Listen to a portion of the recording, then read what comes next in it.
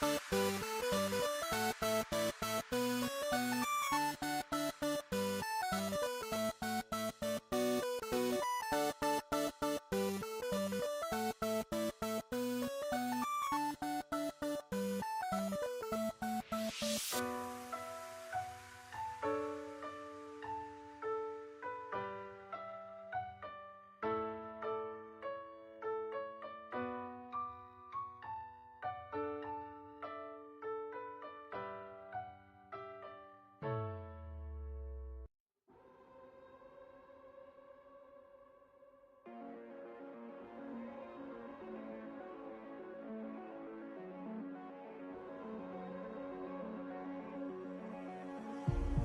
me where do I go, tell me where do I take us.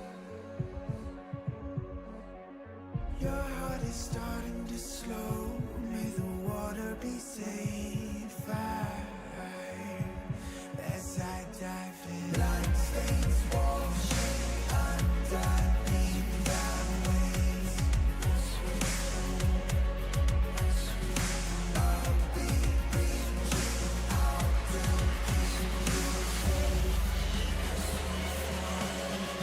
As we fall, I can't hold on much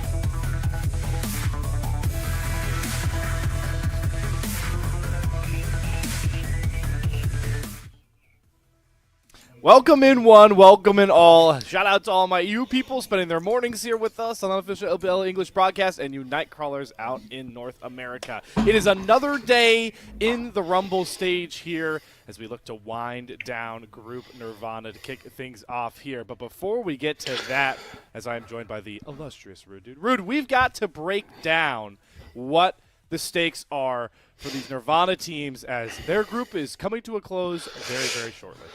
Yeah, and for OMG, the unfortunate reality is that this is their swan song. Regardless of how they play today, they are not playing for the rest of 2025, which is really, really quite saddening for an organization such as OMG to be bowing out so early on into the year. We're not going to get to see them until the start of 2026, maybe a Demacia Cup run at the very end. But looking at Group Nirvana on the right-hand side, we've still got 5 teams that are battling for their chances in the rest of 2025, and then also for a spot in those play-ins with those 2 top teams from Group Nirvana making it into the play-ins and hoping to make it to the playoffs.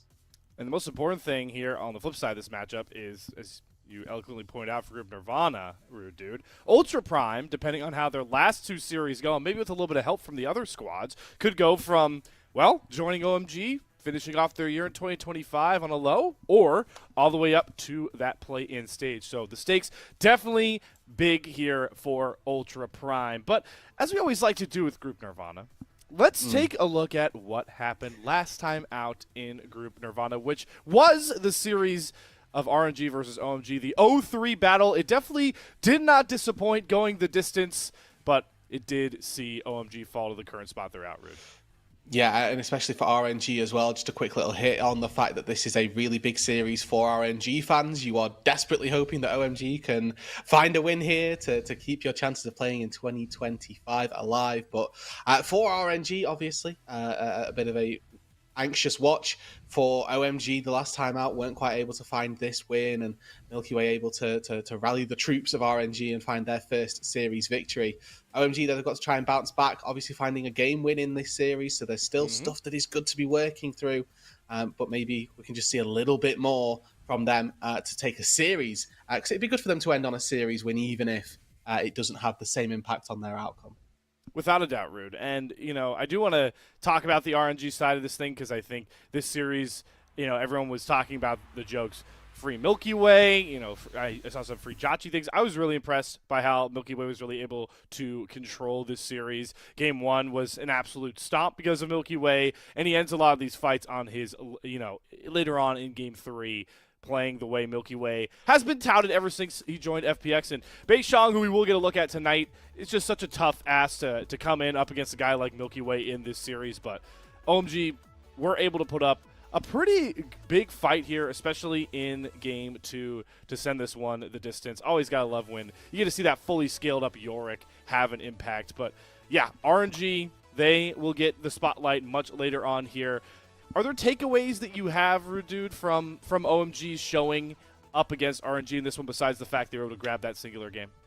I would like to say that I think that whilst Charlotte coming in hasn't netted them series wins, I do think that overall it's been a proactive change for them. I think just the idea that he's been able to provide a little bit more facilitation of a role in that mid lane, I think it gives a chance for Starry, and maybe a little bit more Harry, but Starry certainly to try to be a little bit more of a carry. And I feel like that's an area of OMG that could potentially be alleviated and could be utilized a little bit more as they move into the future. Another point for these OMG players is, as much as we're talking about their season being over, it's the OMG organization season that is over, right? There's still an opportunity for these players to get traded around, and in 2025 and the rest of Split 3, there's a very real possibility that some of these players get to move on to a different roster that will be playing, and that's a possibility. That's something that they need to look at to make a chance and make a name for themselves. Yeah, if there's one thing about the LPL that brings its charm is that these orgs are willing to make swaps whenever. You thought Beitron ending up on BLG during Split 2 is crazy. Wait till you see Split 3 Antics win. Worlds is at stake for a lot of those upper-tier teams. So I'm glad you made that point, Rudy, that we'll try and bring through the rest of this series. But let's introduce what could be the final look at OMG in 2025. Let's bring that roster to the forefront ahead of their matchup against Ultra Prime. Across the board here, it's going to be Harry in the top side. We talked about Beishang, who stepped in at the jungle spot, rounded out by Charlotte. Also a mid-season change in the mid lane, and then Starry and Moham continue to wrap up the bottom lane as we get the final look, the new look of OMG in Split 2. Yeah, and like we say, right, this sort of come up of Beishang and Charlotte has not had the impact maybe that OMG would have liked without finding a series win, but I do think overall has been a net positive for the side, for this organization as well. I think that there are a couple of things to look at, right? I'm looking at the imports that they took in, right? They brought Moham over from DK for this year, and that's not had that same desired effect. And for OMG, right, this is going to be a little bit of time now for them to regroup more than anything, to try and build themselves back up for 2026, because an organization like OMG will not be happy with this, and I think that their legacy in the LPL maybe goes a little bit undertold when they do go out 0-4, 1-4, however they end this season. Yeah, as one of the newer comers to this region, I have to shout out all the lovely people on the LPL English, yourself included, Rudu, who've been able to, educate me on the history of this awesome league, and knowing that OMG back in the day were one of those 4 pioneering horsemen alongside, orgs like WE, Invictus Gaming, that really helped bring the LPL to the forefront into what it is now. So, yeah, for OMG, we got to hope that they can rebound in 2026. But we've talked a lot about the somber side of this matchup here. Let's focus back in on Ultra Prime, who have all the stakes going into this matchup, and we'll introduce them formally here. Zhang in the top lane, Junhao in the jungle, Saber completes the mid lane, and Wako and Xiaoxia round out this bottom lane, a team that has everything to play for and the most control of their own destiny in Group Nirvana right now. Yeah, they still have 2 series to play, so theoretically, everything going well, Ultra Prime can end 4-1, which would definitely get them a spot in the play-ins and would put them in one of the best positions, really, from Nirvana to end their season on a high note. But equally, I think we've seen the highs and the lows from Ultra Prime. They've had really shaky series, some really shaky games. I mean, finding that win just last weekend versus an EDG roster that we were expecting and that were coming in off a very good run of things certainly was a surprise. But the drafting sometimes lets Ultra Prime down. I think they do put themselves in a couple of holes occasionally where I'm just looking at a team composition and thinking, well, this is going to be hard, and we'll see if they can make that work. But I think if they can hone down on how they have been successful in their games, and I think that comes a lot from Junhao in particular, then that's very possible that they can just find a couple of wins here, secure themselves at least a 3-1, and then they make that top half of the table very wild. Really wild, and I'm sure we'll be dissecting that no matter how this matchup turns out here. But let's take a little bit of a further insight into that EDG Ultra Prime matchup, because I think you made some awesome points there, Rudy. I'm right there with you with how Junhao was able to impact. I think when you talk about Ultra Prime at their peak, it is led through Junhao, who really just took over this game 1, gets in a fury. We talk about how many pivotal jungle champions there are, but for me, Ultra Prime, if they can take early leads, they play smart on the map, making these rotations for grubs, for dragons. They make their priorities clear, they play through those, and they let the kills come to them. These are the type of games you get. Game 1 where they just take over. But as you mentioned, Rude Dude, things can get slippery for them very fast. And Game 2 was very slippery, and even that final Game 3 that we're going to see later that goes the longest of any of them could have gone either way at the end of the day. Yeah, exactly. I mean, this is a great example of a composition from Ultra Prime that I think is sort of hemorrhaging them to begin with. They're triple AP topside with a poke virus for their physical damage, which is already costing them. In the DPS sense, I mean, in the majority of these fights, you just look at Xiao Hao's HP and think, well, how are they ever going to get through that? So that there are some certain instances where Ultra Prime are costing themselves a little bit and making their life a little more difficult than maybe they would necessarily like. But that overall, that being said, right, it's coming at less of a frequency than when they do good things. Exactly. And luckily for them, they can take those lessons now, and these final 2 series, as we're going to continue to talk about, really mean everything for them. So if they can put together some of those clean early games, especially against an OMG team that I feel can really struggle in that area, why they've, struggled to win, just, get that game marker to compete in these series is because they can fall behind very easily in the early stage, kind of always reactive, getting pulled across the map.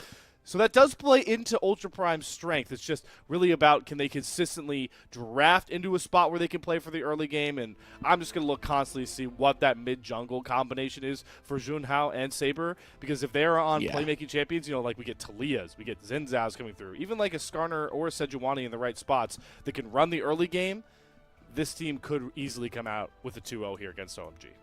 Yeah, I mean, Saber's piloted his head a couple of times, or at least seen it once come through already. So there are deep pockets in terms of the champion pool. There are highs of picks that they can try to take and that they can probably dominate a matchup with more so than anything else, just to turn a fight on its head. They do have these unique picks that can make the series a little bit closer and maybe a little bit more one-sided than they might have thought in the first place. So Ultra Prime, they've got these tools in their locker, and I think this OMG side who ultimately have been struggling. There's a very real possibility for them to do great things and probably come away with a win.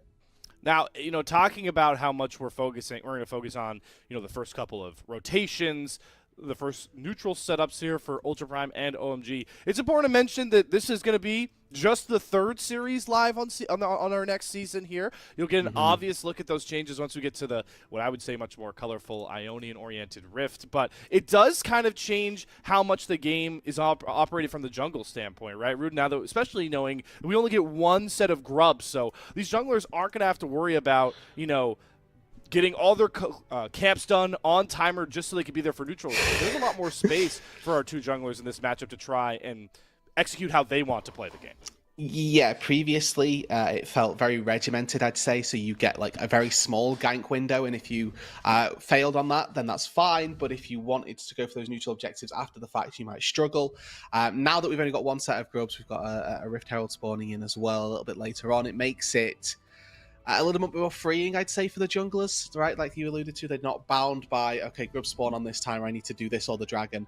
And, I like the effort to try and make the game pace a little bit faster so that people are always having to fight over something. But the 3 grubs are pretty, I'd say, pretty big changes. Now we have to see whether or not we see these trades for Drakes, or if we're going to see a collapse up to the grubs, a collapse down to the dragon, and how that ends up impacting. So I think with just one set of grubs, obviously increases the value of getting 3 grubs specifically. Of course. So maybe teams are going to be less likely to optimize or prioritize that dragon for it. We will obviously have to keep our eyes out for that. And I mean, just the idea as well that you can be as fighty or as damage oriented as you like, I guess, as it is now, and you're going to get the same Atacon every time, might actually help out a couple of teams as well.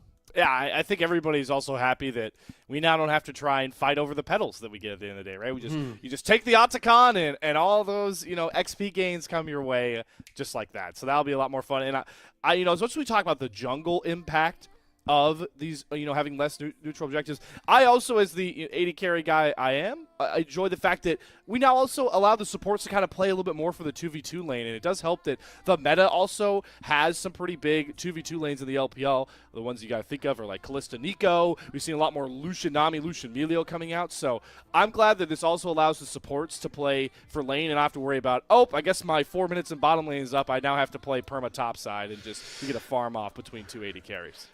Yeah, exactly, right? Like the power of getting a fed snowballed AD carry now actually really matters, and maybe we'll get to see sort of tank junglers make a little bit of a resurgence and prioritize a little bit more of that bot lane hyper carry style that you can go for. Getting a Jinx, some good items will always do you well, right? Like just as an example. So very real possibility that we end up seeing a distinct meta shift over the next couple of weeks as these teams start to feel out what that jungle change means for the rest of the map itself.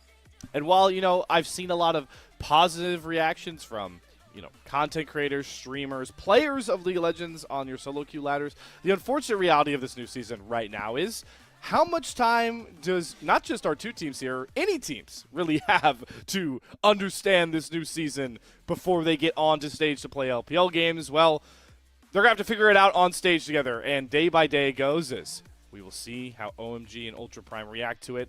It's just unfortunate, Rude Dude, knowing the stakes of this matchup, that the new season is here and will definitely impact how this series plays out.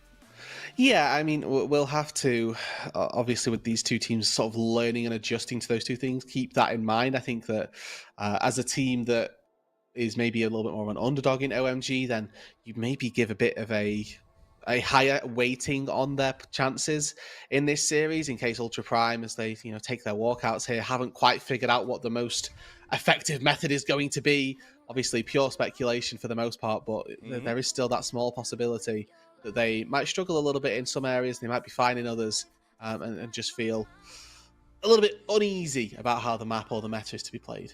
It's pretty cool to see that the LPL was ready for the season switch, though. This has got to be the brightest I've ever seen the stage look. Yeah, it's actually, it looks really good. It does. It does. I think I might get a little overwhelmed though if I was in person just trying to stare at that stage. But good on the LPL to be locked into the new season. And speaking on it, I mean, how much of a vibe switch is it to go from Noxus dominated to Ionian? I mean, there are very few aesthetically opposite regions of Runeterra than these two. Yeah, I know. I mean, maybe we could have argued a little bit of Demacia as well. Like but you are exactly right. I think Noxus is so harsh in the first place. Just sort of a very aggressive set of lighting in the first place. That anything that's more floral or light focused, it certainly feels a little bit of a shock to the system, perchance. And I mean, moving into what is going to be a nice and calming rift, I think, as we've sort of talked about already, it might be a little bit weird for Ultra Prime here because they've got a very massive game ahead of them. One that they are expected to come away with a win in, but one that is no stakes for OMG, incredibly high stakes for Ultra Prime, and that dichotomy might end up having an impact on the match as well. So much that can have an impact. And as much as we talk about these teams, they are in the lower group. Nirvana, they haven't done a ton of winning in Split 2. Both these teams definitely have their struggles in Split 1. At least they're both winning the fashion game in my mind. There is no fun of a color matchup than those creamsicle oranges versus the royal purples. I love it. Those are two of my favorite jackets. Creamsicle? What is creamsicle? Creamsicle? It's like, I guess it's the American way of describing like a lighter orange, like a more airy orange, like that you're seeing there. We like to say like yeah. It's like you add a bit of cream to orange. Like what would it turn? I feel like it turned that orange. Okay, fair enough. So quite okay, that's fair. I'd never heard that word before in my life, but no, I mean the two jerseys do. I think the color scheme, I mean, whilst they must clash incredibly hard, if you put them two together, I think on opposite sides of the stage adds into this nice floral theme that we've got as well. Yeah, that's a good question though. What happens if what color do you get if you combine these two colors? You know what? That's a rabbit hole. Yeah, that's a whole rabbit hole we're not going to go down, Rude, because we're going to get into something that hasn't changed despite the big switch on the Rift. That is the 1v1 that you guys all know and love here as we dive into Harry versus Junhao. So we're going to get a top lane versus jungler matchup for this 1v1, and we are not eliminating any marksmen. So I hope that means that neither of them are going to play the marksman because I don't want to fall asleep during this 1v1. Yeah, we're not after Corki versus Corki for the 19th time in the 1v1s. So let's ban Corki here, Junhao. Come on. Maybe Heimerdinger gets banned as well. We'll keep our eyes out for that. That's also one of those obnoxious 1v1 champs that you've got to try and deal with. So or Varus, I was going to say. All right. Oh, no. Rude. Okay. Well, there's one. Let's wait. Just wait. It's coming. Oh, okay. Never mind. It's a little more this is still relatively snooze festy, but it's better than a mirror matchup of Corki. Let's be honest. Jace can at least pretend to be melee. Yeah, that's true. I'll never forget when I watched a Gwen v Gwen matchup, and the only reason the 1v1 got decided was one person dashed over the other one dashing and pressing Q. That's the only thing that decided it. So if we're going to mirror matchup, guys, let's take a page out of one of the most iconic mirror matchups and just play Zed v Zed. Like, that's what people want to watch. We don't want to watch Gwen v Gwen or Corky v Corky. No, that's so true. Let's bring back QSS, removing debuffs as well as CC. Yeah. And that was crazy. It's crazy to think that at a time in League of Legends, you could QSS Zed ult and you could QSS yourself out of Mordekaiser ult. Yeah, that was. Like, I quite enjoyed QSSing out of Mordekaiser ulti, but then again, AD carry moment. Yep. I guess top laners hated that. So, we've buffed Mord incredibly with that change ages ago. However, with obviously this Corki versus Jace one, we are given, I think, a little bit of free reign here, Slayer, to delve into the past and to discuss some of our fonder memories of the Rift, maybe the Abyss as well. Yeah, the Abyss, I'm surprised it hasn't gotten any sort of change here.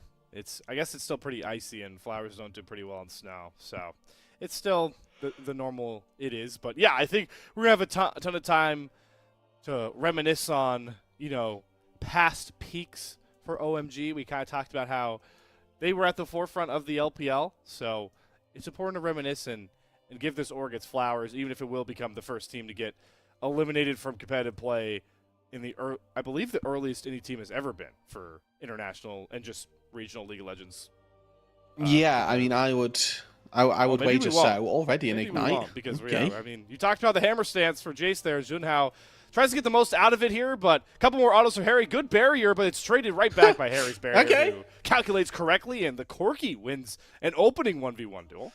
Okay, so Junhao loses, which is not ideal, and now Harry gets 2 plates, gets to go back to base, and he's going to be very happy with how that's gone. Is he going to get 3? Wow. I mean, are we going to see the turret take? I mean, all right. That's possible. I mean, we've actually seen a couple more turret takes happen of late as well. Let's see. I want to see the build here, because I know some. I hate when people go defensive. Like, I saw like a Jace. Plated steel caps rush. Yeah, plated steel caps rush. That's not fun. This is fun what Harry's doing. He's saying, defenses? Nah, I'm just gonna max damage. And he's a full phage up on Junhao, so raw damage is pretty skewed at this point. Oh, good call out. Got to. I was wondering if Junhao was trying to cut the Corki off from the wave and just try and stat check him, and that is not how you beat Corki, unfortunately. The reason that he's so good in these 1v1s is that he stat checks you, actually, and just wins. So, especially with the phage advantage, we probably don't want to Junhao play to that. Oh, I mean, he's definitely testing the waters. Definitely don't want to do it until you try and get some of your summoners up. Unfortunate reality for Junhao is you guys both burned your barriers and ignites at basically the same time here. So we'll see how crafty Junhao wants to get. He's definitely not playing back. He's trying to use the brush to get some of these shock blasts off, but Harry's just kind of baiting him in here. Level 6 isn't going to save Junhao either. Tons of damage down. The Valkyrie not going to get any damage down onto Junhao, but Harry still comes out a bit healthier for the time being. Ooh. Yeah, good set of trades here, and Harry now needs to stop Junhao from basing, and just as long as he doesn't get one shot on the next rotation of Jace, he'll be fine, and can probably honestly just force bomb on top of himself when the To the Skies comes through. Start trying to take this turret down as well. Oh, Junhao. Junhao, this could just be it here. I mean, maybe he tries to slam the rocket him into the turret. He's definitely pushing all of his damage out. Will the Ignite win the 1v1? Yeah. It will. So Harry falls, but it doesn't matter. He trades and wins the 1v1 here for OMG. They start out their final series with a win, and it's a pretty critical one, knowing best of 3s. That means blue side likely locked in for OMG at least once, likely twice if this thing goes the distance. Yeah, I mean, that gives them that little bit of breathing room, I'd say, in the draft as well, right? We talked about Ultra Prime's negatives really being when they put themselves in a bit of a pigeonhole with those drafts. So ideally they can progress from this in the future and using, or rather OMG can use this as a tool to punish the Ultra Prime more than anything. Yeah, and we can start having those discussions about draft as we see them locked in onto B1 here.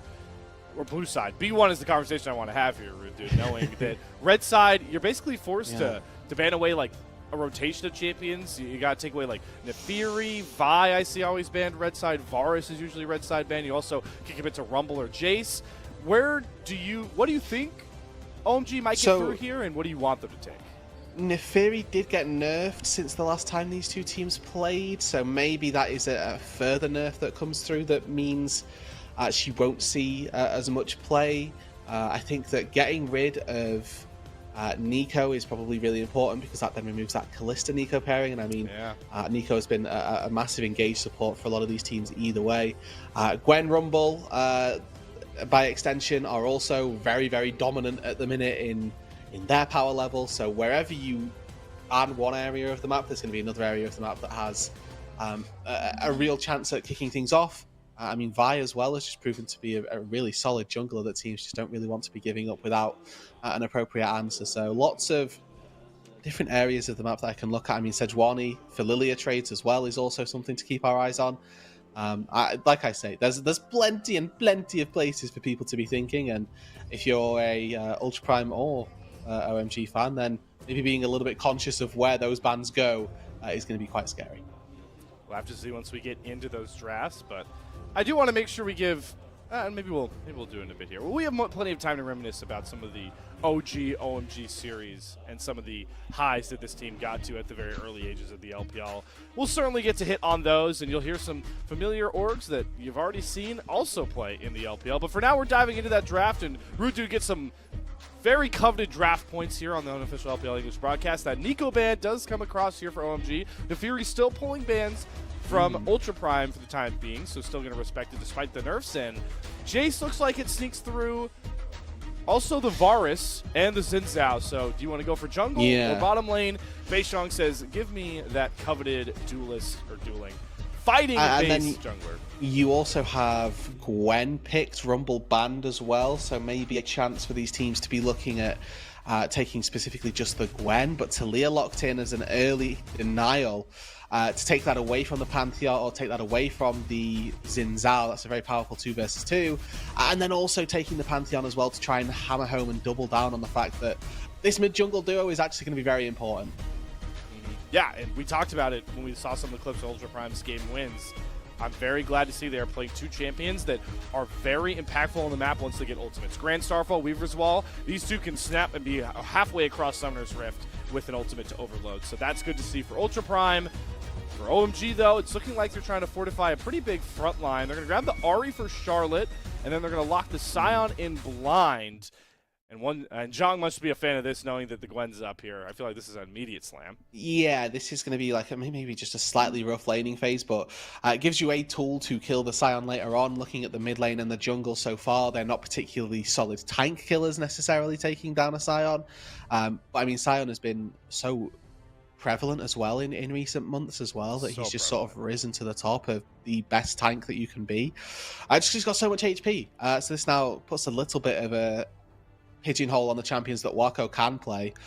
He has to pick something that can kill tanks. It removes that misfortune, probably removes Lucian as well from contention. Unless you want to spend 7 years trying to cut through a Sion and, just not really enjoy your life. Yeah, even like Ezreal, I think, struggles into burning tanks unless you get a really big snowball spot. Definitely feels like maybe potential hyper carry, auto attack based. Your Jinx pick if you want to go towards it.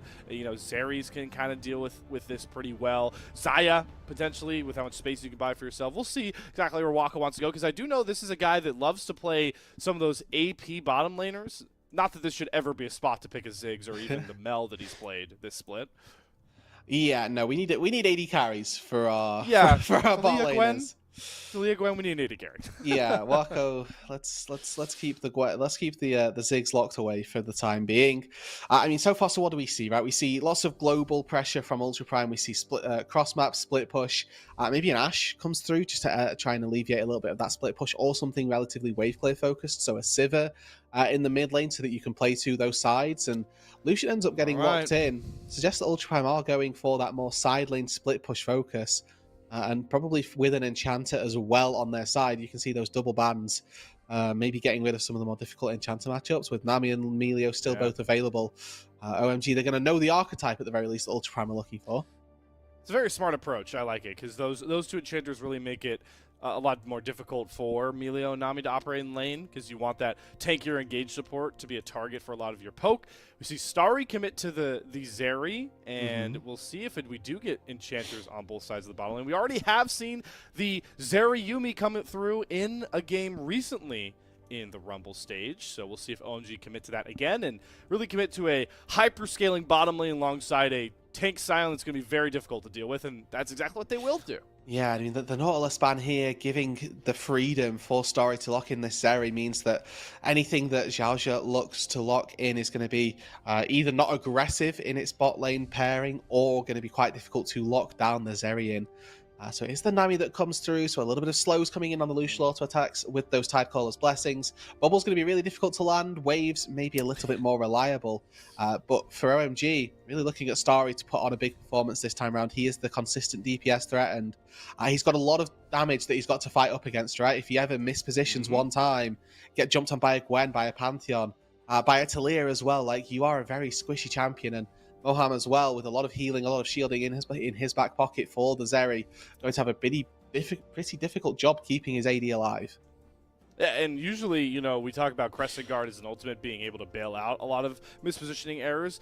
A lot of what Ultra Prime has here plays within the confines of a Crescent Guard, right? You maybe are blocking a Culling or Talia damage. Outside of that, everybody else is going to be on top of the Crescent Guard coming through here. But yeah, this is exactly, Rude Dude, what we talked about. We wanted from Ultra Prime. They definitely have the comp that is going to be more proactive and in an advantage state in the early stages here. OMG are playing for a late game. Yeah, they're looking to make that run into the 30-40 minutes. Use Starry for him to just start walking around tapping people. But for Waka, right, a player on this Ultra Prime roster that is filled with new, young blood in the LPL. Waka, a tenured player from the LMS formerly, from all of the APAC area of League of Legends, really just a player who's been around the scene for so long and is coaching, really, leading by example. He's got that Lucian, he's got that early game dominating AD. He needs to have a big performance in this early stage to put Starry down. The final first game of OMG in 2025, and they're looking to play the stall game here, because they have a lot of kryptonites for the Ultra Prime comp, and the UP as an organization going into this one have everything to play for. Given how these next two series go, Ultra Prime could be joining OMG done in 2025 or setting themselves up for games against Ascend teams in the play-in. It is such an interesting dichotomy of this matchup, and it does look like we are not going to jump onto Summoner's Rift just yet. I have seen this pause before, and usually it doesn't last too long. Just a classic opening second pause. Just a, you know, well, let's make sure that everybody's keyboards and mouse are on. I don't know. This is a pretty staple one, to be honest. Of at some stage, we're gonna pause. And well, it's before game one, so. Yeah, right. Let's get it out of the way now. I just love how now, as we keep talking about the new awesome aesthetic the LPL brought with the Ionian theme, when we go to these player cams, they just look like they're ascending to a higher level. I mean, it's so bright around them compared to the Noxus theme. That is true. That they're just like, okay, this is the game pause. Now Ascension, and that's it. Especially for a Nirvana team as well. Yep, exactly. So. This is a classic of the LPL. We'll hopefully. Hey, this gives us time to talk about some of those OMG, you know, matchups of past that you can remember, the glory days. I remember I was taking a look at to educate myself, remembering that one of the very few times that OMG were able to show up to Worlds, it was Season 3, Rude Dude, and it was just unfortunate that Royal Never Give Up at the time, the future RNG, were the ones to knock them out of that very Worlds. Knowing the LPL, it's never fun when they have to fire against each other, knowing how much pressure is put on the LPL in this region to compete and win these championships ever since they were formulated. Yeah, I mean, I'm looking at the when I think of OMG in particular, I think of Cool and Loveling, the mid-jungle duo from this is like 2014, if I remember correctly. Like they're for me the the duo of OMG that I distinctly remember coming to international events and thinking, who are these guys that have got the word OMG, like the letters OMG as their tag, and have like the gumption to go about that and deal with it? And then turns out the majority of the times that you'd watch them play, you'd be like, oh my god, what are they? Like, they're crazy. You know, they're doing exceptionally well, and that was a little bit devastating as a Western fan at the time to see my Western teams be destroyed. Not good. Not good. Yeah, not at all. That was an interesting time too for 2014 was for OMG, because we always talk about squads that are like kryptonite right now for other teams. I know a lot of people like to talk about for top esports. It was Invictus Gaming. They were able to take the win off of them, but they lost 2 big series to EDG 03. They lost Demacia Cup, and not too long before that, they also dropped out of, I believe it was Summer Split. Yeah, Summer Split in second place to EDG.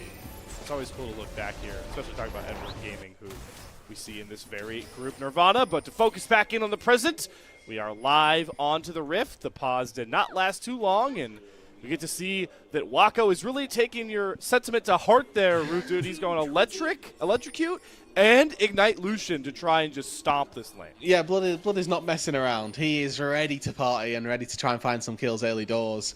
Now, obviously, playing up against Yuumi opens you up to getting double combat summoner spelled, which, you know, in the heal and exhaust. So jumping in is going to need to be done on very discrete timers. It's going to need to be something that is measured, and they're going to need to remember to do that, and maybe you end up playing this game of baiting out one summoner spell for the other, and making sure that you're not losing out on the entirety of your health trades, just for the fun of it more so than anything else, I guess. But with that in mind, you always want to see a Lucian try and take these early leads, try to punish out early doors, and you can already see here that they're making those early trades happen and attempting to find an advantage. Intriguing start there, though, from Wako. I know everything give you the double tap that you really want. Win with the W start level 1, just to likely not have to rely on hitting that first spell. You obviously don't want to start the dash. You can be very aggressive. But the Q, you can definitely miss on the minion wave. Just trying to set up the double taps as quickly as possible. We see Junhao maybe trying to buy space for the bottom lane we keep talking about here as he starts his chickens and then immediately goes for an invade to slow down Beishong's top to bot clear. And that's going to cause a little bit of a delay, right? Like, Junhao is the clear of Doom, really, more so than anything else. He's hit 3 quadrants in his first 3 camps, and yes, it has delayed Beishong, so it comes at a pretty decent cost, but still going to make sure that he's a little delayed overall, but will give him an extra camp in the long run, so going to have that small advantage as Wako once again just in with the Ignite. I want to talk about this interaction as well, reminding everybody that Ignite halves the amount of healing that comes through. It applies grievous wounds, so by Moham healing after the Ignite comes through, he gets a little bit less value out of that than he might have liked. And Junhao here on this Pantheon, not really giving up. No, he's done his own Wolves and Raptors, and he's made 2 appearances in this bot side jungle. I like this one a lot more, though, knowing that your bottom lane right now has full priority, so Beishong has to think really carefully about contesting any of the objectives. He's going to try and maybe fight the red buff, but Saber's right next to Junhao. Charlotte is roaming over, but this is feeling less and less like OMG's jungle until finally Junhao backs out, winning another steal. So, I mean, again, this is going to make Beishong free on the map, like, quite significantly, but also this is the time in which you as Junhao here are going to go, look, the enemy jungler is homeless. Please just don't die to ganks, and I will be so far ahead of this guy. It is unreal. Well, we'll see, as Beishong's revenge is trying to come across, but Junhao has him read like a book, as his Raptors' second bout spawned before his red buff even goes down, and I misspoke because it actually looks like a perfect Raptor on Beishong. He's going to take that red buff, but bot side, Starry is looking to take hands to Wako, as the heal is burned out of the Nami. You do lose the exhaust out of Moham, so both those combat summoner spells do come off the board for now, as these invade wars continue to rear their ugly head. Beishong did not take the red buff. Junhao actually secured it himself. The smite nearly goes wrong for Beishong. He does grab the big Raptor, but Saber's throwing down tons of stones, and Zhang over the wall makes sure that Beishong has nowhere to escape, and Ultra Prime able to capitalize for first blood, but more blood may be shed. This bot side as Starry flashes forward, nearly finds both kills. but none of them falling, just laying control to the Zeri. Very close 2 versus 2s down on this bot side, as it's OMG actually coming out on top, forcing the flash away from Wako, from Xiaoxia, and this Lucian-Nami duo, touted for its early game priority, its lane bully capabilities, getting bullied out, and this bodes really badly for Ultra Prime as this game goes later. Not that the Lucian can't hold its own versus the Zeri now. As we get later, the expectation is that it's going to become a lot more difficult for the Lucian to be able to deal with Zeri plus Yuumi at the same time. Fortunately, their top side's going pretty darn well. Junhao able to find a kill onto Beishong as his invaders, thwarted a lot more successfully than anything that OMG have been able to stop. And now that Starry and Moham have survived that initial laning phase, you get to cash in your Scion tax here by saying, all right, Harry, you just want to gain health, right? Go into the 1v2. Let's give Starry and Moham more time to just farm up safely and not have to worry about a very volatile bottom lane. Good early rotation here for OMG to play into their win con. Yeah, and this does concede that dragon early on, right? Like we talked about the change up from Grubs and now Xiong. He's 2 levels up. He has the needlework. He knows that Starry doesn't have flash or barrier, and just like that, maybe this wasn't the lane that Starry wanted to go towards, as Xiong now becomes the super inflated Gwen. Moham with the shield is going to try and outplay it. Will make it a trade, but that's still a 2-for-1. The Xiong will easily cash in. Yeah, really well played. I think that the wave on the top side, not great, so Starry will be able to catch that, but I mean, you're never going to be happy giving 2 kills to a Gwen. And Harry on that top side, or on the bot side, is like, guys, I handled the Gwen early on. What has happened for my bot lane to just get double killed like this? As between the Ghost and the constant ability to skip and slap forward, Xiong just able to chase down Starry and Moham. This level 16 off the creep. Sees Xiong's waiting for it. He knows it's coming and just all ins. Makes it that easy. He's just 2 full levels up. Moham doesn't get the shield back up here. This is a double kill and a wave reset. And for all we've talked about Ultra Prime wanting to be the more proactive team with the draft they've had, their biggest scaling threat being this far ahead definitely bodes well for them contesting if this game goes later. Yes, it does. It gives them that tool, that avenue of approach to the late game, whereas the fact that Wako maybe a little bit down in the dumps, it is not necessarily the greatest position that he'd like to find himself in, and it then leans a little bit more of the emphasis onto Xiong, who I think in fairness has been one of the brighter points for Ultra Prime. As much as we talk about Wako being this sort of tenured player across the competitive League of Legends, hasn't felt like he's had the impact in game as a raw AD carry that we might have necessarily anticipated.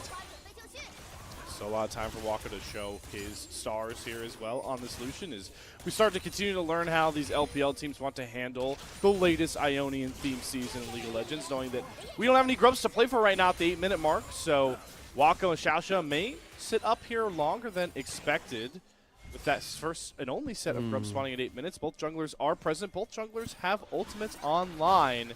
Junhao going to be forced off of that brush as Beishong roams on over. And Wako sees an angle to go on in here, gets the barrier out of Starry. Yeah. And with Moham not being level 6 yet, neither one of our supports being level 6, that's actually really endearing. I think that Moham ticking over is now quite telling of the fact that OMG probably want to try and take this fight. Yuumi ulti is so very powerful and the power on these Grubs is so high that trying to find this fight should be on OMG's side. Yeah, and they can kind of disguise the ultimate until it finally pops. They do it with the Zerial in tow, but Beishong gets poked very, very low. Has to pop the Crescent Guard and back off just like that. And that's the main engage tool for the Zeri on the Lightning Crash. But at the very least, it will get OMG control of the Grubs until the Grand Starfall comes across. And just like that, Junhao pops on top of Beishong and drops him. Spirit Rush is going to come out, but a great stun comes across there from Saber to force Charlotte back. And now he's having to flash away. Just when you think Ultra Prime have to play on the back foot, they strike and claim everything. Yeah, Zeri, a much weaker champion without that Lightning Rush. So Starry, yes, he's max DPSing, but his DPS is just far too low. Charlotte on the Ahri as well, not quite able to find enough damage across Ultra Prime, and the power of this 2 versus 2 for OMG is a 2-man approach. Beishong not really ever able to be a part of this fight as he's just getting isolated, soloed out. The second that he jumps in here, you can see an immediate chunk straight back onto him. Stun from the Shield of Ages into the bubble. By the time he pops that ulti, he's already lost all of his health. And starting this back up again, they're trying to get it low enough for them to just be able to smite one away. But the double collapse of those semi-global ultis comes through. Saber and Junhao able to leverage that 2v2 much better and come away with a decent fight. And the 3 grubs as well. It's great to see, knowing the stakes of this series here, Rude Dude, for Ultra Prime, that they are playing exactly how we wanted them. Not just knowing the draft, right? Knowing that we have the Taliyah and Pantheon in tow, but knowing what Ultra Prime looks like when they are most successful. Most recently, that game 1 up against EDG, and it's really through Junhao and Saber. But we've got Zhang in a great spot with this Gwen. Really, any lane you throw him into, he feels pretty comfortable by this point. The Sion matchup is fine, and Starry now is in the back of his mind that Zhang can kind of just run him down. If they don't have the right summoners and ults up, they'll just get smoked. Yeah, it's it's a tricky position to find yourself in if you are up against this Gwen. And I mean that Harry so far has done, honestly, a fine job so far, but hasn't really had to deal with the Gwen since that early double kill. So we'll see how he can handle the Gwen now, as Zhang has clearly got the wave in a pretty decent position, and Harry just standing close enough to try and find XP. But you can see, it's not going to be easy for the Sion anytime soon. And Harry was doing a really good job staying CS even. When they first made the swap, both players were sitting at about 40 CS, and that's exactly what you want to do as Sion. Just don't give up too much farm lead. But now I feel like that very position could slip out of control as Junhao is looking to push this bottom lane even more in control of Ultra Prime, teaming up with Saber. Vision going to keep them safe for now, but we do have an Ocean Drake up, and I believe that's the real fantasy for Junhao to grab is with one item, Sundered Sky. I mean, why not just do it solo with the Pantheon? Yeah, he's strong. I mean, the strongest player on the Rift so far, I think. Essence Reaver picked up for Wako as well. So, you know, the power spikes have been hit for Ultra Prime, and if OMG try to fight this, they are going to be at a decided disadvantage. Beishong sniffing around. Don't give it a 50-50, guys. Yeah, Junhao, you got to either engage or try and burn it down here, and he's going to take the first option and jump right on top, but he gets popped, and there's an angle for Beishong to steal away that dragon, so they do grab it, but it's going to be Ultra Prime that still feel way more comfortable fighting. Beishong and Charlotte both drop to make sure the dragon stacking is not 2-0 towards Ultra Prime. Yeah, I mean, that's going to give now a really big advantage over to that mid-jungle duo in case there wasn't one already. 10 seconds off the map where you're not farming, you're not CSing, you're not getting XP, and that gold lead is growing quicker and quicker. We can look at the individual leads already. Saber up 900 gold, looking at that jungle as well, 600 gold advantage for the Pantheon, and now this is starting to really starting to lead into some plates as well, and Harry in trouble. Oh boy. Here we go. No mana. Has access to that flash. The full needlework comes out, and Zhang forces him to flash away. Now with grubs, resets just feel so much more grueling into this Gwen. Harry's got to take one soon here. That Spectre's Cowl will not save you very much longer if you don't take that reset, my friend. Yeah, he, I mean, I think he's lucky in the sense that Zhang is also now a little lower on mana than he might have liked, so can't really look to punish as hard as we might have first off thought. But the second that the Sion goes to recall, it gives the Gwen time with that turret. It's 2 plates that are going to fall because she just cuts through those turret platings really, really quickly. So looking at how simple it is for this Ultra Prime side to play these sides with those semi-globals, quite happy with the fact that they've got this advantage. But to start off with, they do need to push this lead, need to get an advantage. Otherwise, this Zeri will come home to roost at some stage, and those seeds of early game dominance are going to start to fade away. At the moment, it's going to be capitalizing on taking as many plates as you can, which they've done a decent job at, but now as those plates drop off the map at the 14-minute mark, it's just going to be trying to knock down turrets because it's so hard to overstate the impact, especially mid-tier 1. If you can knock that down to try and set up Vision, take over the enemy jungle, and you don't always have to find that lead just through raw kills in a comp like this. It also can just be grabbing Atakan, the Thornbound one that will spawn, and Rift Herald that is already 40 seconds away in the new Summoner's Rift. Yeah, and I mean, with all of that control, I guess, for Ultra Prime, neutral objectives should be coming as a part of, or just as consequence of this lead that they've picked up for themselves. I mean, Beishong so far having a pretty torrid time of things. Every time he goes in, he seems to, well, get bubbled up this time, and I think that's a really good trade. Taking out Xiaoxia's Nami wave before this big objective actually gives them a slightly better chance at fighting. As much as we like to make fun of Yuumi as a champion that is so easy to play, in the pro level, bouncing around certain opponents can make you very, very volatile as the Culling comes down, but Starry takes negative damage. Saber gets exhausted and thrown off the Weaver's Wall as Charlotte explodes onto the scene. Junhao jumps in just to try and save his bottom lane. And there's OMG playing the overload towards the river and cashing in a huge teamfight win. Yeah, really good flash from Beishong here. I talked about him not having a great game, then immediately recovers as he flashes over, uses that Crescent Guard and shoves Saber onto the wrong side of the wall. He's also on the right side of the shield so that Junhao's E is not doing anything to block the damage coming through from the Xin Zhao. And Zhong's TP did come through, and now he fancies a fight. They've left him. They've left Beishong to do this Rift Herald alone, and Zhang is just going to capitalize. The needlework, the last batch, with the snip of the scissors, gets the kill, and just like that, OMG's great play. Cap falls down, and Xiaoxia puts the nail in the coffin on that comeback. Yeah, I mean, the ebb and the flow. That was a perfect example of how this game seems to have gone, where OMG find a little bit of an advantage, but just not quite right execution on the aftermath of it really costs them there. They had, you know, 2 members down on the map, and if they'd have just played a little bit more reserved, let's say, they probably would have come away with a really good advantage, but they leave Beishong to do the Rift Herald on his own. And this is a great fight, right? Like, I want to keep your eyes on Beishong here as he flashes onto the other side so that he can land the damage. His Crescent Guard comes through, knocks Saber onto the wrong side of the wall, and he's left in no man's land. They're able to take down Junhao after the fact as well. But then after this, they just all split. Harry TP's in and then immediately walks away, doesn't have anything to do. And if he'd have just stayed with the with the Xin Zhao, probably puts off Zhong in its entirety. If he stays in the mid lane as well, probably saves them. Well, now Beishong is definitely starting to get desperate with some of these engages. He dashes onto Lucian. What a seismic shove. Use of the Weaver's Wall there from Saber. Throws both Moham and Beishong into the grinder that is Ultra Prime. And now they're really starting to seem like they're in their prime flow state right now. 2 picks found, and they're pushing towards a mid-tier 1 turret. Wow. Yeah, I mean, this is starting to be quite the demolition from Ultra Prime. They are finding the majority of these fights quite handily, and again, just a little bit of a swing against momentum for OMG as they found a couple of kills around that Rift Herald, but they've not been able to do really anything else successful since or before then. 0-5-2 for Beishong, and this is the life that a Xin Zhao will lead if you need to start a fight, and really it is him that needs to start them. I'd argue that Harry could maybe make a bit more of an effort in throwing his life into the mixer. But it's this Xin Zhao who's you know, contesting vision, trying to find these fights around neutral objectives, and Harry is just farming up in a side lane, trying not to get killed by the Gwen.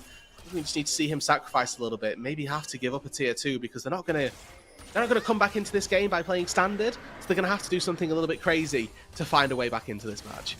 And that's why that Rift Herald mistake really just makes it such a head scratcher to me, knowing that even that spot they're still trying to claw back. And I know dropping waves is a sin, and you want to play around as many waves as possible, but there are limits to that ideology, and we'll see if OMG start sacrificing some of these waves, because they're going to have to try and make plays. And I'm glad you pointed out, I know Harry, there hasn't been a ton of opportunities, but if you're drafting a Scion into a comp, you never really want him to be 0-0-0 at 18 minutes into the game.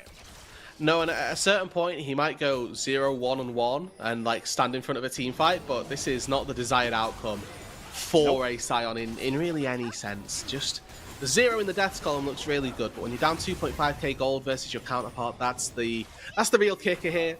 For Ultra Prime, their job now needs to rely on closing down this mid-tier 1 turret and taking it out of existence. They've got really easy setup for this as well, pushing both of those side lanes, looking for a collapse into the mid lane, probably just a dive on this tier 1 if they can.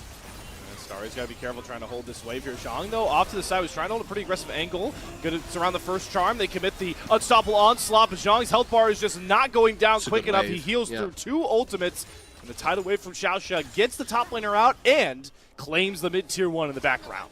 Yeah, exactly. It just corrals OMG in enough for Ultra Prime to use Wako, use Xiaoxia to walk in, take that turret, and now they've fully broken open those ring of tier 1s. The map becomes a lot easier for them to access, invading into the bot side jungle, invading into top side, stealing away a couple of camps.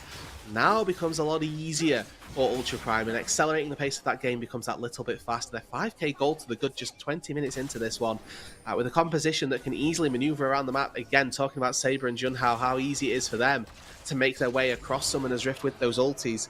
I haven't really seen any massive grand starfalls in fairness, but Junhao still has that opportunity with him, and it's when you just slightly forget about it, that one lapse in judgment that you end up getting caught out by and that can break open the game again.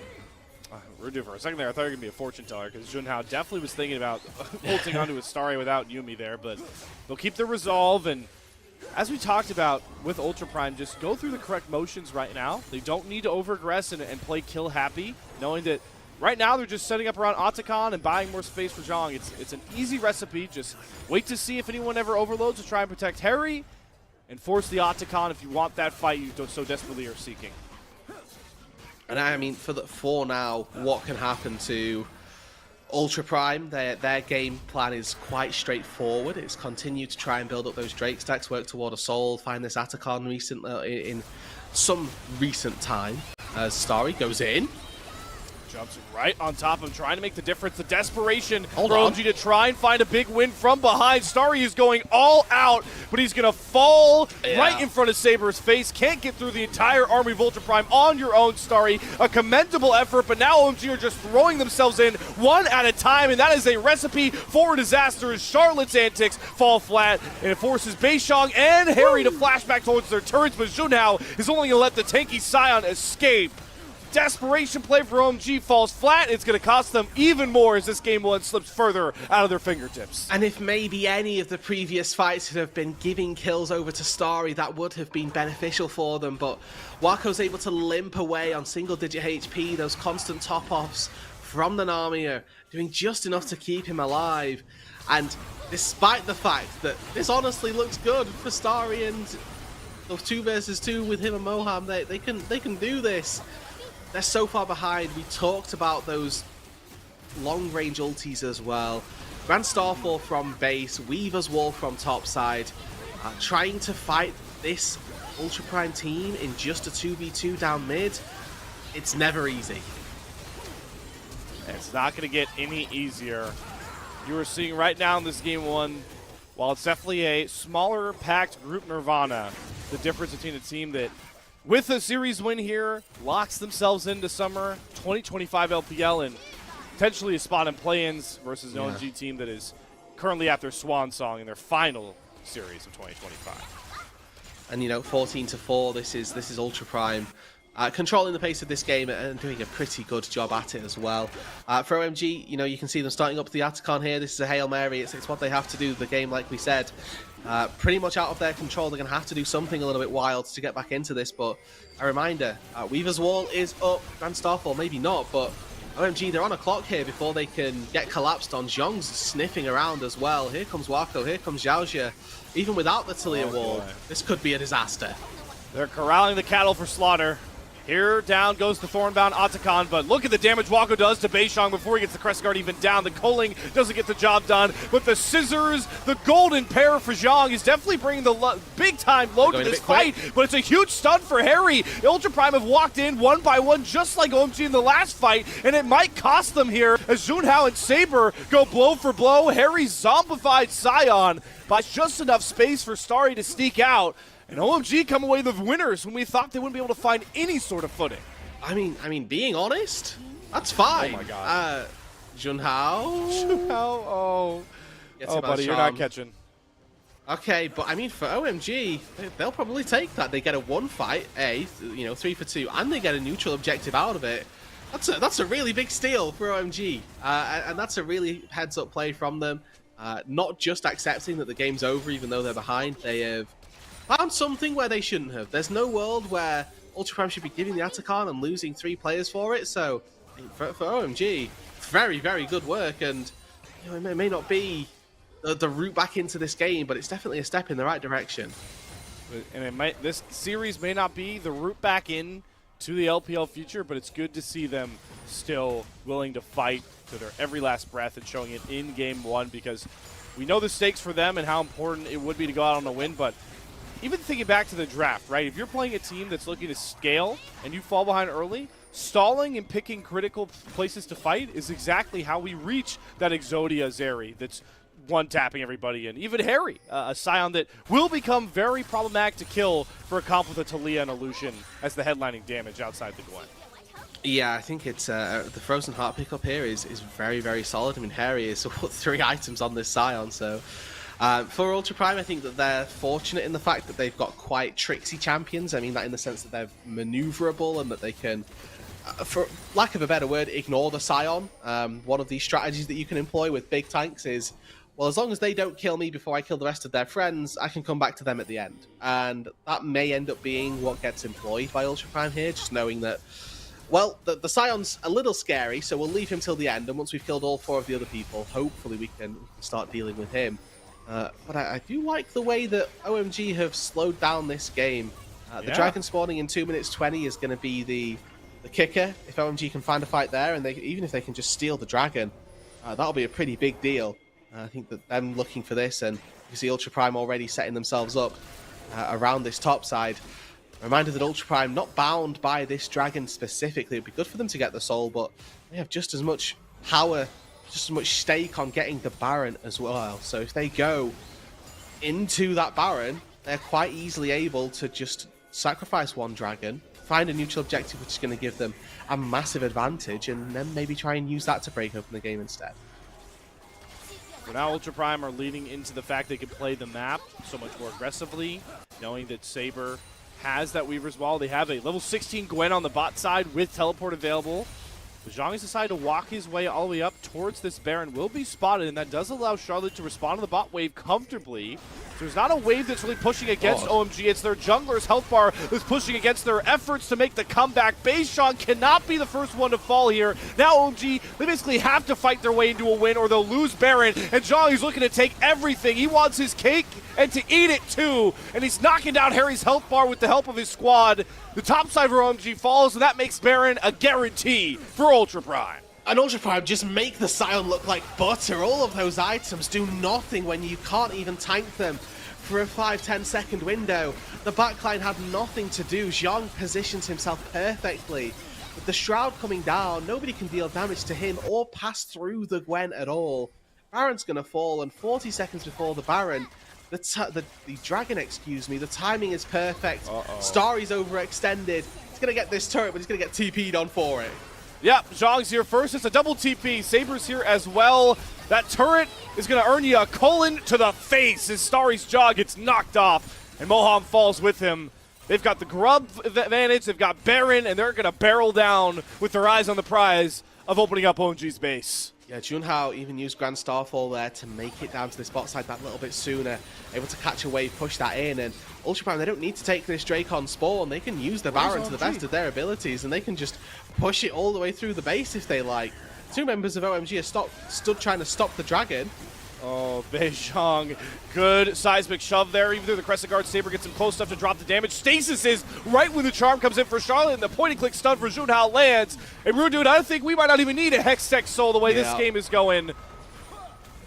I'm thinking it's going to be a formality. If Ultra Prime don't end here, then they'll probably just use that as an exit objective, walk their way down to that Dragon, find that before they recall. They want it now. I mean, Harry is not tanky at all. They don't want this game to reach 30 minutes. Ultra Prime want to make sure it's known that OMG cannot compete with a squad with play-in aspirations. Down goes Harry and Starry. It's only Moham who gets popped like a balloon by the 3-item Wako. They've got the grubs, they got the Baron waves, and they're looking to make a statement in game 1. Ultra Prime nowhere near the same level as OMG as they look to command this series 1-0 up. A big win from Ultra Prime as Wako even throwing in the culling to seal the deal there. Ultra Prime with a really solid win, right? A composition that could have very easily backfired on them. They put a lot of pressure on their ability to find that win early on. Fortunately enough, they did it. They snowballed early in the game. They found themselves that really good opening to the fights around Dragons, around Rift Herald as well. And from then on, they never really looked back. One grub fight where a couple of ultis were used, but they absorbed it, meant that they could then lead the game and use those semi-globals to find a win.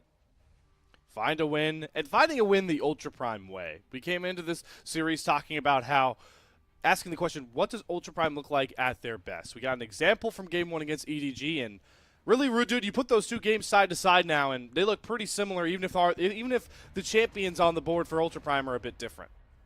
Yeah, that's the sad reality for OMG, is that there's only so much that they can do really when Ultra Prime are so proactive and so on it really with their map movements, with the 2v1 from Zhong as well. I think was like a massive point of that game where the bot side, Starry and Mohammed, absorbed so much pressure early on. They were winning that 2 versus 2. They swap away from it thinking, okay, we can't do it with the volatility, and both immediately die. Like that is such a gut punch and such an anti-momentum move from them that like we say, it's going to have hurt them dearly in that game, and we'll have to see if that had the ramifications that we think it may have done moving in. Yeah, and the important thing here for Ultra Prime is, there are so many game scenarios, especially with group ascent teams, where if you mess up an early game, it could be very hard to come back from. It's been seen a lot of the times with BLG. That's what they made their statement with in 2024. A lot of those upper bracket teams, if you're a WE, if you're an FPX, if you're NIP or TT, you fall behind early, there's no way back in. Group Nirvana has been a different spot where we've seen a lot of throws, a lot of mistakes capitalized on. So to see Ultra Prime really just make maybe one error trying to fight in a funnel towards Otacon, but outside of that, dominating, bodes well for their chances to try and fight for the play-in tournament. Yeah, exactly. I think that's the really high point, is that there are teams in Ascend as well that haven't looked amazing, right? We're looking at Thunder Talk, especially after the fact that they've just lost their jungler, really. That definitely the type of team that you could maybe take some games off of and maybe start to try and make a play-ins run of things. So there's plenty of stuff that Ultra Prime themselves are going to be happy for, and now they just need to seal that game, seal this series, put themselves at that 3-1 marker, and then obviously push the next series over the line. A very important match they've got to close out their run in Group Nirvana as well, deciding whether or not really they'll make it into the playing stage. And continuing to speak on the ramifications of this series, not just for Ultra Prime, but also for Group Nirvana as a whole. All you RNG fans should be very hopeful that OMG makes this comeback, because if Ultra Prime come away with this series win, that will lock RNG out of any games in 2025. That means their final series will be their swan song as well. So there's ramifications for the entirety of Group Nirvana if Ultra Prime can come away with a Game 2 or a Game 3 win. But before we look too far ahead, Rude Dude, gotta pick your brain. In a dominating win like that, where do you go with player of the game? I think you go to Zhong, to be honest. I think that his 2v1 early was really impressive. I also think the way that he created space in team fights was really impactful. That final team fight up just before the Baron that sealed the deal for that game actually proves to be a massive massive reason for why they ended that game as quickly as they did. So I'm looking at Zhong for this game and thinking, you know what, you probably earned it. 2v1ing, like that's standard procedure for player of the game. That is. I think both solo lanes deserve shouts here. I wouldn't be mad with either one of the solo lanes. I think it's hard to, or maybe even Xiaoxia. I think that the Nami had some clutch moments too. But it's hard to advocate for the Lucian Nami bottom lane that didn't find a big lead. And I think you pointed out really well for Zhang how he played. I think Saber had some very clutch little like Talia moments outside. He gets knocked off the Weaver's wall. Not really his fault, but getting some of those seismic shoves onto a Xin Zhao with Crescent Guard up that you can make sure, hey, that damage is coming across. He also, catches some of these stuns. He stuns up Charlotte in the middle of Spirit Rush. Little things like that make me feel like Saber can earn it. But the prevailing thought here for Ultra Prime fans is, if we're talking about the solo lanes, the young blood of this Ultra Prime squad being up for player of the game continues to bode well for their stocks as we focus in on what the future of Group Nirvana looks like for them. Yeah, that's a really good point, Slayer, is that this is, an Ultra Prime roster that's looking to build up some fresh talent, some new blood. And if we're criticizing that maybe it's the bot lane of Wako who's maybe more there as an in-game presence as opposed to a young blood AD carry, the idea that they've got these young solo laners that are carrying them to wins is honestly really positive. And again, for an organization like Ultra Prime, who coming into this year specifically and coming into, I would say, Split 2 more so, people had actually quite high expectations for. We were expecting them to make their highest run in the LPL period. There's still a chance for them to do that. Previously had never finished any higher than I believe 12th in the LPL. Making it to play-ins secures them that, gives them that chance and gives them that opportunity to be a little bit higher off and find their best placement. For now, though, let's see if Rudude, you nailed it as per usual. I was never doubting you, buddy. Zhang earns the player of the game, grabs his 3rd of the calendar year after he was able to play a very good early game Gwen, which is a statement that you're not going to hear from a lot of Gwen players anywhere. So congratulations to Zhang. Yeah, a really good little 2 versus 1 that we get to see. I mean, it's just numbers advantage and levels in that aspect. So when you have 2 levels up, you go for these fights. Exactly. And we'll see, Zhang can't understate his impact, having to be such a side lane threat in this game, answering constantly. So big-time plays from Zhang. Ultra Prime polish off a Game 1 win that looks like them in their peak form like we've seen against other opponents. But we got a shout-out to give away before we see if they can wrap this thing up quicker than expected. And that shout-out goes to our Coffee subscribers and YouTube subscribers. We're extremely grateful to both areas of support here who help level up the show. A lot of the initial payments go into upgrading the broadcast, but a huge bulk goes to paying on-air talent like myself and Rudude. And also, the content creators doing a ton of awesome action behind the scenes. You can subscribe to our Coffee. It is linked in the chat below to you to unlock perks like early access to content and the ability to ask interview questions for our unique on-site interviewers of the LPL. So big shout out to Coffee and YouTube supporters and all you guys that are chilling with us here as we just start our day here in the Rumble stage. We're going to go to a quick intermission, but once we come back, we're going to hear from another one of our awesome sponsors and hop into Game 2 draft between Ultra Prime and OMG.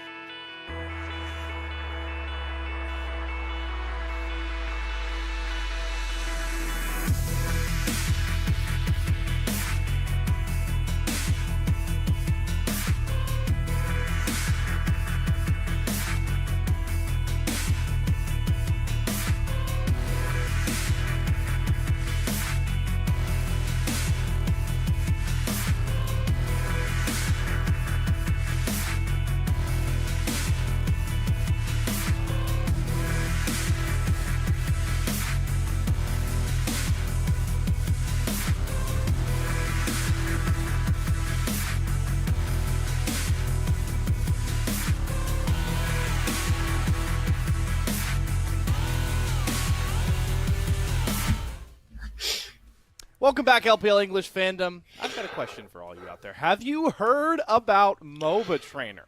A new app that teaches you League of Legends with a series of puzzles. Just boot up the program and work through puzzles every day to improve your game knowledge. You select a puzzle from a big old map that we can potentially show later. You answer the questions like you guys are going to see and unlock more features. Myself and Rude are going to do one right now to test our League of Legends knowledge. And it looks like we're getting the hardest test we can get here. Rude. An extreme test for challenger junglers. Now, Slayer, I myself am not a challenger jungler. Am I the only one that can't hear Rude? Right? That'll be me. That'll be me. Oh, That'll be just okay. you. I am the only. I am not a challenger jungler, Slayer. Neither are am you I. a challenger jungler? No, we may no, struggle. I'm not. Let's find All out. right. Let's go. All right. We're doing Reacting split to pushes. split push. Okay. Yep. We're As doing the Briar. dragon. This is chilling. What should Briar do? Okay. Was it singed in this game? Ew. Oh, there he is. We recalled. And now what's our play? Can somebody press tab for me? Let me see how long I have on my neutral objectives. Oh, okay. We get the timer of those in the bottom right. So. Oh, bear in perfect. a Okay, minute. okay. Have Mountain Soul. Wow, this is late. Oh, this is a really Yeah. early soul. Holy moly. All right. What do we do? Well, GP's going to clear that wave anyway. We do So have do I. jungle to clear. Clear our but- jungle. Oh, okay. We won't win any points. Oh, I it's forgot kinda that this was like timed. What do you want, Slayer? I go R to top. YOLO. Fight. Let's do it. I'm with you. We're united. Nice! Yeah. Singed is right. overextending. Agreed. So as you saw there, you get like a little video explainer as the Auspiel MOBA Trainer will explain the decision, and then they'll reward you good choice, meta choice, or bad choice. As we get to see Briar just absolutely demolish the Singe that had no chance in the world. I misspoke. Okay, clear your jungle. Clear your jungle. Clear your jungle. We are not chasing the Singed. What's rule number 1 of League of Legends, everybody? You don't chase a Singed, and MOBA Trainer thinks that rule is stupid. Wow, crazy. Watch the video.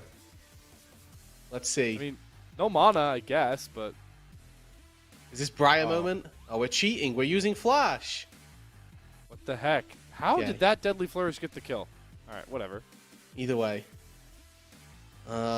Invade the enemy jungle. Clear your jungle or recall? I Invade feel enemy like- jungle. I have my Yeah, top yeah, side yeah. with me. My homies are with me on the top side. Let's go. Yes. Is nearby. Okay, so that's it. We'll watch the ending. So that is MOBA Trainer. You can use an awesome code that they've given us, as you can see now. You got a point system. It'll play into the map. There's an awesome map. You could, as you get more points, you unlock more difficult things and learn more about League of Legends. So if you enjoyed that, you can subscribe. 20% off, unlimited puzzles, and use our code you see below at the bottom of the screen, LPL20 for a discount. Proceeds will benefit us here on the unofficial LPL English broadcast and, of course, the MOBA Trainer team to make more awesome puzzles. So shout out to MOBA Trainer. I don't mean to speed through you guys because it sounds like we do have a draft we have to get to. So shout out to them once Oh. more. And Jage. wow, Rude Dude. Immediate reaction. Yorick. Okay, we have Yorick. What else have we got? Skarner B1, Skarner. Zyra Khan locked in as well. Vi Vi taken gets- into the Zyra. It's a choice of all time by Junhao. We'll see if it ends up panning out. We're just gonna ult mid lane. Starry, you get a free game. And this is a blind Yorick from Zhang here. This is wild. Yeah. Must really like this style of play because you also get the Rise. So it's another game where Ultra Primer is saying, hey, we believe from a macro standpoint, we're going to Yeah. approach this game at a much higher level with Rise and York as your solos. We're just split pushing. Perma. There's nothing else. We should just go to the sides at all times. For OMG now, their job is to try and answer these side lanes. They've got 2 solo laners still to pick. There are no bad matchups for Yorick, apparently, that Ultra Prime want to get rid of. And for OMG, they're a little worried now about those bot laners. I think if they get a stable bot lane duo down on that 4 Ultra Prime for Wako and Xiaojia, this is it could prove to be pretty darn fatal. So getting the Zyra Khan an early lead, meaning that they've got some area of the map to try and play through, because these solo laners are, in theory, going to be favoured for Ultra Prime, even though OMG are going to get double counter pick. I do like this playing into that style for Ultra Prime. You pick yourself, a safe mid laner. You're going to have access to Realm Orb or Teleport likely. And then you get the Ezreal, Wako. Ezreal's the safest AD carry you can ever draft. It's really hard to pin down, to punish in mid lane, to gank early on if you want to leave him at Xiaoxia. Good AD carry selection to land on here if you are Ultra Prime. OMG, we got to respond with some pretty good team fighters, and Mbessa definitely fits the bill in that description. Yeah, Oh, yeah. I mean, this is Harbour. We need AP for Charlotte here. Azia's banned, so with Hui still open, Aurora's still a champion that we've seen a couple of times, and I don't know about a Silas. I don't know about anything that's not actually hitting some heavy AP numbers here, to be honest. And the Galio is magic damage, but is a tank and a supporter more so than anything else here. I guess there's no true tank on Ultra Prime's side, so it doesn't matter what they lock in at support, that they are going to have to, that they're going to be able to deal with just flat stacking armor regardless. So for OMG, again, a little bit of a one damage profile fits all here, and the Poppy into Rakan actually going to be very, very good for them. Poppy into Galio as well. Like, I'm looking at all of the dashes that are coming through, and Poppy's having some pretty high value here. Yeah, Rude Dude, Poppy is this. This is a total vibe check for me, but Poppy is what I like to call a series clinching support pick, because for whatever reason, in the LPL, I've also seen in some of my home region games, whenever this champion gets locked in, it's always in a game that will win the series for a team, and it usually always wins. Do I have stats to back that up? Not really. No. I'm going off of vibes, but Yeah, vibes-wise, great pick. We're a vibes-based cast. That's absolutely fine. I am a supporter of the vibes-based analysis, and Awesome. I mean, for the most part, with Xiaoxia on the Poppy, just looking at it top to bottom, they've got really good things to try to block. Ambessa can't ever use a spell while Poppy's there. The Rakan can't engage. Galio can't engage. Right, so there's so many things that Xiaoxia's going to be able to block, and I think that the power of the Poppycopter as well will go pretty crazy, because it's going to be pretty difficult to miss when there are 4 melee champions all diving onto you. Definitely get multiple hit out of the fight, and that's pivotal, knowing that Ultra Prime have drafted a comp where, in reality, they only ever want to fight if they have a man advantage or they are very, very far ahead in this game. Drafting the Ryze and the Yorick here for Game 2. Hard to oversell the stakes here for Ultra Prime, especially knowing how game score is the tiebreaker if they want to make an effort to push for play-ins. A 2-0 over OMG would set them up for a huge bout against LGD if they want to continue their Rumble stage, their Split 2. And for OMG, could this be the final game for them in 2025? We'll find out here as we head back to Summoner's Rift for potentially the final time in this Group Nirvana bout. Yeah, and I do want to remind people of the Ultra Prime story, I suppose, a little bit of recent, a organization that has been really unsuccessful for the last couple of years in the LPL, but coming into Split 2 for 2025, they were looking at a position probably in that group Ascend. It might have been a tricky run through Ascend, but then they got to that 3rd place tiebreaker group, and they didn't quite make it through, made it to that best of 3, the do or die, and they just weren't quite able to push it over the edge, and that would have secured them their highest place finish in the LPL period. Now they've got to go through and do this the hard way, do it through the long run, and after a 1-on-1 start to this group Nirvana, questions were asked as to whether or not they're going to be able to perform in any sense in this group as well. A win versus OMG here and a 2-0 win, I think, versus OMG here resets those expectations and sets them as a team that can not only make it out of Nirvana, but can make it to those play-ins and hopefully try to challenge some of those weaker teams in Ascend as well. And hey, Rude, not to give too lofty expectations for Ultra Prime where they are, but if we're talking about teams looking to grab their highest finish in the LPL ever, Thundertalk did that in Split 1. We're always looking for a Split 2 champion of that very same. So all the stakes here for Ultra Prime. But on the OMG side is we do see jugglers starting their clears and waves crashing in. I really want to reiterate what you stated earlier at the top of the show, Rudu, that while this could be the last game for OMG 2025, who knows what it could be for this 5 group of players who have something to play for, knowing how much the LPL likes to switch up between splits, even during splits. So if you show out here, might not actually be your final competitive game in 2025. Yeah, I think that's a really important point to make for people, that roster swaps exist, so very real possibility that these teams end up finding themselves elsewhere, or these players rather find themselves elsewhere for the remainder of 2025 as well. But for what we're looking at for this game in particular, again, want to emphasize that this Ultra Prime roster is a composition of split push style champions, where we've got Ryze and the Yorick looking to play on sides and attempt to take those turrets, as opposed to taking these fights necessarily in the 5 versus 5, which is where we do give OMG that little bit of an advantage. If they can find a 5 versus 5, there is an opportunity for Starry to go a little bit crazy, right? That lockdown on Ultra Prime's side is exclusively Junhao, and well, guess what? I have a really nice button that stops cease and desist in his tracks as a Xayah, so would like to think that there are opportunities for OMG to find 5v5s, but it's whether or not they can find them. They're encompassing so well into just so many AoE stuns and AoE damage brought over top as well with the Abessa and the Galio. Of course, with Starry there as the pivotal hero character for this OMG comp. We've talked about it already in the series and going into it. Ultra Prime have been much more polished on the map. Absolutely, and that is why I think that they're getting away with these split push styles of composition. But now Saber finds himself in a phase rush spot where he can just get out to safety, and actually both junglers just pass through the mid lane and nothing happens. What a rune! Ruining gank Yeah. since it's ever been introduced, that, without a doubt here. Bottom lanes are the ones that actually start getting scrappy as the blade caller back from Starry puts Xiaoxia in a very uncomfortable spot.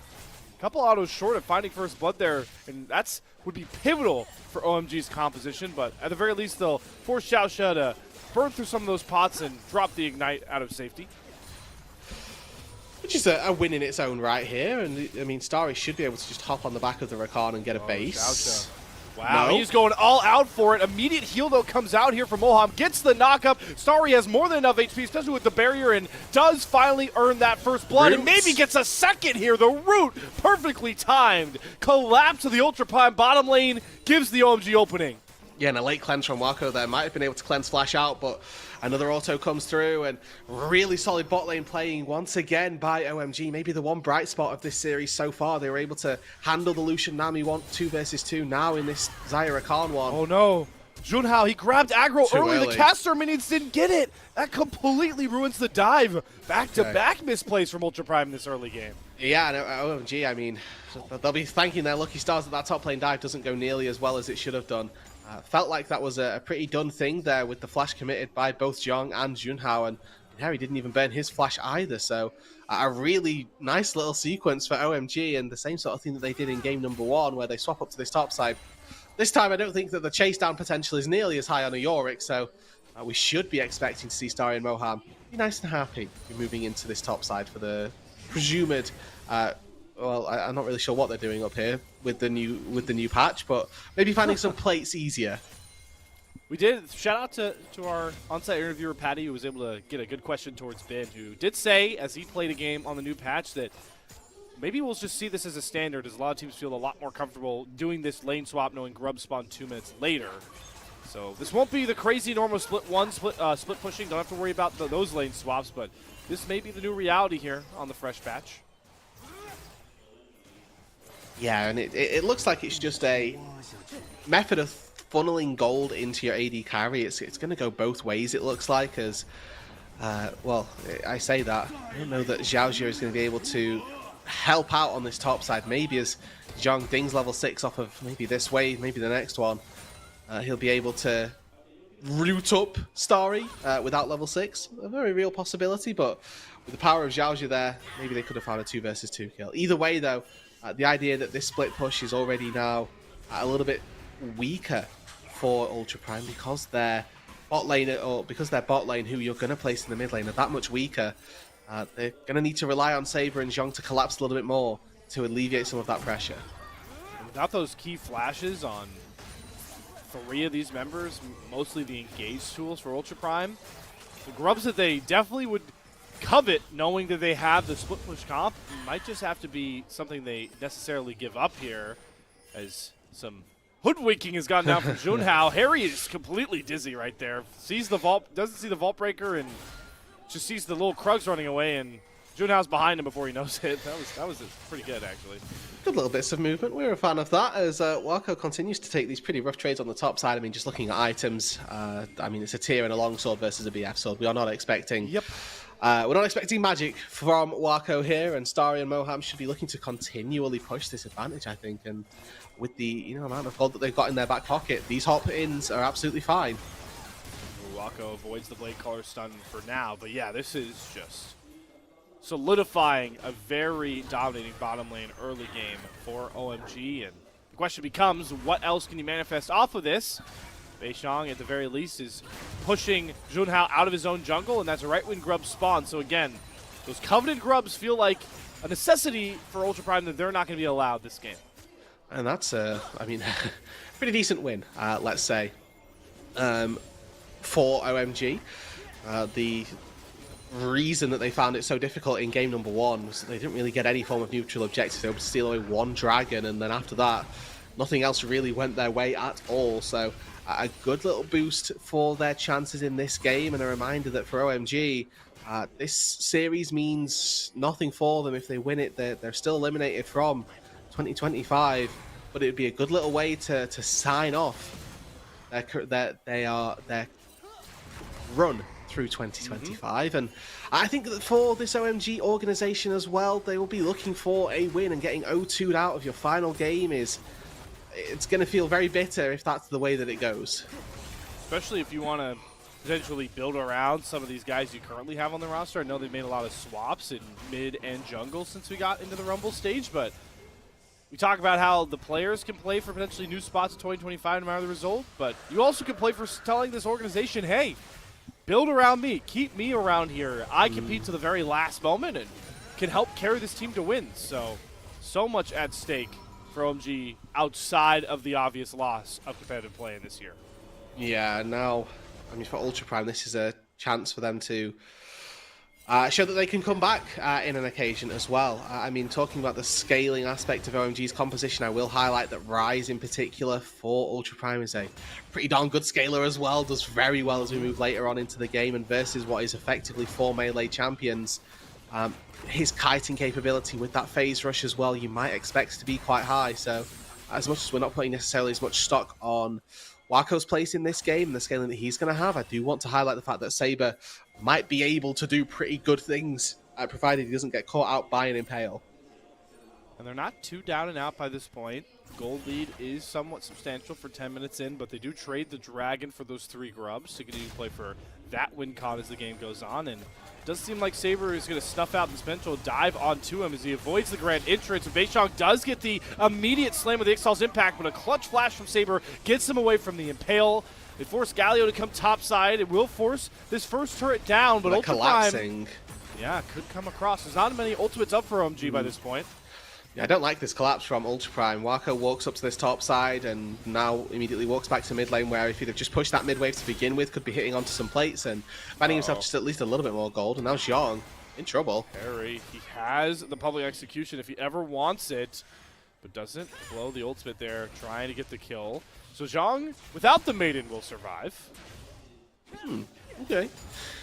I mean, I definitely think that would have been an opportunity to burn the flash of Zhong, but maybe just thinking, okay, with a neutral sector spawning in the somewhat near future, want to keep my ulti up just in case we end up trying to take a fight there, but maybe just thinking also he's got no spells, so he's out of lethal, and even with an ulti, it wouldn't be enough damage. So I'm sure Harry knows a little bit more about that situation than I might have done. However, catches Zhong with a good chunk of HP, and that's the Yorik's job to try and trade that back up. Number one way to slow down a Yorick is force him to play a short lane, and that's exactly what Zhong's reality is by this point. But this is the nitty-gritty where we really talk about Ultra Prime's differential from OMG. It's movements around the map, especially when there are really no neutrals to play for. We're talking about dropping waves, finding avenues to force fights, and now with everyone's ultimates and most flashes available, we'll see exactly if OMG have leveled up that part of the game, especially when they're in the lead. Yeah, and I mean, this would have been a really good window for Ultra Prime to try and take a fight. Even though Saber has no flash, there was No Impale from Beishong. The hero's entrance is still not available for Charlotte, so if they're looking to try and make a play, they've got a small window to do that where the Galio can't come and immediately respond. However, for Ultra Prime, they are quite far behind still, and I think they're trying to make plays around really any area of the map that isn't their solo laners is going to be a pretty hard run thing. Starry with that Yuntal picked up with the tier 2 boots as well. Very, very far ahead of Wako, who sat on really just a smorgasbord of Trinity Force components. And those are not going to get any cheaper. Definitely a very expensive 2-item power spike that Wako is going to attempt to reach. Glad you pointed that out because the scaling is going to take a while on both sides. Saber is building that very defensive Rise build as well as Beishong flies into 3. Gets Junhao though with that impale, but there's the Keeper's Verdict, sends the Skarner out. Featherstorm comes down across as Wako's off to the side on the flank. Public execution from Harry doesn't hit his mark either, so all ultimates either rift or used defensively, and everybody walks out. Lots of pretty colours, nobody dies. Where we get plenty of those ults, a couple of tradings there between the Featherstorm and the Cease and Desist, and we get a little bit of a foreshadowing as to why taking Vi specifically in Desire is questionable at the very least from Junhao. We'll see whether or not he can make that work. There are intricacies to this matchup where you channel your Bolt Breaker and then immediately flash on top of Starry maybe to try and layer that CC so they don't expect the Q to land and then they don't expect to have to ulti it. So you can find a chain CC method. It's not necessarily easy and it does typically use your flash to do it, but we'll keep our eyes on whether or not Starry is going to feel any form of remorse for using his ulti like that, because he's just two-stepping up to Zhaozhe and taking half his HP off the board. Yep, and that is going to be the easiest example of foreshadowing I could ever give you, because Josh is going to get churned like that pretty often. Saber going to ult out both Junhao and himself away from Beishong, fearing an engage there, so that's an ultimate once again knocked off the board for very little. As Wako trying to defend the tier 2 turret, takes one hell of a licking himself. OMG won't get the turn on this first turn, but this Mountain Drake feels like a certainty. Yeah, and you can sort of see how freeing it is for Moham on this Rakan to try and make those plays. He's just hopping in, hops straight back out, and barely takes any damage. He gets a Gleaming Quill for a little bit of a heal as well. So that's always going to be very beneficial for him. Now moving into what is this Mountain Dragon getting picked up for OMG. It's pretty much uncontested. Ultra Prime you can see playing very tentatively, and for OMG as well. They're starting now to begin that Drake stack. The question is how well can they look to close or at the very least push this lead that they've got for themselves. They have a very fed Xayah, but so far haven't really utilised Starry to the nth degree just yet. Maybe we'll see them take this Herald, and if they can get Herald plus Atacon plus these Dragons, I'm honestly not too worried about the fact that Starry hasn't been a part of these fights. Nope. Again, like we I guess talked more about. so that there aren't any fights at all. Yeah, and it does bode well for the solo lanes of Zhang and Saber if there aren't many fights either, though. That is important to state as the Triforce comes through for both scaling threats on that aspect. And it does seem like Zhang is getting pretty scary on this York as he knocks down the turret with Junhao. Public execution engage comes across from Harry as they have a support teleport coming through, but he doesn't kill off Zhang in time, has to flash out. The hero's entrance just mere feet away from Harry. Charlotte channels that, but does not save the Ambessa, and now Charlotte's trapped in 1v3 with all the damage dealers out. The mistakes of OMG showing their ugly head once more and opening up a huge lane for Ultra Prime. Yeah, Zhang just whacks Charlotte with a big spade and takes down this gargoyle. And I mean, with OMG finding their advantages on the top side, taking that Rift Herald, it's a win for them. Zhao uses the Keeper's Verdict to keep that tier 1 turret alive for a little bit of time. But a reminder, this is Yorick with Demolish and a Maiden. This turret's probably gone. A teleport gonna maybe save it here. Yeah. And keep in mind, another interesting use of a global ability there. Harry's teleporting mere feet. Nonetheless, though, does save that tier 2 turret as you called out. There is the quickness coming out from Moham. Zhaozhe, though, does survive. And Wako gets back out to safety without having to use summoner spells. And those are little wins for the Ultra Prime bottom lane that's been behind ever since we got to lane. Yeah, so this is a small win, I suppose, for Ultra Prime across the map, as they were able to obviously find a couple of kills, take down that turret as well, and put a little bit of gold back into the pockets of Xiong and Saber. I mean, Xiong, for reference, by the way, doesn't have any tier 2 boots. He went back to base, finished a full Serpent's Fang. He was sat on a bunch of gold, so now gets to go home and reap those rewards. And I think in that side lane, he's going to feel very positive about his chances. I mean, Serpent's Fang, is that just an automatic Eclipse counter? Hold that thought, though. Is the Hero's Vault out from Charlotte? Doesn't matter. Junhao gets the safety, so we can talk more about how Serpent's Fang is an Eclipse counter. Yeah, it's Eclipse and Ambessa. Ambessa has a shield built into her kit as well, Yep. so you get two for the price of one. Ooh. Realm Warp. Mid-tier 1 down. Realm Warp in. The reinforcements have arrived. Junhao gonna flash There it and is. hit the cease and desist. The Featherstorm still comes out from Star. They get protected by the Redemption, but there's the damage from Wako. Too bad, though, he's got an Ambessa right in front of his grill that throws it down. Zhang arrives to the fight with the main, but it is a man advantage for OMG. How do they look, though, without their AD carry in a very frontline-based composition? Well, they look like they don't want to fight any longer, and they'll just take the 2-for-1 win. But that's a big win for OMG as well. Massive commitment onto the Xayah to try and take down Starry. Successful in that venture, but they lose out on the members across the fight as well. Saber not quite able to pump out enough DPS, just not quite there yet on this rise. And Wako getting caught, double summoner spells up and available, goes down without using either one of them. Could have looked to try and get out and maybe do a little bit more damage. But you get to see this here, really nice little play from Junhao, flashes on top to get that cease and desist in. But then look at Wako here on this top side, gets a arcane shift right in the face of the Ambessa, just takes up far too much damage, immediately flashed on by Harry, by Charlotte, and taken out of this fight. Just arcane shift aggressively like that when you're into the face of people, far too aggressive. Talked about it, though, the lows and the highs of Ultra Prime is when they feel like they're backed into a corner and have to fight out of their strength of their composition, especially in points where they're playing from behind. So as much as we praise the game one from Ultra Prime, that was what we felt like the ceiling was, but will make them a better team that can potentially threaten for playing in tournament against LGD. And further beyond is how do they look playing from one of their low points right now as this game progresses past the 20-minute point. Yeah, I mean, it's a very valid point to try and look at, because OMG as well are a team that, you know, found a couple of wins through Nirvana, but no series wins just yet. So how to close out a game for them has been a tricky question that they've somehow failed or somewhat failed to answer. Zhang. They're going after Zhang. 2 items, but no boots. That's a slow Yorick. Luckily, Flash creates enough separation. And the main won't survive. Zhang will once more.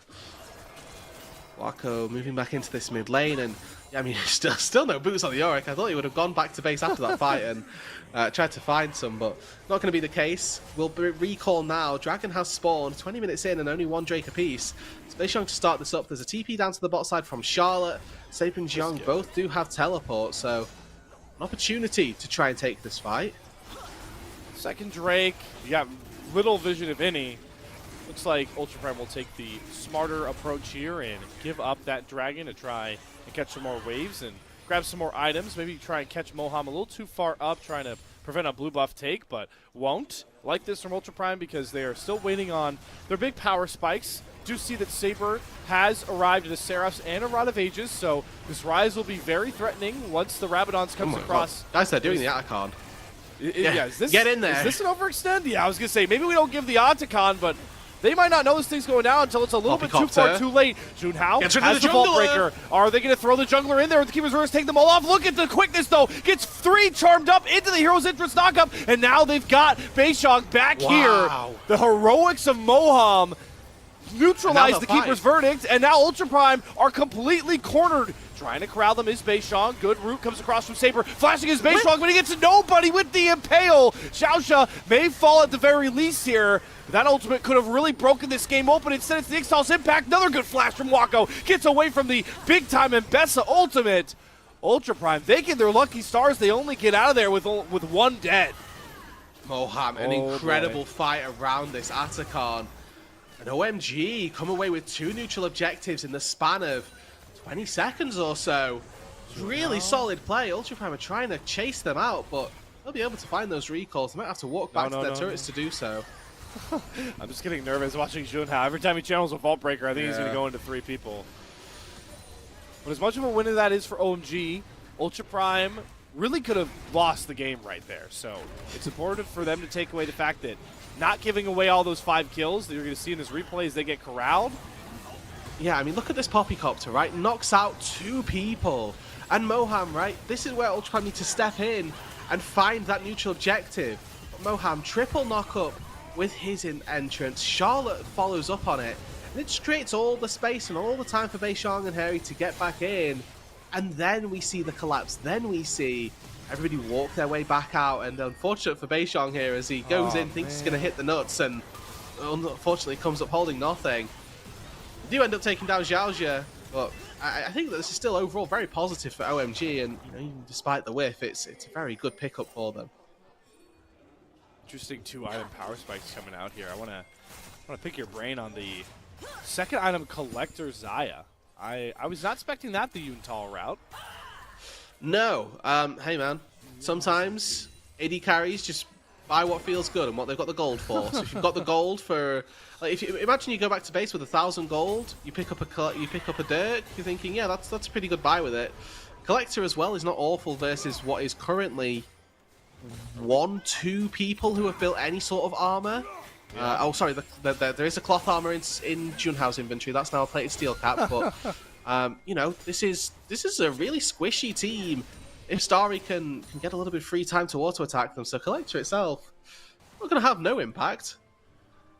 As I was getting schooled by Rude Dude's item knowledge there, I can't believe OMG just waged a split push war against Yorick, and yeah, they didn't lose. They just traded top for bot tier 2s.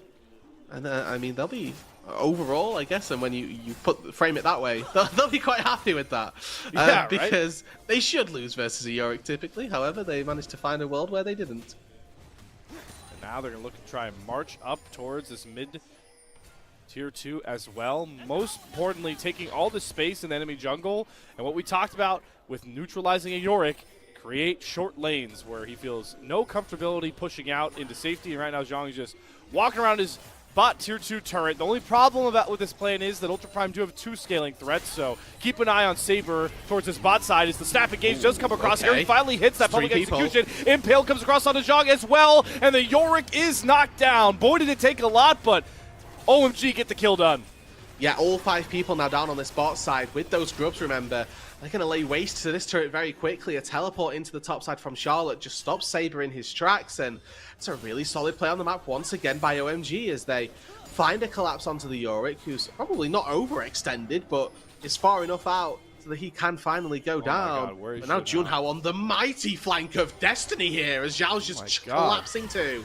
He has no idea. The Vault Breaker down. Cease Assist comes across through the Charm. There is the big-time Feather Storm. The Keeper's Verdict doesn't hit anybody out, but the Realm Warp in. Here's Saber, and all of a sudden, it's all Ultra Prime. 4 members exert their force on the bot side, and they find their prize once again. Starry is the gold medal, and the silver soon to come as Moham has nowhere to run, but into the Mystic Shots of Wako. Pick plays, getting Ultra Prime gold to keep them competitive. Okay, and Ultra Prime all of a sudden just once again spin on a dime and find themselves another couple of kills. Now Saber, the one who's overextended, has flash. He's going to have to flash a big wall right about now, or is he laying his own trap?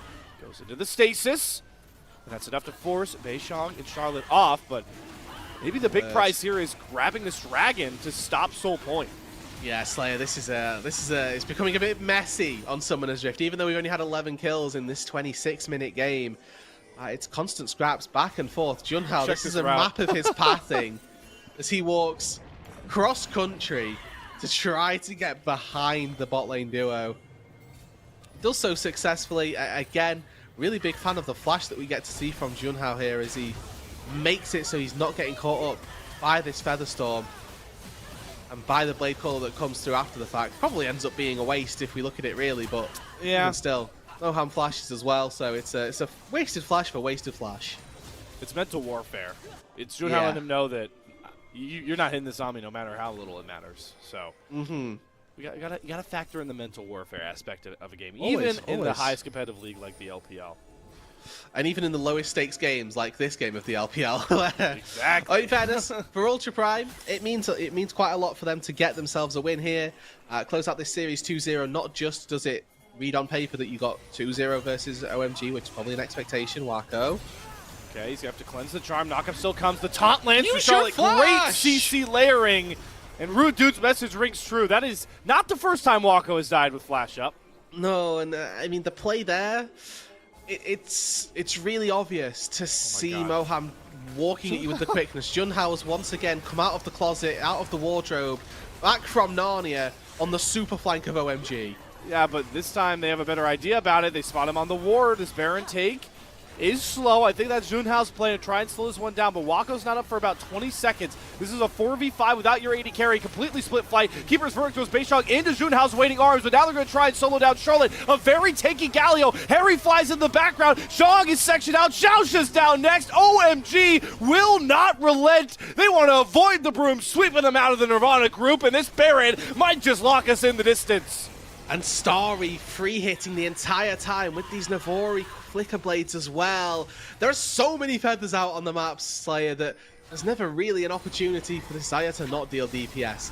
There was no way in for Junhao as well. He was constantly trying to find and weave his way back in, but he was constantly routed by either Harry just blocking him, Beishong blocking him out, and unfortunately, not enough damage from Ultra Prime just yet to get them all the way through. Imagine they've got Ezreal there just peppering away with a little bit of damage, constant little bits of poke. But it's not going to be the case, and you know, Wako's early transgressions ends up costing them big time. There's definitely a frame here where Wako can flash out, gets the cleanse, Flash. he's knocked up. There is a frame, there's something there, and I mean it's also a late cleanse. It has to be said. If you know the tippity top, the 2 ping that we need to see from Wako that can win you these games. When that charm comes through, you have an opportunity to cleanse it before you can flash out. These are just small things, small framing instances where maybe somebody with just slightly faster fingers would have got away with it. Now the reality is, Junhao, all right, I love the first one. These are getting a little egregious. We're not understanding what parts of the map are allotted to you right now, Junhao, but at the very least, he does escape and pull the attention of OMG for a little bit of time. Yeah. That's Baron time off the clock. It's getting there to a point where Junhao is questionable. I think he's still looking. He's looking to win the game, right? Like, that's the whole point. Is that he needs to find Starry, and if you find Starry, then it looks and feels a lot better for Ultra Pro to try and find this fight. But here's the problem: the Yorick is corralled into the base. Zhang has nowhere to really free fly with the Maiden. Has to answer constant Baron waves, and Ultra Prime have to give up their middle inhibitor with Little Murmur in Rebellion. Reminder that this OMG composition is going to thrive in the 5 versus 5. It's Ultra Prime that are looking to constantly be tricksy, use those side lanes, and try and find a way back that way. Junhao spotted out finally there, and Beishong immediately going to hop on top of him. No, without the rest of the team though, and he does get a small win now with this smite taking away the wolves, but just buying time. Still a whole minute on this Baron. Multiple waves that will bring in here as OMG try and force down this bottom tier 3 turret. Or maybe just look for the fight of a century as Wako is picked again. Cleanse and Flash were up, but Wako does not press them. And he falls and maybe brings down all of Ultra Prime with him. The Maiden is next to fall. The Nexus turrets are completely exposed. And OMG, they want to go for the throat here and now to force this game the distance. Xiaosha trying to desperately run away, but there's the Impale. Finds Saber. He goes to the stasis, but's going to watch the rest of his team crumble to OMG. The Keeper's verdict does buy a bit of time here. Harry on the front line taking a ton of damage. Finally, they do knock down Junhao, but Harry has rung wild, and OMG will not fall, will not be swept out of their final series in the LPL. We're going the distance. And OMG looking to bounce back. They're not going to go out without a murmur, without a fight. 1-1 now. And Ultra Prime once again sent the distance. A game that felt similar to game number 1, where they'd need to find that early game advantage, start using their split push, but this time round just weren't able to make nearly as much impact. And it costs them here. It costs them dearly, costs them a chance at getting that quick 2-0 and a really good preparation series for what is going to be a lot more difficult in a couple of days' time, where they've got to try and take on LGD. They've got to try and set themselves up to find that play-in spot. And now there's a question of, well, will they even make it there? Because their destiny is completely in their hands. And losing this series, I mean, it's great for RNG fans, but also really not good for Ultra Prime. Really not good. And I think we've seen a sore spot here, a clear one. Wako and somewhat Xiao, like that lane was a problem at the start, and it constantly was a revisited issue. Starry played this game well, but I got to credit the execution here for OMG, because we had concerns in the draft about how this super beefy front line would play out, relying so much on Starry, but they made it work here, and they made Wako pay the real toll. Yeah, it's just all about marking, right? And really, Junhao was constantly looking for the Xayah, but Xayah was always protected. There was so much cohesion in that OMG side in that fight where it was, okay, Xayah is the only person we need to worry about. So if you ever set foot more than 4 teamos away from this Xayah, you've done something wrong, unless the fight's already won. And that's when we started to see those public executions come through and be a little bit more long range with things. But for Ultra Prime, a really solid analysis of what can go wrong for them. So we get to see some of the post-game numbers here. Harry topping the damage charts there on that Mbessa. But again, it's really going to be about this execution. Really impressed how the layering of CC, because that's what can really cover up damage issues, right, is layering your CC correctly. And we're going to go through some of these replays, and a lot of them, we're not actually going to see some of them, but there were mistakes from the very get-go of this game on both bot and top side, Rude. Yeah, I mean, there was, the early game dive on a level 3 Ambessa that was where the minions hadn't quite caught aggro yet, so Junhao's really struggling and already behind the pace of things, and then there's 2 versus 2 that just doesn't go right at all. I mean, this is a good example of how Vi versus Xayah can be good, flashing in short range and one framing effectively the cease and desist. Starry lives through all of this until the very end. Took so Finally much. goes down, but they take 2 for him. Again, very worthwhile trade in the end. And what you're going to see here is, I know the replays are really centric on, that MPL would enter the game already, but the replays are really centric on like fighting. You're not going to get to see like split pushers in these replays, but it is a point to be made.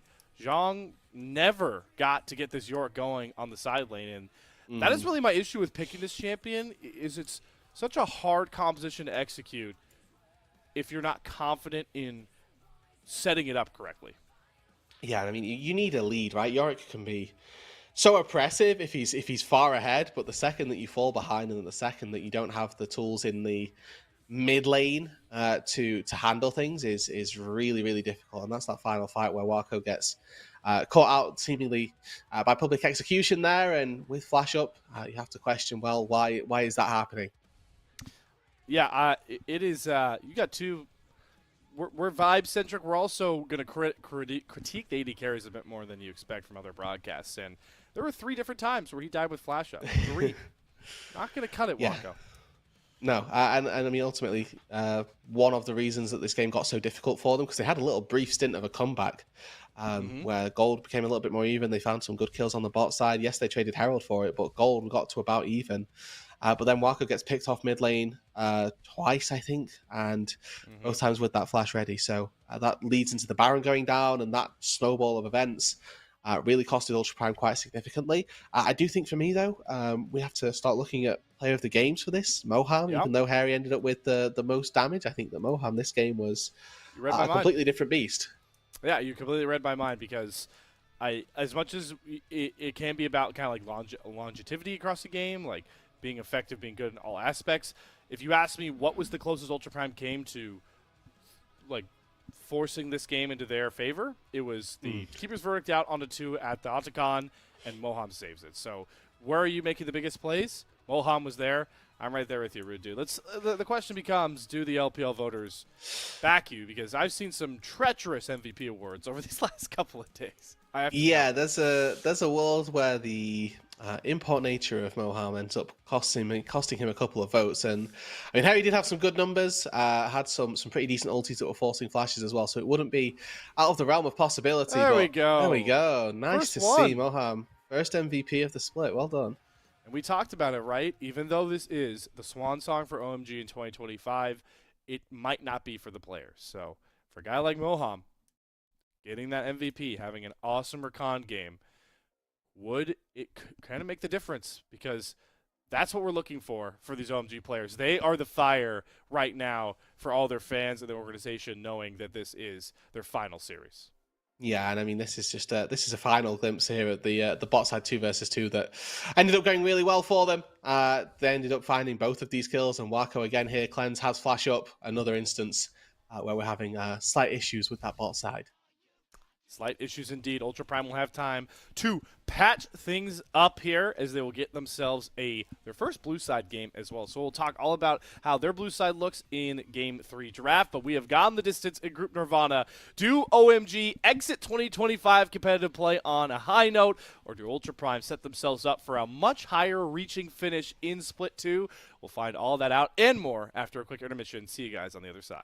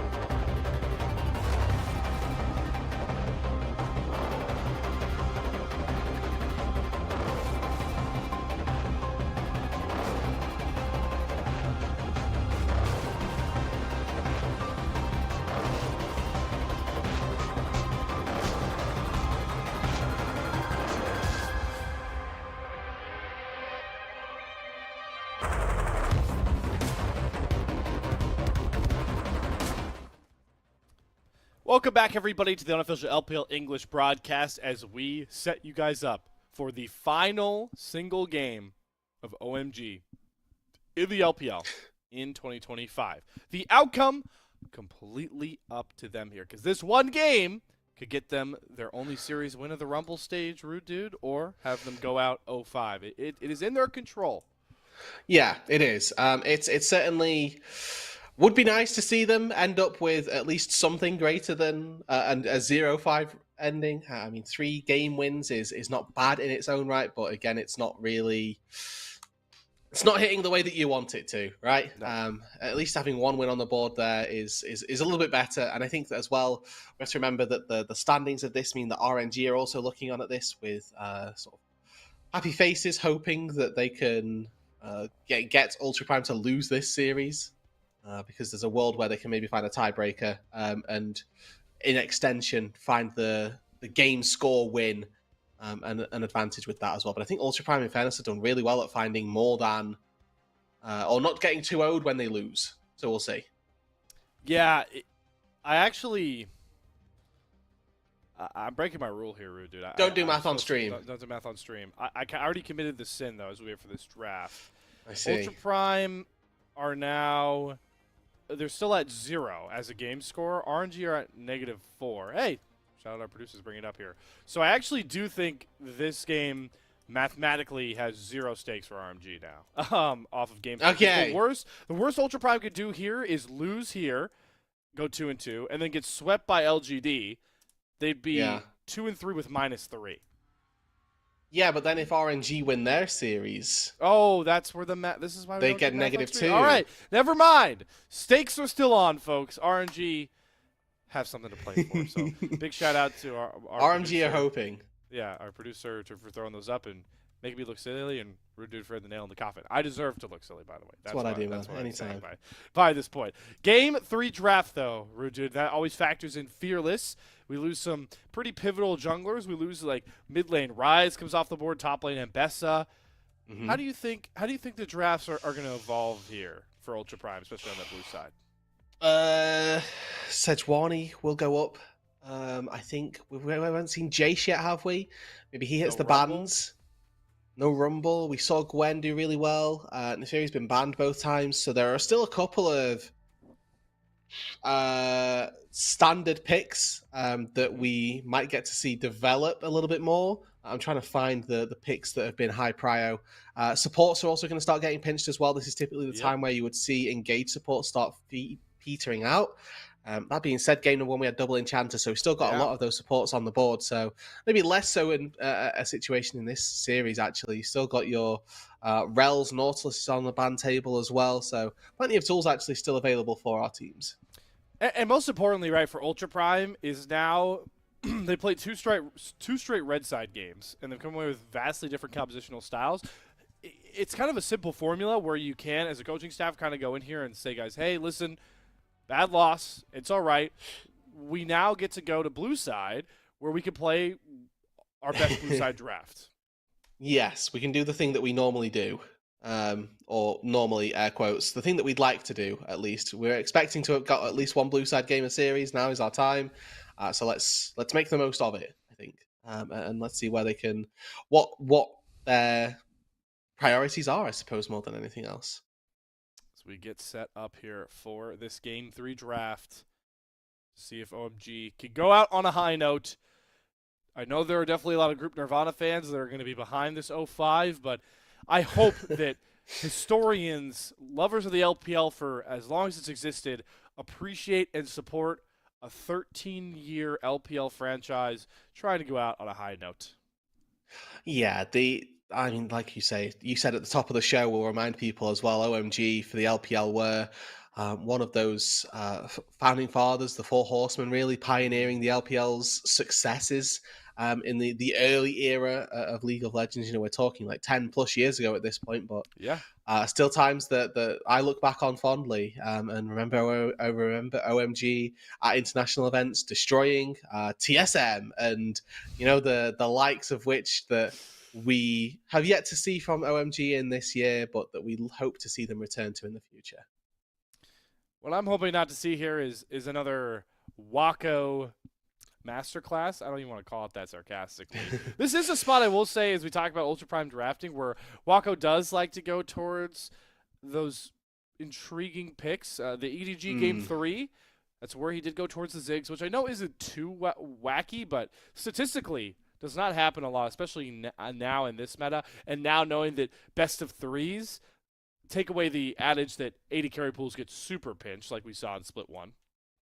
Yeah, so there's definitely definitely a world where we see Wako pull out the mages. Mages is the word I'll use. Okay, but yeah. I think after getting rocked in both games as well, like both bot lane times we've seen him play, he's been owned. He's lost. So picking something that's maybe a little more stable, something that will give him a little less volatility, might end up being favorable for Ultra Prime and alleviate some of those bot lane worries that we have rightly had. I like that logic. I am a little bit more scared knowing that you picked Ezreal, and that's what happened on that game, because you don't get much more non-committal than an Ezreal game. Nonetheless, we'll have to see what Wako looks like as we do get through whatever little draft issue we were running into, and we are live with our final draft of this bout between Group Nirvana as this group continues to sunset with multiple teams here with that single round robin. Yone Rumble taken off the board from OMG. And Ultra Prime are looking to target the Azir and the Viego. So immediately screaming out to me is that Varus, Jace, one of those two are going to get through for a B1 swing.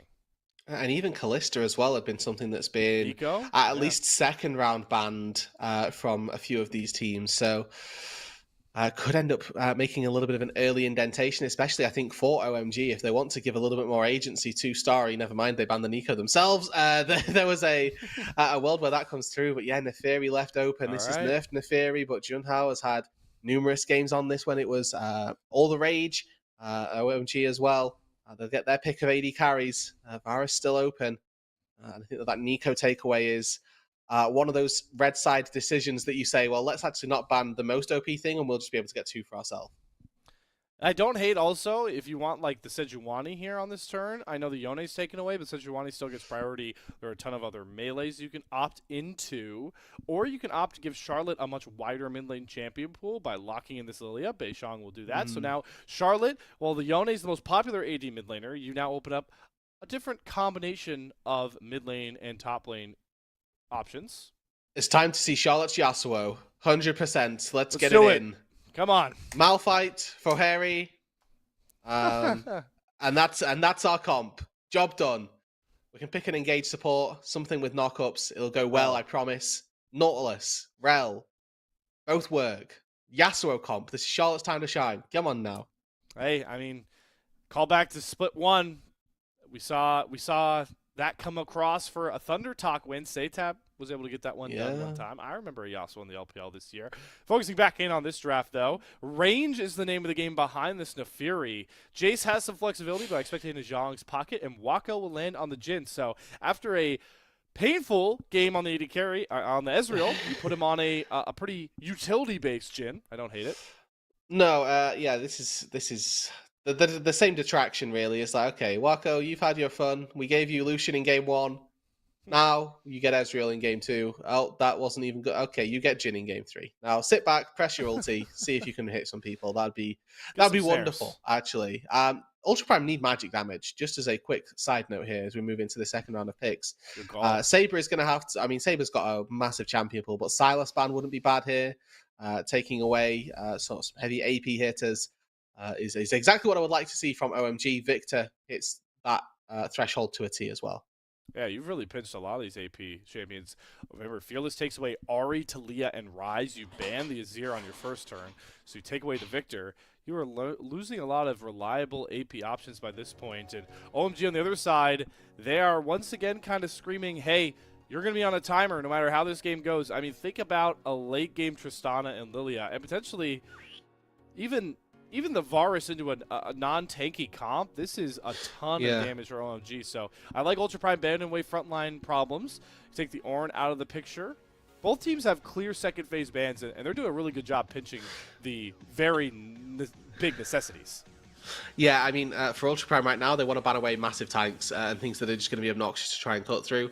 So that's their job done with the Ornn taken off the table. Obviously, Sion already banned through Fearless, so they've not got either of those massive things to try and talk about. The flip side of that coin is, though, that Cassante is actually a tank. So we want to, as much as we meme the hybrid nature of Cassante, if he builds all armor at the minute, they're going to struggle to kill him. I kind of forgot about Cassante. Definitely has fallen in priority. And that's crazy to say, knowing this champion's history in the recent couple of years. But Harry opts in to that Cassante matchup. My question becomes, if you're Ultra Prime, do you want to put the Jace in that matchup, or do you want to try and flex him out of it? It looks like for now, they're going to lock it in a Kali that feels like a pretty good pick into double marksman. Yeah, I mean, I really like your point about the flex, to be fair. Could have been a Mordekaiser angle and try and slam the Cassante on that top side, but instead, opting into the Jace, I think if you still take the grasp, you can still farm up quite nicely versus the Cassante. Shouldn't be feeling too much pressure to get that gold going early on. And now for OMG to get the counter pick of support, so Moham back on Alistair. I mean, this used to be a Moham special back on DK as well, so... after an MVP performance in game number 2, giving him the reins to be able to do that again, because the rest of his comp, not necessarily the greatest engagers, I would say. This is going to be a really good opportunity now for Moham to once again flex his muscle, show his caliber, and try and give OMG their first series win of this Rumble stage. I'm glad you pointed out the history on Moham Alistair, but just in layman's terms here, Alistair's a huge rel counter. This is a huge counter into Xiaoxia, so... I don't know. I'm starting to believe. I'm starting to like it. OMG's got the momentum off game 2. They've got a comp that can play slow enough and react, knowing they're going to be playing against an Akali and a Fury like Rel. These champions are going to have to fly into them. OMG looking to go out from the LPL in our year of 2025 on top, and you got to like where the draft has landed for them, I have to say. Yeah, I think they've got I would say they've got some really good answers, right? They've got the hybrid with the poke of Lilia and Varus. They've got the consistent DPS from a Tristan, and they've got a really big front line in the Cassante, and then an engage with the Alistair as well. It's all boasting pretty good chances, I would say, and feels pretty good as a whole for OMG and what they can probably accomplish in this game. But obviously looking at the flip side of things, they've got double marksman versus Akali, which is sometimes going to be difficult. Moham, whilst we've touted him to be the engager, I would say that it's going to be tricky for him to do that if he's looking to protect his backline. Neferi and Akali, two backline diving assassins that are going to want to try and eat the Varus, eat the Tristana up. Whether or not that's possible depends very heavily on how this PL game has been played. And for the Ultra Prime side, as much as I was a fan of OMG's draft, you point out some inconsistencies that could happen. And also, like we talked about off rip with this matchup, we like Ultra Prime most when they are proactive in their mid-jungle duo. And Junhao and Saber, I mean, once ults come online, those two can hunt and kill off whoever they want, whoever they please. So, yeah, see if Ultra Prime can get back to that spot. I will say I do think this game's going to be quite tricky for Saber to try to play out. Between Chains of Corruption, Buster Shot from Charlotte, Beishang should really always be able to reveal Saber in the Shroud. Maybe not reveal, but at least reveal the position. And that's something that might end up costing quite significantly this Akali in particular. So we'll keep our eyes on how easy it is for Saber to function as the game gets later and later. But my expectation is that he's actually going to struggle quite a lot to get into that backline and find decent access. And if Moham just saves headbutt, that could be a pretty tricky situation. All right, Harry throwing down level 1 with Jace here.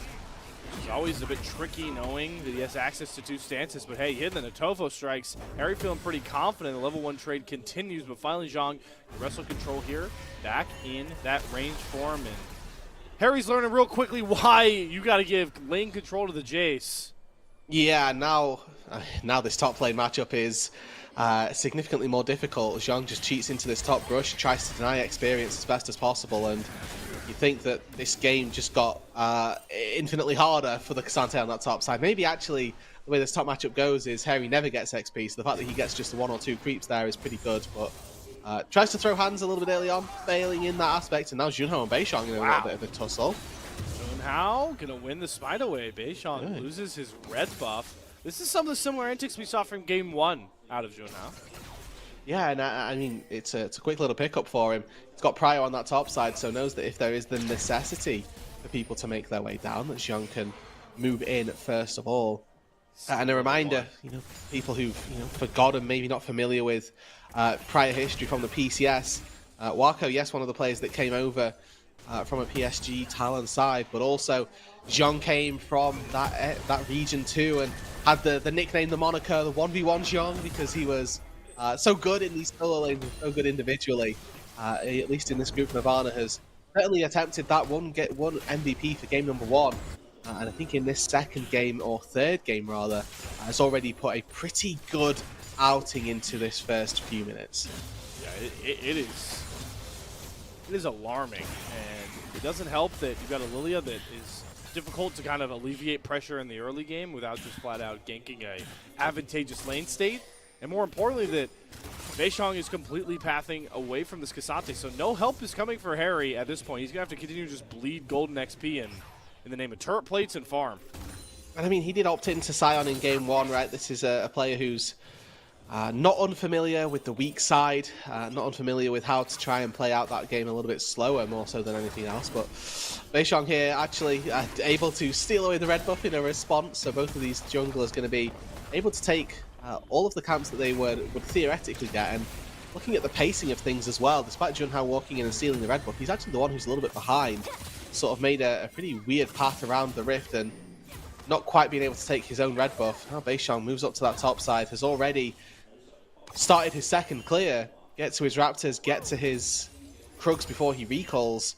And for Junhao, just a little bit delayed on that. He's now finally able to take down his blue and will begin his second clear now. So overall, I don't think either of these mid laners or junglers rather too far behind, but good to see that there was a recovery from Beishong, as he was definitely feeling a little bit worse for wear. Beishong, could have also now covered for Harry here, as we see Charlotte hopping in. He's going to get the reset on that bomb as well. Eventually look for another Ruthless Stomp, as the Akali Tristana matchups proves to be most volatile out of any of these lanes here. Harry teleports back towards the top side. Zhang's going to answer with a tier and a Cole. So despite the early lead, Zhang doesn't have a ton of damage he's brought with his gold lead back to this lane, and Harry's capitalizing on it. Wow, and Harry's doing a pretty good job of it as well. I mean, this is Zhang saying, I'm sitting back, I'm scaling, and opting into those fights when you've gone for these scaling builds can end up costing you quite significantly. We get a little bit of a glimpse of it there, honestly, because he just took half his HP, and not going to have to work to use that ranged Jace form to encapsulate a little bit more of an advantage that way. Keep our eyes out for whether or not he can continue on that path to bullying out the Cassante, or if it's going to now be a pretty downhill slope. Good slope up vision-wise here, though, for OMG, is that late ward onto the red buff spotted Junhao going for his Krugs clear, so they have a mark on where this Nefiri is, and Beishong looking to potentially at least ward up this dragon. No, he's going to start it up. Don't know if Scryer's plan spotted it. Junhao, though, is going to ward and see I'm sensing that he knows. Yeah, the dragon's being taken. That is Beishong's bot lane on a reset, so that is a bit of time lost there for the OMG jungler, knowing he didn't have Pride. And again, it's a swap up to that top side by the OMG bot lane. Starry and Rohan make their way up here, and it's worth saying, Wako Xiaoxia this time around haven't fell victim to any of those immediately early kills, and Xiaoxia not quite spotted out in that brush. The Swirl Seed not quite revealing. A world where you get to see some shenanigans afoot. Yeah, this is a huge undercover operation, but guess what, Justana? Big ol' hop on out of danger. That's it. Pretty good at living. Yep. And with ulti as well, like really tricky to get Charlotte out. Or, yeah, really difficult to get Charlotte down, I should say. Again, I want to touch on the stakes, I suppose, for this series for Ultra Prime. They need this win to bolster themselves in a good position for play-ins. If they lose this series here, there's a world where they don't play for the rest of 2025. So it's a difficult series for Ultra Prime because their destiny is completely in their own hands. A win puts them in joint first, really, for the group, but a loss can mean that they don't make it out of this group and don't play for the rest of the year. So the upwards momentum for them very high. The weak side, though, definitely a lot lower, as we're already seeing Harry with a really good trade down on that bot side. Xiong forced to flash. Yeah, and we talk about it all the time. You know, playing with house money is how I like to equate it. That is still what OMG are doing at this point. All the pressures on Ultra Prime will end up getting to them as we do start to see some slight advantages being found. Zhang birds that flash. You get the Tristana ult though out of Charlotte as we face checks Junhao. So the win there for Ultra Prime is the first neutral going down is going to be this Chemtech Drake soloed out by Junhao. I think this is a little late though, and with it being 7 minutes 55, we've got the grubs spawning on that top side very, very soon. Starry and Moham push this wave in, use the Lilia AoE wave clear. They should be able to take those Void grubs nice and quickly as well. You can already see actually Saber pathing his way up to this top side. It doesn't look like OMG are going to get these uncontested. Charlotte does not have the ability to teleport back and is channeling the recalls. So if you get Junhao up here in time, man advantage over to Ultra Prime as Wako tries to swing around. And I think Beishong, sensing the danger, might try and just play for one of those grubs. But OMG are sticking around cautiously. We want to see if they get the piercing arrow steal. You get the smite, though, out of Junhao. So now this last grub, the big grub, nobody has smite 50-50. for. Oh, boy. And look at Charlotte. Didn't have to teleport in, walks their way down, and the old puffing chests at each other and trying to scare each other off works, just like it does in Animal Kingdom, and the winner is OMG. Yeah, a little bit of peacocking from both of these two sides. OMG come away with just that slight advantage, and 2 grubs to 1, going to give them a little bit more pushing power onto those structures. But with Charlotte moving in with the most atrocious buy that we've seen in a while, really, this Tristana is going to struggle. I want to highlight that quickly because... what the heck is happening? Yeah, so this is probably Merc Treads, right? Yeah. And Yuntal at the start. But the issue with Yuntal, and this is something that AD carries will find, and if you play AD carry, obviously we're going to know this. The BF Sword Gambit, as I like to call this. Yeah. You don't get BF Sword on your first base. It's so much harder to find the gold to get BF Sword as the game gets that little bit faster and faster, because you're trying to find kills, you try and find assists, but you're doing that after a first recall when you don't have a BF Sword, which means that you're very weak, which means that you typically don't get those kills or assists, or you've got to stay in the lane for so long to farm up 1300 gold, which is also pretty darn difficult.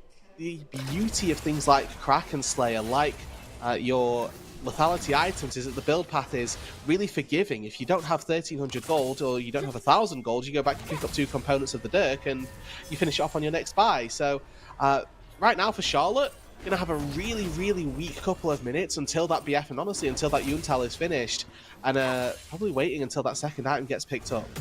What stings the most about it is the damage dealing counterparts, right? These guys are going to spike super hard on one item. Yeah. No matter if Wako goes, you know, lethality especially, but even that, you know, the collector route you can see, and most importantly, Saber. If this is a rocket belt coming across, that is huge for the Akali. So that mid lane gold is actually not really in favor of Charlotte right now if that BF Sword Gambit does not pay off, as you so eloquently pointed out. Yeah, he's gone for 700 gold pit stop for the null magic mantle plus the boots. So it's a lot of gold spent on items that aren't a BF sword, but it's working into sustainability and survivability, I suppose, versus that Akali, which means if for whatever reason I end up finding myself versus an AD champion, which is highly likely given Ultra Prime's composition, these Merc Treads and this null magic mantle are going to be completely useless. Will say, though, as we still have a game state with 0 kills at about 11.5 minutes, does bode well for the OMG comp. It's an easy thing to factor in with a Lilia and 2 marksmen. Yeah, double marksman, plus I think the Alistair for either engage or peel is going to be very valuable, again, highlighting the fact that Saber, as we move later, I theorize will struggle in this game. Obviously hoping that that's not the case for the sake of the Akali, but Ultra Prime, they've put a lot of stock on how well Saber will be able to play this game, and we'll see whether or not he can pay off that. We look ahead towards what these two teams are going to try and play objective-wise as these first items start to come through. Got a dragon in about a minute here. Ultra Prime, see how much priority they lean in towards that dragon stacking early on. They do have some first item advantages coming across here, and finally something pops. It's Zhang soloing out Starry. Flash does not save him. Zhang follows, and a Death Brush camp gets the first kill done in about 12 minutes.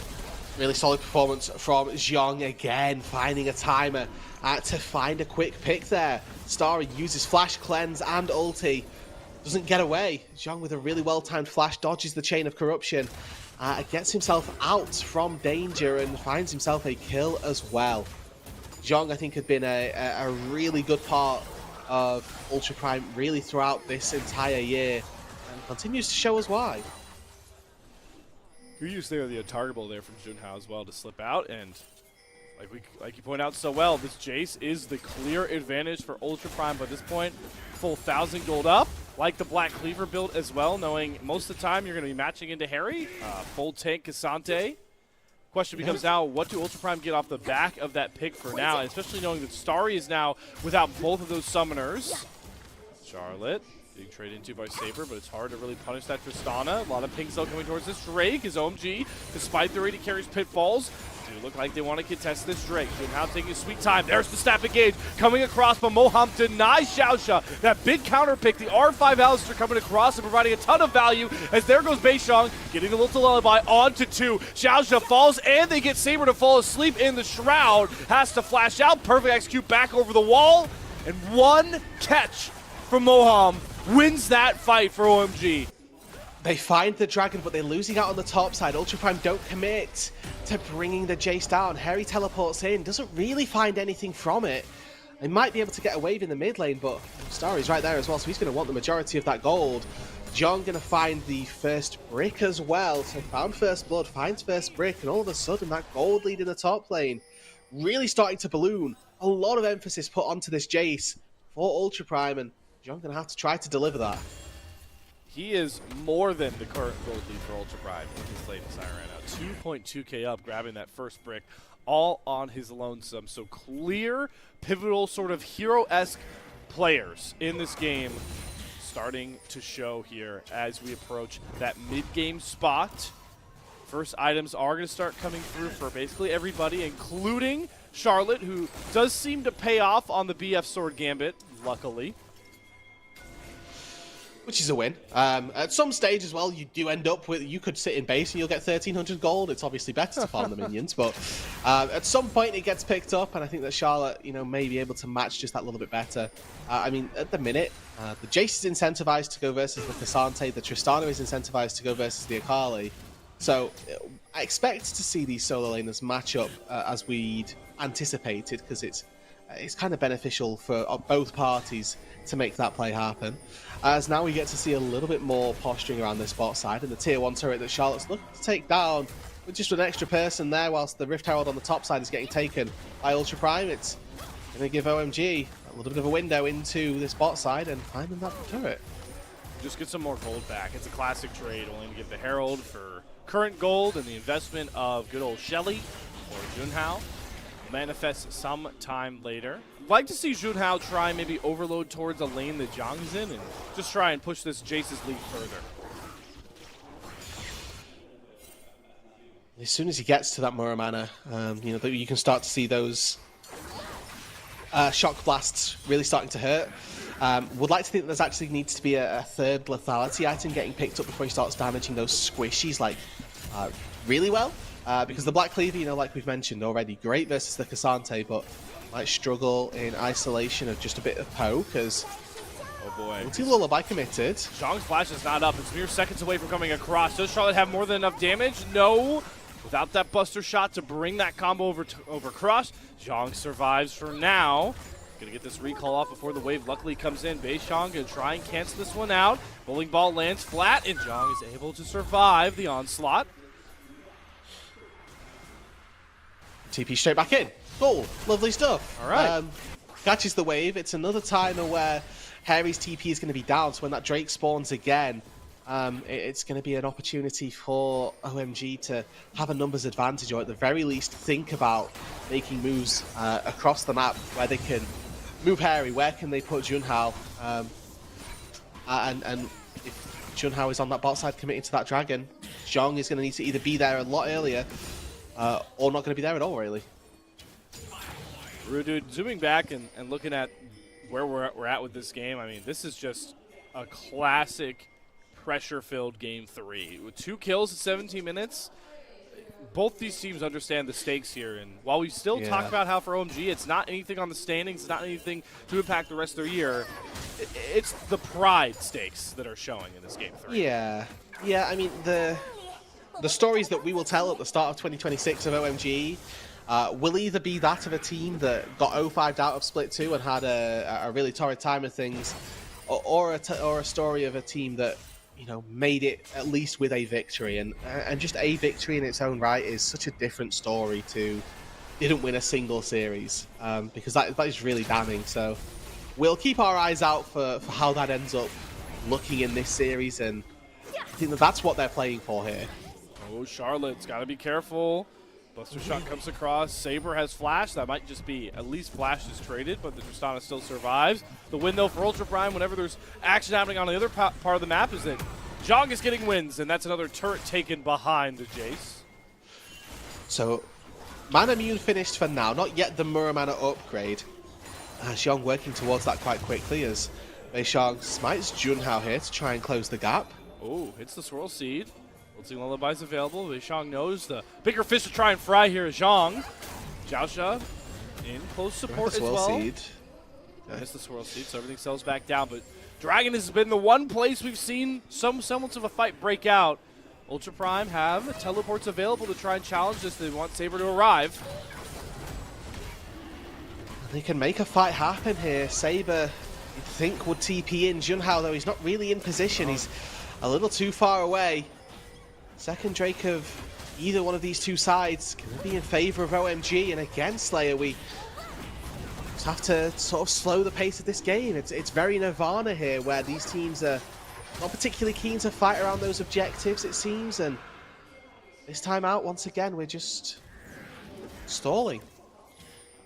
Stalling. And I will say, for OMG, I'm in both teams, how integral is Mountain Soul in this game with so little tanks to worry about?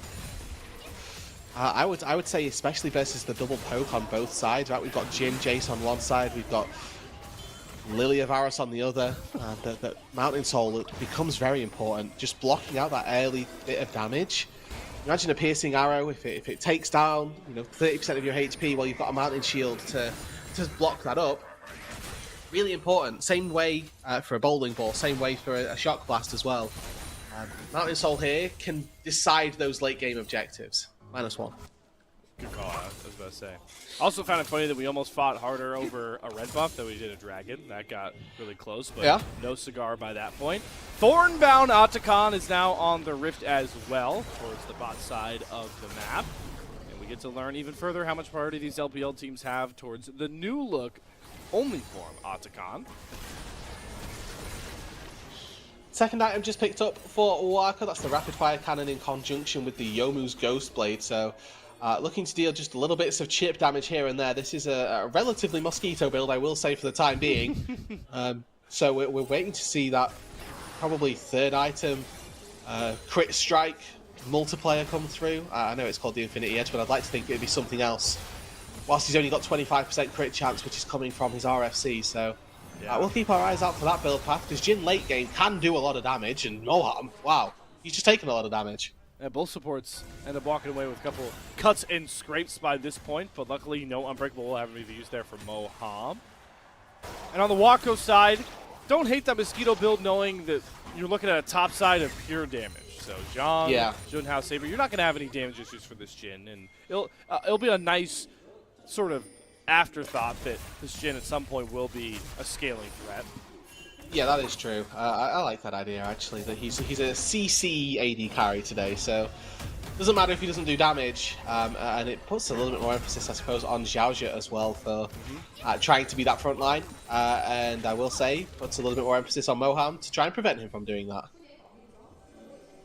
Just continuously mesmerized by how little kills we have in such an important game. It's like we're waiting for somebody to break the seal and all hell to break loose. It really feels that way. It happened, I think, in game 2 where it got pretty scrappy pretty quickly. We see Harry and Saber just chilling versus actually trying to fight. Again, very Yeah, very true. Very on brand for this game as well. True. That's a perfect personification. It's like nobody cares to even fight them. They're more attentive to farm at this point in the game as everyone goes for their CS per minute records. We have the Octagon still up on that bot side, and Ultra Prime probably be the first ones to jump on top of it once they drop that control word. No, why would we start a neutral that would force a fight? No. We should wait for Shadow Flame on Saber before we fight. I think that's going to be their next window, and maybe from there we wait for Locket on Xiaojia as well. There's a couple of big tickets that they can look to try and wait for as Junhao whips in, steals away the Gromp, walks his way back out of danger, and full reset's starting to come through now. There's that Shadow Flame picked up. As soon as we get to see Xiaojia get back to base, expect to see that Locket finished out as well. Instead, a lie, he doesn't have the gold for it. Nope. Which isn't insignificant, I will say. I do like Ultra Prime continuously trying to play through their side lane pressure by this point, but it does get limited by the fact that Tier 1 top and bot are down, so longer waves open up for OMG, and with them seeing Zhang on the top side, the big bad Jace, OMG make the call to start Octagon. I do not like this. Yeah, and run away. Stop Leave that. Yeah. I mean, again, looking at items, right? Your Tristana's about to go back and finish Infinity Edge. We're about to go and see Unending Despair, whichever tank item it is that Harry's building at the minute. That's almost finished as well, so just a little bit more gold for your two solos, and you've immediately got much stronger carries as they go into this fight. All right, here we go. We're fighting after a Scuttle Crab. We took a Scuttle Crab, and this is the closest both teams have gotten to throwing hands. As the initial poke starts raining down, the Mountain Drake soon to hit the Rift in the background. Spell Shield taken away by an Advanced Shock Blast. Zhang going to really try and lean into that poke style, but there's no control of the pit here for Ultra Prime. This is where you're looking at Starry, looking at Beishang, how pokey are they feeling, looking at Zhang, looking at Wako as well. What can they do to set the tides for this fight a little bit earlier on? Junhao into the pit. OMG looking now, sniffing around. Saber is sitting on this blast cone, willing to fly in. Xiaojia's there as well. Wako, you do not want to be a part of that group. Does not. Goes out. Going to likely drop the curtain call. We're going to 50-50 this thing. If we can even get the jungler close enough, but Beishang just secures it. Gets the lilting lullaby onto 2, and immediately Ultra Prime are now on the back foot. Junhao has been left and hung out to dry on his lonesome. Ultra Prime have to back up their jungler, but maybe it's Charlotte that's actually caught. Has to flash out back to safety, but there's Saber. Gets through all of the Tristana peel and opens up the killing for Ultra Prime. OMG are on Mountain Soul Point, but now they're down a man, and Charlotte's flying in. There's the playmaking of this Neferi and Akali showing their roots. And a kill is picked up. Feats of Warfare finally secured. Xiaojia has a pick onto Beishang off to the side. Does Junhao have enough damage to finish the kill off? No! So 2 kills is the price for Mountain Soul Point in OMG's name. It's very messy here, Slayer, and I think that Charlotte getting a little too overzealous there, jumping out over the pit, means that he isolates himself and then opens up for Saber to make a move in and find that kill. Very aggressive play from Xiaojia as well, trying to take down Beishang and forces the flash out there. And I mean, this is becoming a bit of a Ultra Prime favoured situation. If these fights aren't taken at really discreet 5 versus 5s for OMG, Ultra Prime are going to walk through them. They've got 2 assassins, they've got this really tricksy composition. And the smite here from both junglers, I mean, in fairness, not entirely sure that it would have been any closer either way. But the second Charlotte jumps over here, how does Cassante, how does Varus help you here? Immediately jumped on by Zhang and doesn't get the reset on his rocket either. So if he could have procced one more auto attack to Zhang, he might have been able to hop over the wall. Junhao here, straight in, and credit to Moham, tries to sacrifice his life and maybe could have got out if he'd have flashed actually over the wall, but even still, keeps his AD carry alive, which is the role that he fills. I was going to say, funnily enough, both deaths and both flashes from people that died for OMG, I think if they flash over walls, they're fine. Charlotte also. Yeah. Remember, he jumped over the Dragon Pit wall.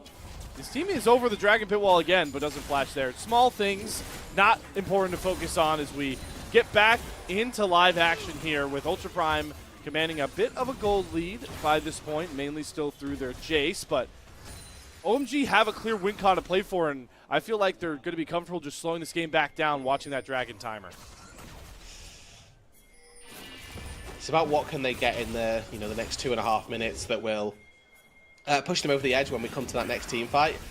I think that the ultimate answer is that maybe you can finish Muramana on Starry, but the rest of the gold that we're looking at is, finishing a Flicker Blade on Charlotte is potentially possible, but it's not going to be easy in that short amount of time to find 2,000 gold for your Tristana. So if this is as good as it gets, I'm looking at items for Ultra Prime, right? There's a third item going to be picked up by Junhao most likely. We can see Lord Dom's picked up for Wako probably as well. Much bigger spike's going to come through. And OMG, I would like to see them try and transition up to that top side, concede this next dragon. But if they commit up to that top side, they then give up all control over the Atacon. And whilst they can happily give up one dragon, happily giving up the Atacon is a completely different story. Atacon getting his temper flared by all of Ultra Prime as Beishang may look to be a bit more aggressive now that he has the stasis to lean on. A jungler who stepped in for OMG late, was outclassed by Milky Way. He had a really good game too, and now he's looking to have his impact here with the Lilia. Wilting Lullaby forcing the cleanse out of Wako, and Xiaoshi gets back to safety, so that big team fight ultimate for OMG is now down. And how do they find a way to navigate fights forward? Using the poke here, they need to see Starry step up. These bowling balls will still deal damage, and they've actually put Ultra Prime out of mid lane. Junhao goes in here, but Junhao yeah, eats flashed a out. headbutt, and yeah, burns that coveted flash. So again, couple of over-eager positions for both these junglers. Kind of settle any fight woes down, unless OMG just immediately make a Baron call. That would have been way over-aggressive. Let's go for the Death Rush instead. We're just hopping back into mid lane, and no fighting will ever be snuffed out. So they did get TP from Zhang up to that top side, who, they weren't sure whether or not they were heading toward that Baron. He, TP's up there, making sure that he's got a little bit of vision down, even puts a pink ward down on his way through. So it's not like they got nothing from that, but maybe they didn't get quite as much as they might have anticipated. But for OMG, right, we talked about the items that they're going to be able to pick up before this next objective. Well, they didn't get the Muramana picked up for Starry. They haven't finished that Flicker Blade for Charlotte. And then on the flip side, Lord Doms does get picked up by Wako. We've now got a Blighting Jewel in for Saber as well. So it looks a lot better here for Ultra Prime if they can try and find this fight. Beishang still not quite with the Lilting Lullaby either. But now is that time to poke. Varus, Lilia, here's your time to shine. Charlotte's going to try and get a recall off now. With the dragon up, it's going to TP back in. And for all the item power spike research you've done here, Rude Dude, what's most important for these two teams is just executing a fight on their own terms. We have not seen that yet in 30 minutes of action. Instead, we've just seen this. Both teams just walking closer to each other, and Junhao this time wins the 50-50. No Mountain Soul over to OMG. Are they going to try and fight to get some sort of angle back into this one? Good side step from Harry away from the Deadly Flourish, and once again, nobody is willing to break this stalemate. 4 kills in 30 minutes. And it's OMG that this time falter. They spend a little too much time going to that mid lane, and it's Beishang in the pit, not quite able to find that 50-50, and it ends up being a win for Ultra Prime, and in a situation where they desperately needed it as well. We talked about how difficult this composition is going to be for particular members to try and play out. I think that Saber and Junhao are on a clock with how easy it is for their champions to function versus a Tristana, a Chain of Corruption, and Alistair as well. So that they needed that win there. Giving over Soul would have been absolutely devastating, but they do the best that they can, and Starry, fortunate with the Edge of Night, they're able to get out. They still got to find a way to break this castle wall that is formed for OMG. Because like you called out, they drafted two assassins. They drafted a split push threat that is still vastly ahead of its counterpart, but none of those draft picks or those leads have really manifested anything yet. And that's the sad news for Ultra Prime as OMG start up this Baron. Between Charlotte and Beishang, they can do it pretty quickly. 3 items now finished on that Tristana, so 100% uptime on that rapid fire. Satchel's going to be, an explosive charge is going to be very, very frequent. With the Cyrilda's Grudge as well picked up for Starry. We're starting to see that late game power of this OMG roster come to fruition, but again, just a little bit worried about this OMG roster of players. They've struggled so far, so much to get any form of success, and maybe this is the window that they need with Ultra Prime starting up the Baron on Vision. Finally, an aggressive call is made in this game, and it's Ultra Prime to do it, looking to control their destiny in Group Nirvana. Could this be the final fight of OMG in the LPL in 2025? Not just yet. Ultra Prime failed the game of chicken. 2 minutes 40 on that Mountain Dragon Slayer, and that feels like with both of these teams having had a quick little glimpse at that Baron, and how are we going to do another neither one of them dragon? doing anything. How is it going to be another dragon, Redoute? I mean, unless Charlotte gets caught here. All right. And rocket jump buster shot. Oh Easy no. combo. Yeah. It is level 16 Tristana, so that won't hurt as bad anymore. And Saber did commit perfect execution there as well, so not like that was a completely thwarted trade. And Saber with the proto belt forward, he's got enough people nearby. Are they on that Baron? They are. So with Charlotte being chunked, they think that's enough for them to start it off. Beishong throws one into the pit. Beishong has stasis, has flash. Instead, he's going to commit the ulti lullaby to one member, but guess who the one member is? It's Zhang. Chains of Corruption down. Can they bop the Jace before the fight even begins? The Ignite, the slows. There it is. They get the kill with the Faded Ashes. Zhang goes down, but Xiaoxia goes in. Shunhao gets the first execution. Immediately watches his rel get popped. The curtain call blocked off. They can't get the kill onto Harry. So Ultra Prime have to run for the high hills now that they don't have their Jace, and they're once again backed off the Baron play. And the tense game just keeps getting tenser here. Slayer as a posture around the Baron. OMG with a slight advantage here. They've got one extra member on the map. What can they do with it here? With 3 members of Ultra Prime still standing strong, they're actually looking for a flank and a collapse. Oh, Starry has to cleanse a Deadly Flourish. Good land there from Wako. In goes Saber with that perfect execution. He doesn't need it this time. Starry goes down. Saber bikes so much time in the Shroud. Finally pops out. Slow on to Wako, though. But Beishong does not want to commit any further. Good heads-up play from Ultra Prime mid laner to get a key kill back. And now with those death timers being desynced, they've got 35 seconds on the map where Starry's dead. He doesn't have any way of getting back out onto that map quickly as well. And Ultra Prime, they're the ones now who have a little bit of free time. And I think with no Varus on the board, with 30 seconds of free reign across Summoner's Rift, Baron should just be taken. Do OMG make the desperate play to shut down this Baron? It's going down pretty slow. Moham does not get crashed down onto by Xiaoxia. Baron still over 10k HP, pretty healthy, buying a lot of space for Beishong to churn and burn through this Lilia. Charlotte hopping forward as well, looking for a buster shot. They just popped the rel. Tristana resets are unreleased, and they're going all after one Zhang again. He has no way to fight back 4 versus 1, but here comes Saber once more, flying into the backline. Curtain call doing a ton of damage. Moham takes up all of it. There's the good headbutt though. Gets Saber away from Beishong. He survives, and Charlotte just goon stomps him home. Ultra Prime's team fight woes burn down their Baron timer. It's Moham Alistair to save this fight for OMG out of stasis. Saber's just biding his time, waiting to destroy OMG. But a headbutt from Moham stops him in his tracks. And now OMG, they held firm. They thwarted the engage, they thwarted the Baron, and now they claim it for themselves. OMG want to go out from the LPL on their own terms, on their own high. And they might just do it here with the Baron and the Mountain Soul in their hands. They're going to take the reset here. Saber is going to be up about 15 seconds. But they're going to come back ever stronger and well-equipped to finally grab that Mountain Soul. Let's take another look at all of this unfolding. Slayer and Moham just again biding so much time. Xiaoxia's engaged completely thwarted, and now Junhao leaving Xiaoxia in no man's land, unfortunately. Able to attempt to try and find their way back in. And again, it's just the damage of a late game Tristana, and Zhang goes one way, leaves his AD carry to go the other. And then you think that Saber's going to clean house here. This looks so good for an Akali. Oh, whoa, whoa. And we don't get a chance. I was going to say. The soul's been taken. Live, yeah, Junhao was late, and Baron gets them the soul. I love how Otacon is the only thing left. We got a Mountain Soul and a Baron taken. Poor Otacon is just standing there watching everybody else fight. But here comes OMG barreling down the mid lane.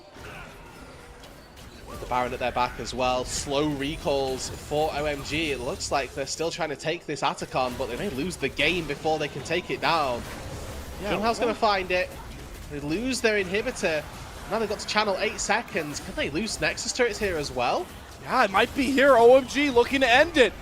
They finally broke the seal on the fighting. They'll get the Nexus turret, but the recalls do come across for Ultra Prime, so OMG have to calm down, check themselves, take a deep breath in, and make the call here. You could throw the game away, going all out for the win, but OMG sense that this may be their big opportunity to do so. Headbutt, Saber away, comes out from Moham, who's marking this Akali. Big poke down to Xiaoxia, about half HP. Harry and the Alistair standing tall in the front line, just like OMG drafted for. But they have to worry about these two assassins. The flank angles are starting to really rear their ugly heads. But OMG are just going to stay calm, They can whittle it fortified. down. And they're just They can poking slowly down. chip away at this turret. They've got another explosive charge ready for Charlotte. Just puts that on the turret. 2-3 autos, and now they engage. There goes Moham flying on in. They get to sleep on De Jong. He's down once more. Here goes OMG looking for the one marker they couldn't find all split long. And damn it, they're going to do it. They might not have had the 2025 they wanted, but OMG go out on top. And Ultra Prime here, they don't succeed where everybody else in the group has. They fail to find the win versus OMG. They fail to keep Destiny over their end to 2025 and to their end of Split 2. This is a massive upset for OMG that they find, and it's a massive disappointment for Ultra Prime. They needed this win to put themselves in a good stead for the remainder of Split 2. Now they've got one series left, they've got one chance. It's versus LGD, the top of this group, to try and put themselves in the play-ins. And how nice of a feeling is that for those 5 guys in the creamsicle orange? They get to take that bow, the bow they hadn't gotten to do all split long at the front stage. Big shout out there to OMG. That's the takeaway. Their swan song ends with a soothing note, a series win note here. And now Ultra Prime, right, 2-2. Really, with three teams already battling it out there. 3 wins on the roster for 3 of our teams in this group, Nirvana, and for RNG as well. Yeah, a sigh of fans. relief. Yep. It's worth saying they're not eliminated yet, and Ultra Prime here, they go into a very difficult series versus LGD. RNG, they've got a series versus EDG coming up at some stage as well. So. Nirvana still going to deliver, Slayer. We've got tussles at the top for the play-ins. We've got tussles at the bottom for elimination from 2025. And it's going to come down to those final set of games. It will indeed come down to those final set of games. But, wow, what a Game 3 that really captured how important that series was for both teams. Yeah. And I want to point out one more time, knowing that OMG, this doesn't change any of their future, but it was for the pressure of pride and the pressure of standings and stakes here. And OMG, it may have been slow and steady, but I was impressed by their decision-making when the time came to really fight. That might have been the most polished of a game I would say OMG has put together outside of maybe the Game 2, if you want to give it to them. Yeah, I mean, I think as well that OMG knew they scaled that game. I think that the double marksman really gave them the advantage. I think that Moham, again, on the Alistair kind of had a lot of the free reign with how that game was going to go. He was a large controller of if the Akali was going to find success, if the Neferi was going to have success. And with that in mind, I think he piloted the Alistair really well, kept his team going. And for the most part, it's worth saying here that OMG, go out with a good win, but for Ultra Prime, there are a lot of things to try to fix, and there are lots of things that they need to look towards as a bandage, really, to a large solution that they've clearly got, or to a large issue that they've clearly got, and they need to find that before next week.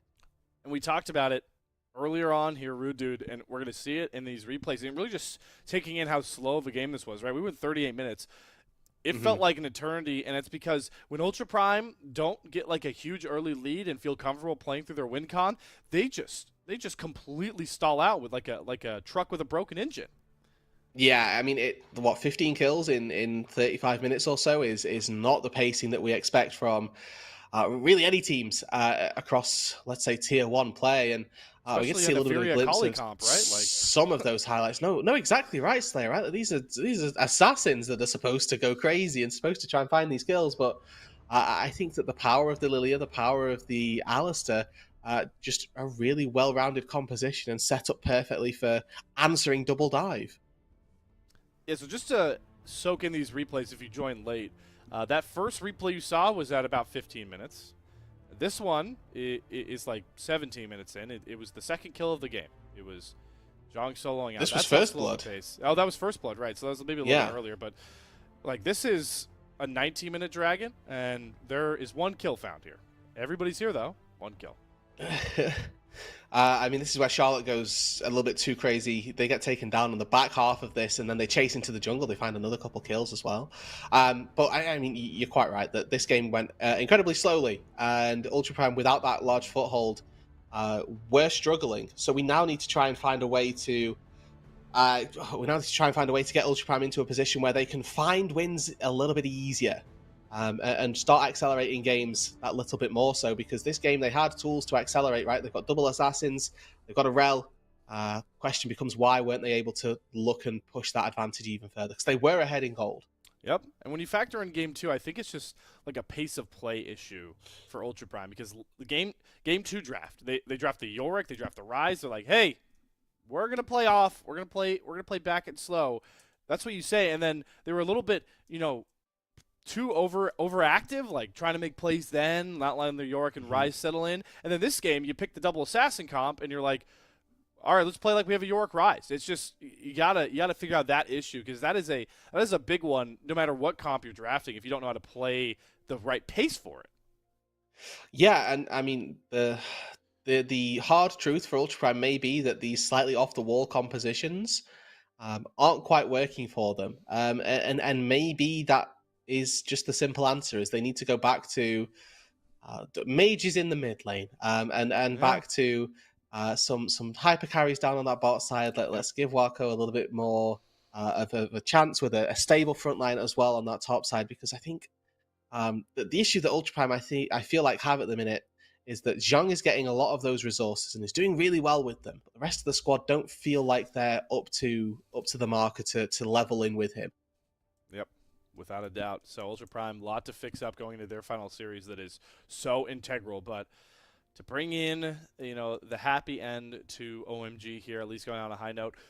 Rude, I feel like you might have said it fully and I missed it or alluding to it. Are we going back-to-back Mohammed? No, I don't think so, to be honest. Okay. I actually... Oh, I don't know who I'd give MVP to. This game was so sort of regimented, and there weren't massive pop-up performances. I mean, it could very easily be I think Charlotte, honestly, just being a little bit able to absorb that Akali. I think technically Starry had the most damage on the Varus if they wanted to give it off just the DPS check for it. So I am genuinely curious who they give it to. Oh. Yeah, Beishong also feels fine. I mean, the poke from the Lilia was really, really instrumental. Some good couple sleeps as well. Yep, so that is the lowest KDA total you'll ever see out of a player of the game in the LPL this year. So suck that one in, 3-0-0. Good on Beishong, grabbing up 2 of his player of the games off such limited games. So he grabs that one off the 1 series win against EDG. Gets one here to give OMG their first series win at the very last moment here in the Rumble stage into Group Nirvana. They go up to 1-4. But before we start previewing the next series, it's a big one. I do want to once again try and theory craft and rein in Group Nirvana one more time. Thanks to our awesome producer, we have updated standings already. So, Rude Dude, as we theory craft a bit here, we know, I will say before you cook, I want to remind everybody at home, some of our final matches are going to be RNG EDG and Ultra Prime LGD. So make sure to factor that in. Yeah, I think so. So looking at this, LNG are currently praying that EDG lose to RNG. Yep. Ultra Prime are praying that that's also not the case, because if they end up watching the scores versus LGD, I mean, I think LNG are the ones sat with the most tentativeness at the minute, where they could easily, like, if EDG lose a single game, I think that knocks them out looking at it. And LNG then get to go up, unless they win the series, of course. But if they lose the series and lose any game there, that's pretty dangerous. For theory crafting, I think LNG are going to sneak in. I do think that one of these two LGD versus EDG teams aren't going to make it. I sense another upset still with Group Nirvana. I think that the beauty of this is going to be is that switch up that always happens. Well, make sure to have fun theory crafting, because 1 through 4 can really all shake up a ton in these last 2 series, so that'll be fun as Group Nirvana comes winding down. But we go from the bottom of the bottom, OMG, their final series of 2025, and where are we going next, folks? To the top 4. We're going to the penthouse of Group Ascend for the final time of the round-robin second stage. It will be top Esports versus Anyone Legends, the top 2 teams of the LPL. That series kicks off after an intermission. We'll see you guys soon.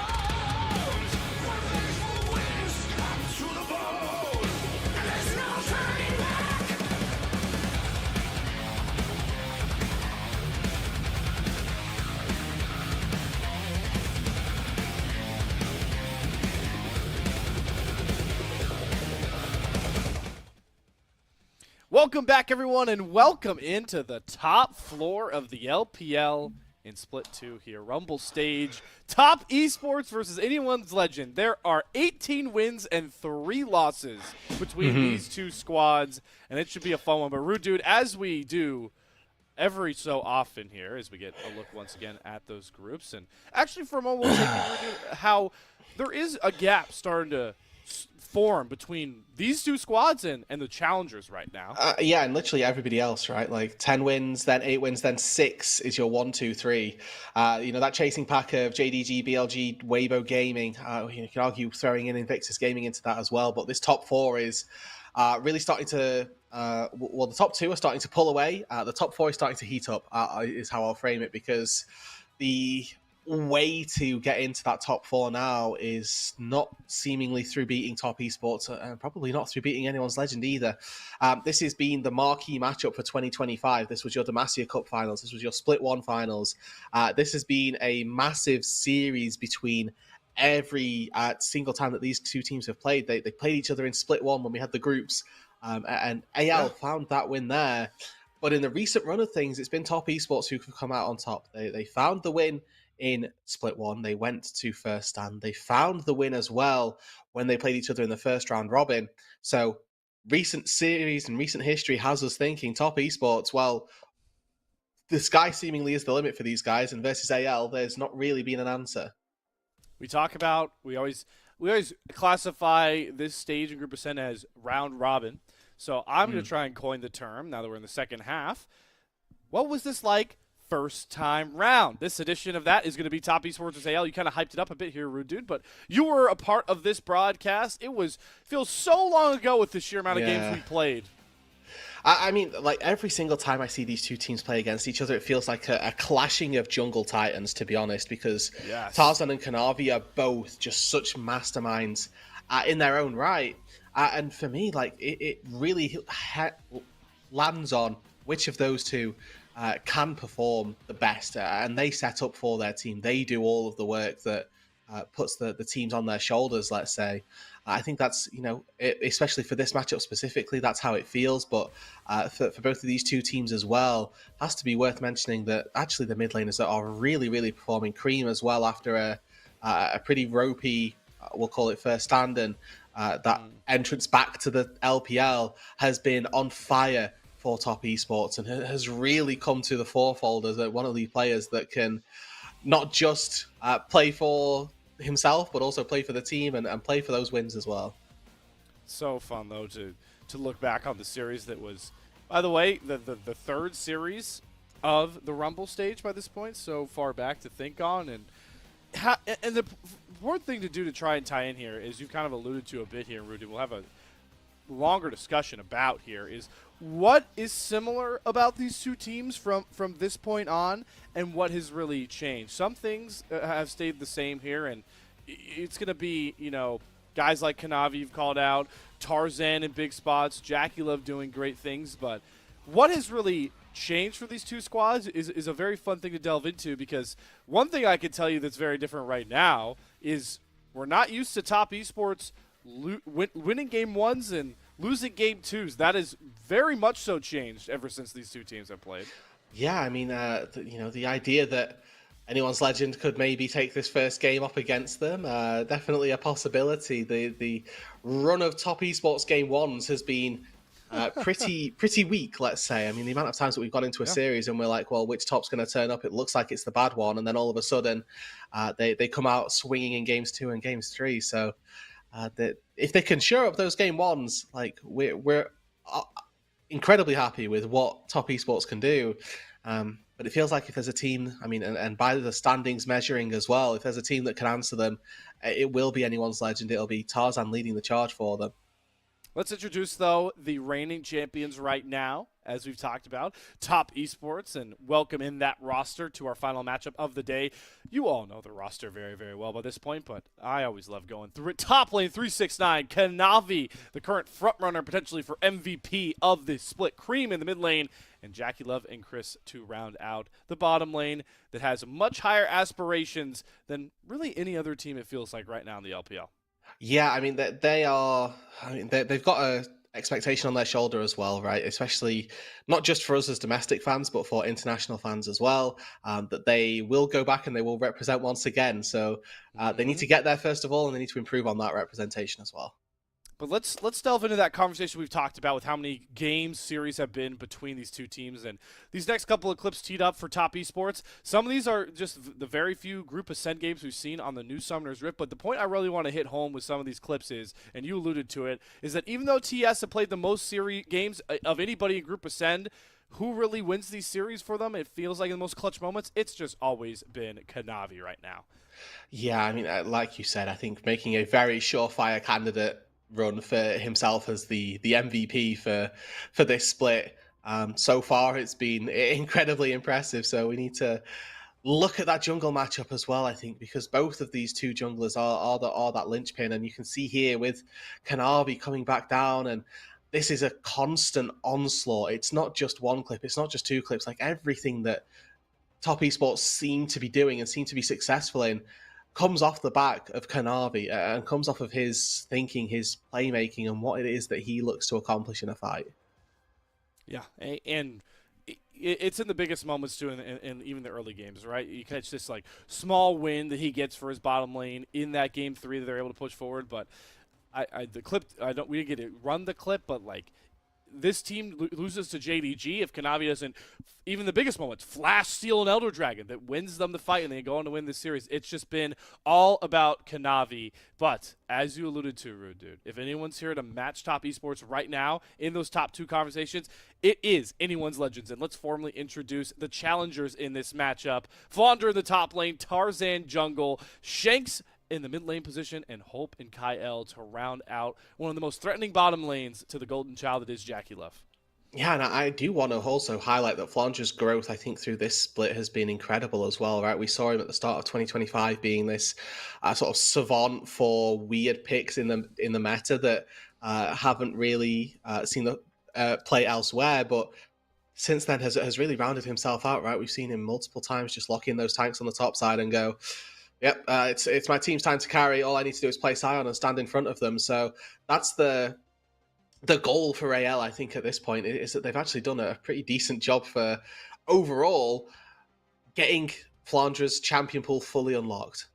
Yeah, and for me as well, I think when AL look at their best, it's really talking about cohesion in decision-making critical junctures, and that's why I think I really want some of these clips to hit home here, is deciding when to play team fight slow and then react and jump onto people. But it's also like macro decisions like we saw in their recent series against IG, like to make this call, Rude Dude, to just wall up, not force a fight, and grab 3 turrets in a row in mid lane. You just don't see teams ever get away with that in the LPL, but when AL are locked in, they can accomplish those types of things. Yeah, it's the, let's call it aggression, and the surefire way that they know how they're going to play this game. And I think that comes from the very clear shot calling and very clear communication that they must have going on in the system somewhere. So it's really good to see what it is that AL have done and how they've changed, because I remember coming into 2025 and people were thinking, yeah, AL are going to be a pretty decent team, with these changes of Flandre and Tarzan. They'll probably be, top 4, top 6. Maybe they'll make playoffs and have a bit of a run. But started off in Demacia Cup, and people were thinking, oh, wow, this is just, the Demacia Cup teams aren't really trying. And then in Split 1, they did the same again. They made it to the finals as well. So the amount, I think, of change up that we've seen from AL and what they've been able to accomplish and what development they've reached through just this year, it is massive for the organization. There's so much history in recent days of this matchup. It is one of the first matchups of the Rumble stage, and now we've come full circle, and we're delving right into the action with this 1v1. Interesting matchup, Shanks, a mid laner versus Jackie Love, and you can see the impact that Shanks had knowing he was going up against a marksman player. He bans away 3 marksmen, and we get a mirror matchup. This one is a little more fun. I think there is a little more creativity here than the Gwen 1v1 that we had to watch if we do get this Jace v Jace. Yeah, let's hope that we get to see some people trying to flash over shock blasts or knocking people under turrets. I don't know, just like anything that gives me some sort of mechanical joy would be great. We need to keep our eyes out and see whether or not it is that Jackie Love can hold a banner high for those AD carries. They so infrequently get to play in these 1v1s. Normally it's a member of the top side somewhere, so hopefully we get to see something out of Jackie, and if he can put the hands on Shanks a little bit. And reinforce the importance of these 1v1s, right? They were always important in Split 1 when we had best of 5s, but in best of 5s, you can kind of guarantee yourself a certain amount of blue and red side games. Best of 3s, winning this 1v1, right? Locking in 2 blue side games. I think these are some of the most integral 1v1s we've seen all year in the LPL because of that very fact. Yeah, it is. It is really saddening that that's the state that we're at. Really, that the side select something that can be so, not necessarily flippy with the 1v1s, but that's so difficult to decide fairly. I guess more than anything is right. It's really tricky to find a middle ground for it, and that it can be so as well. Here we go, diving into that 1v1 between our 2 front runners for potential Split 2 LPL champions. It all starts here with a mirror matchup between Jackie Love and Shanks. And the war is already being waged there as Jackie Love misses the first big shock blast, and they don't care about the minions. They're just throwing down the fisticuffs, and it's going right down to the wire. The barrier for Shanks, perfectly timed, and the caster minions barely don't trade him out there. So a win for AL to start things off. And Shanks was tanking a couple of melee minion hits there. Like in a 1v1, that is just, I guess, familiarity, pure and simple as far as that goes. And Shanks able to find the 1v1 win, now gets to be really volatile and quite aggressive with how he looks to play this, can look for an extra wave, can look for that cheeky reset, and it's going to put himself in what is ultimately exceptionally winning position. Gets that empowered recall off by taking some of those plates. Is going, I believe, waiting on an item to grab. So pickaxe advantage is going to come through here as well. But, dude, we've always seen the first kill guy throw some of his positioning, and there is a lot of skill expression in this 1v1 with the mirror matchup. So we'll see where Shanks wants to take this. I would assume slow down the pace a bit and try and leverage his item advantage as much as possible. Well, the way to leverage his item advantage is to all in constantly. So hopefully that's the way. Hopefully that's how he goes about it. And with bone plating procs as well there, you get to see he just gets a really advantageous trade using the W auto attacks as well, where Jackie's trading into the bone plating and Shanks isn't. So a small little advantage, not to mention the fact that he has an extra pickaxe up over his counterpart. So overall, for anyone's legend, they can be pretty confident about how this game's going to go. In goes Shanks once more. No summoners needed. Couple more slams of the hammer, and Shanks is going to get it done in style. Completely bodying Jackie Love. So that is 2 blue side games locked in for anyone's legend. All right, and I mean, already then, AL going to have that small advantage. And I mean, you talked about how the power of blue side is really seemingly across the LPL. In a matchup that could be this close, that's this marquee really for the year, definitely a big win there for anyone's legend. And obviously choosing blue side, Top Esports now going to have to fight that little bit harder to try and get themselves that 11-1 coveted scoreline. It also doesn't help them for the Game 1 woes we always like to talk about with Top Esports. And they did end up dropping Game 1 against anyone's legends the first time round. But as we talked about in the last series, Rudu, B1 priority. I think it is a much more important conversation with a team like AL and a guy like Tarzan on the other side of this matchup, who you know is itching to get one of these premier junglers that sneaks through the draft.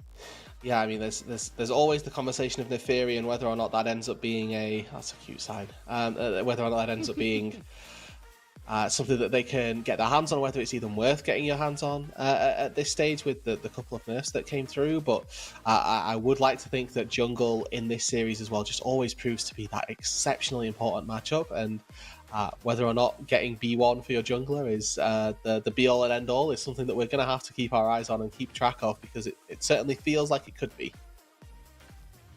Without a doubt here. As it is hard to understate the stakes of this series, not just in the standings, but kind of as a get back here. If you're anyone's legend, it's got to sting that this team took a a huge organizational crown in the LPL, a spot at first stand. If that series goes a bit differently, AL could have been at first stand at an international tournament, and then they beat you down to take the lead at the top of Group Ascent that they have not relinquished. So it is not just about standings and numbers. It's about pride right now for anyone's Legends, and I'm excited to see how they want to start this one off with a bit of anger behind this matchup. The Ari ban already, just a bit of a out of left fielder here, but focusing very heavily toward those AP style champions and moving into a Talia ban as well. That's the setup for your Xin Zhao, your Pantheon, and the common pairings that we see in the jungle as well.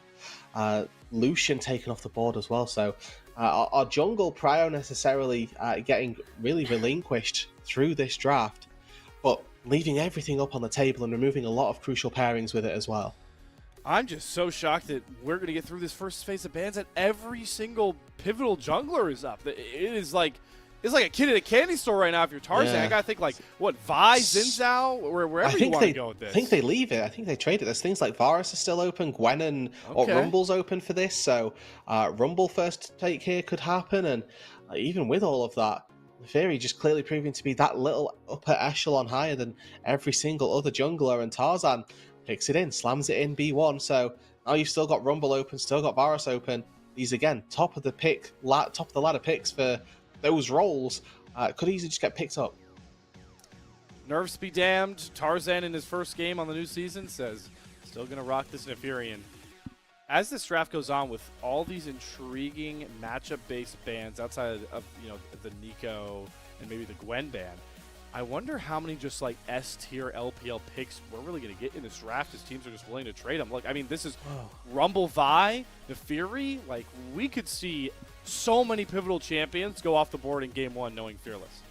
Yeah, I mean, Rumble Vi is like a surefire way to kill somebody at level 6, right? You cease and desist, put the equalizer on top, and then they're getting cooked, they're getting battered. It's really not easy for anybody to try to survive that.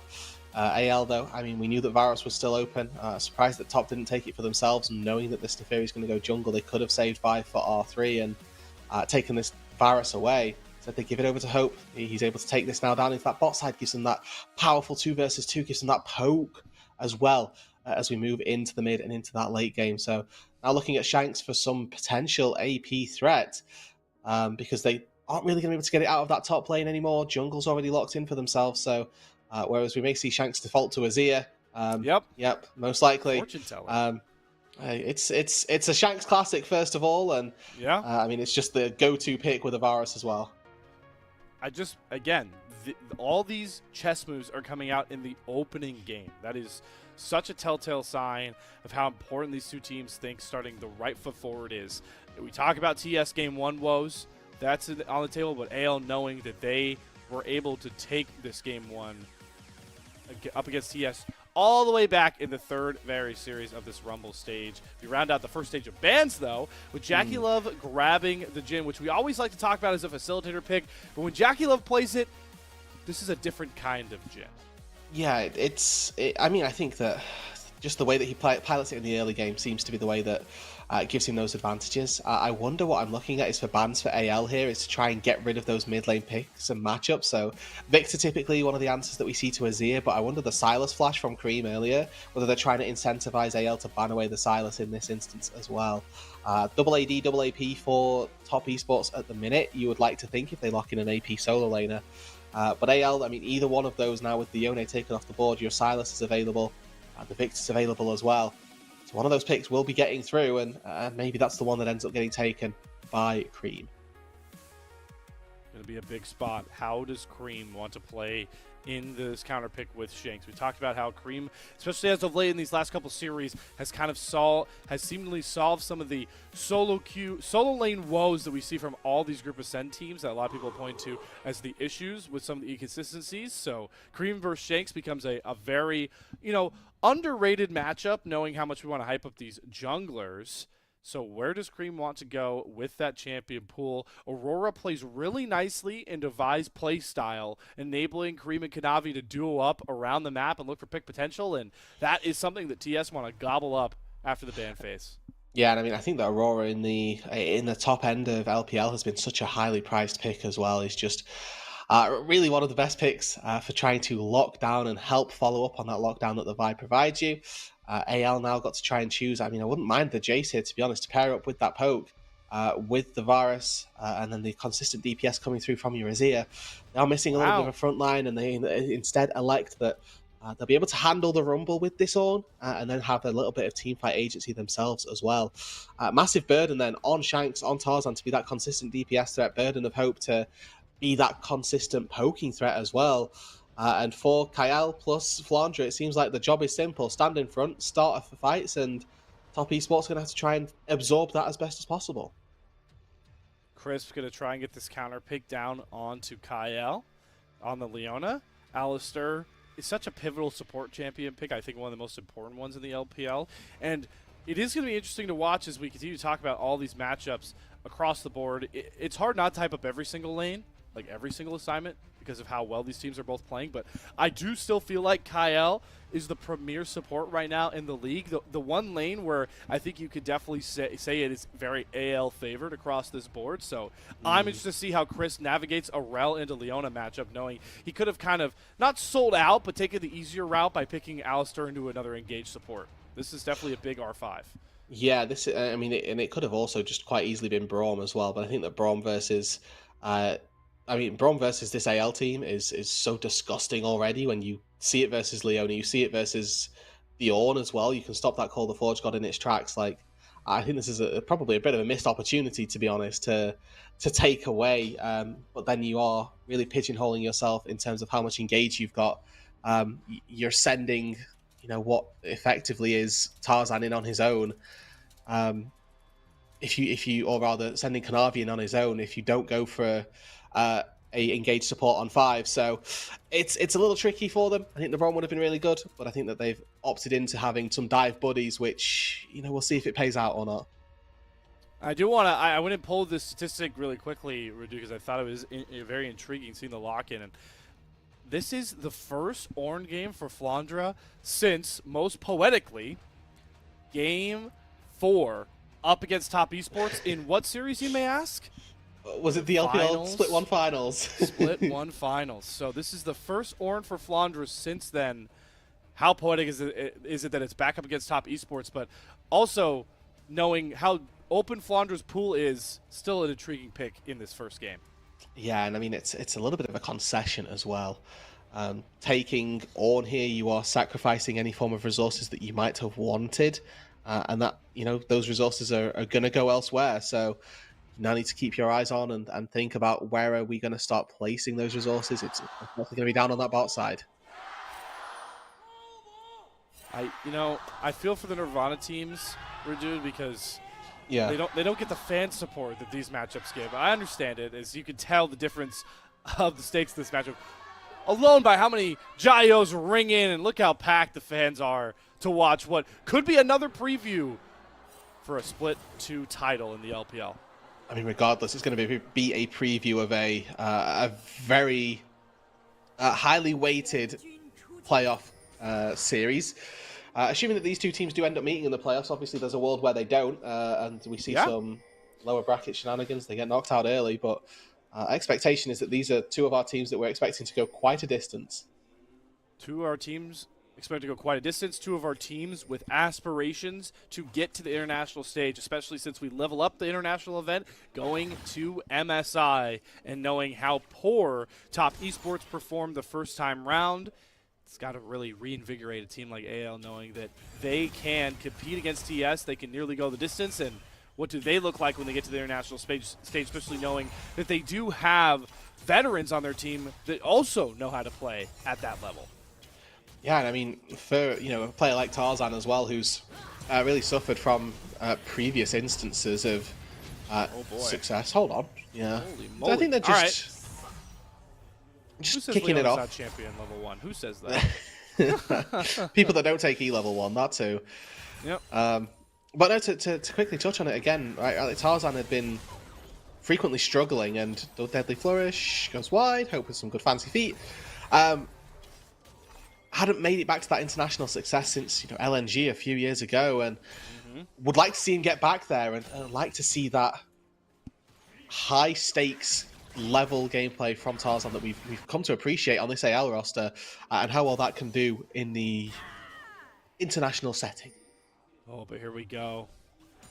The Brainiac Kanavi gets that ward down onto the Raptors and now sneaks in Tarzan on his red buff. Kanavi immediately going to force a 1v1 between our marquee matchup. Two of the best in the jungle right now in the LPL, and Kanavi is just giving Tarzan the business. Forces him off his red buff. The bottom lanes fly over, and Kyle sees a window onto Jackie. Flashes back over the pit to get back to safety. Kanavi is here, forces Kyle to flash back. Just the push and pull between these two teams. The fireworks already starting to sizzle 3 minutes into our opening bout. Yeah, man. You can sense the hesitancy there, right? Hope thinks about flashing over that wall to try and take down Jackie Love, but just doesn't quite have the damage. I think that he knows that if he goes in there, Crisp is going to follow him over. Creates a 2 versus 1, which is then all of a sudden not very advantageous for the Varus.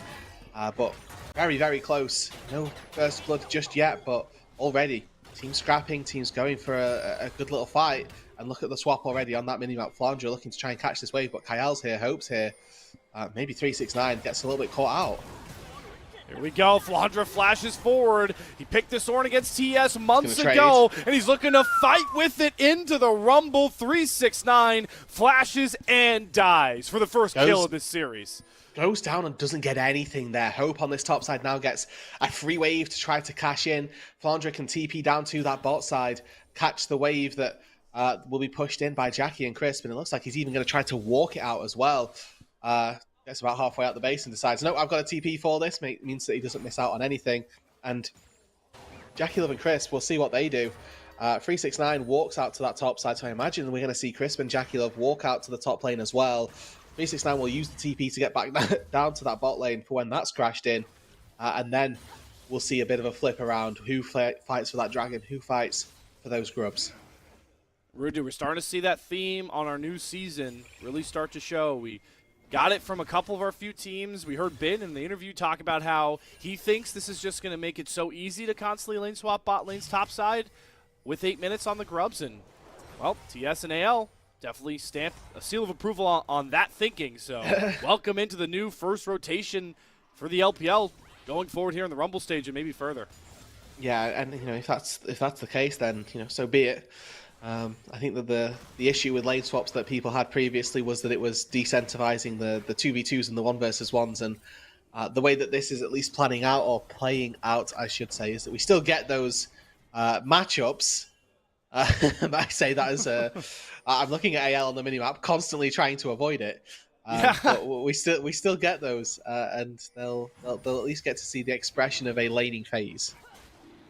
And how it plays into the new grub timer and such as well. Right now, Kanavi trying to solo sneak his way through that dragon, but I'm actually surprised that Pink Ward didn't pick up the ward by AL. Is Cream forcing Shanks to flash away with just one use of the Between Worlds. Kanavi comes off the dragon, immediate snap engage from Chris, goes down, but Kyle holds Kanavi in place, so Tarzan gets some safety. Cream is out of mana, but Kyle is out of dashes to get back to safety. He falls, but in comes Flandra with the Ornn Horde, hits onto 2, Tarzan goes into the untargetable, but the shield bails out Kanavi, sneaks away with a sliver of help, but no! Tarzan gets the kill through the pack? He still bleeds out, still goes down, and that's a massive commitment from Top Esports to put so many people into this mid lane. The entire time we get to see that there's a lot of free farming going on, and Hope able to catch out on a few minions down on that bot side. I think overall, 1 for 1, they can probably both be quite happy about that. Again, lots of commitment, lots of ultis used on either side, but another one of these two teams particularly getting that advantage is what we've come to expect from when these two teams go head-to-head with one another. It's not really that one-sided affair. It's always close. It's always nail-biting stuff. As it's Jackie Love, the Deadly Flourish blocked by Kyle. And yeah, the Leona with no flash, theoretically a sitting target. But this Call the Forge God, the initial proc hits onto 4. Double knockup comes through. Now he turns around to get the shield from his passive, and then just bleeds out. Wow. Okay. So it's the way Neferi Q works, that eventually it will do the damage over time. Yep. And if you hit 2 Qs, then it procs it instantly, but That duration, almost Death Dance like. So what I'm hearing is the meat sweats kicked in from the Glizzy Neferi. That's exactly what happened. All right, you can't define it any other way. Right there, it's canon now. But hey, if we ever wanted a literal personification of how close this matchup was, we got it 5 minutes into the first game. Yeah. But now attention turns back towards the spot side. Remember, Kanavi came off this first Drake take to try and help with that mid lane play. AL trying to set up shop, but once again it's Chris looking to press the issue. No Deadly Flourish is going to land for the time being. Everyone's going to settle back in, trying to wrestle control of those wave states, but Dragon will be attended to soon once these junglers feel more comfortable playing for it.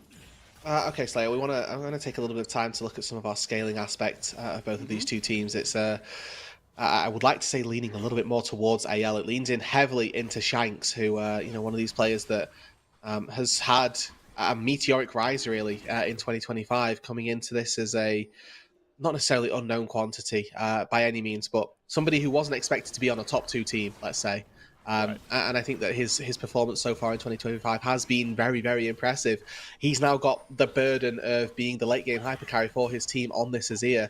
And if they can get to that late game, if they can get to those 5-6 items and reach it at parity, Shanks is the one who's going to do the most damage. He's the one who's got that playmaking capability with the Azir as well. So plenty here of chances for him to have a bit of a standout performance, and would like to see it happen.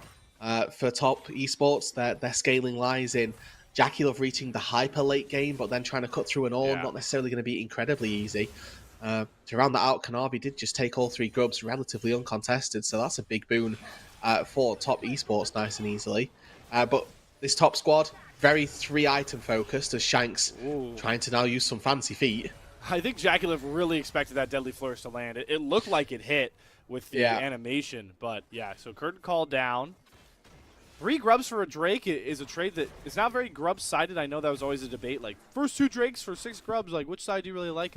No, first 3 grubs are so much more impactful than a first Drake by this point. And to point out, talking more about your scaling factor, Flandre just getting time to kind of farm levels solo and not having to be 2v1 or die too often does also help accelerate that timer on this Azir, knowing that level 14 forward, you get those 1,000 gold upgrades to your teammates' items.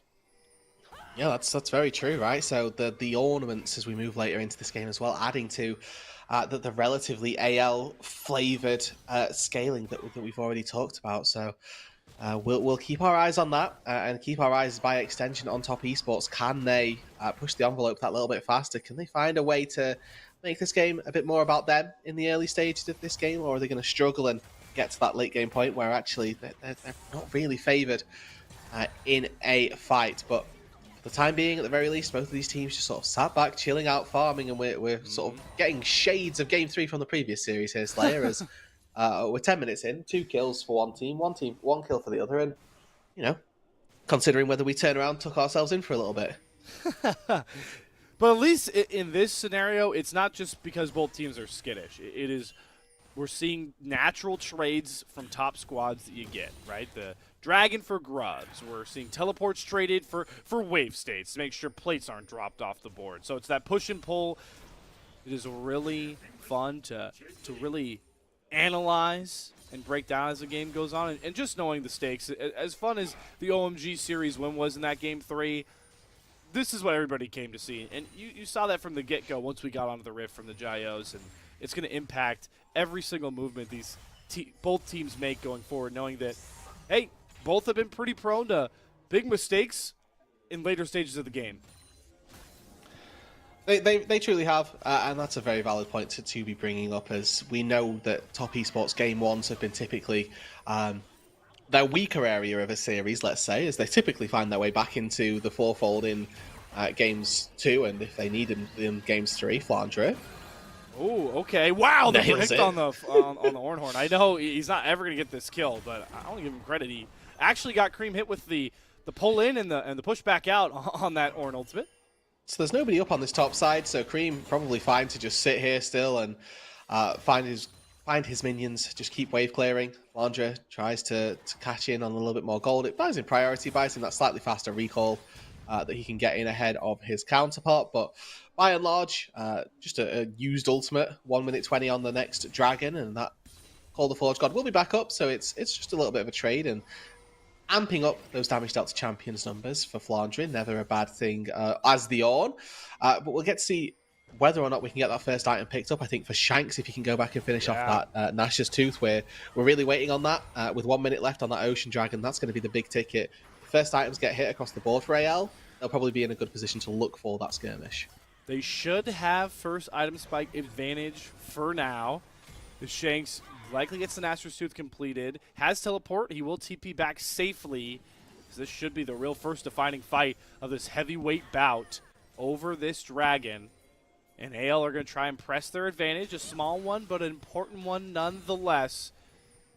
You got to drift your eyes towards both these junglers. Yeah, TP's available for both 369, I was going to say and Flandre, but not for Flandre actually, as he started to pivot his way down to that bot side, but we've still not got ulti yet, so not going to be the biggest use in the world if he gets there. And 15 seconds on that dragon, Call the Forge God probably still 20-30 seconds away from being up, so it's going to be on AL to try to stall if they want to use the Ornn at that fight. Of course, if they don't want to use the Ornn at that fight, then they may have to concede it.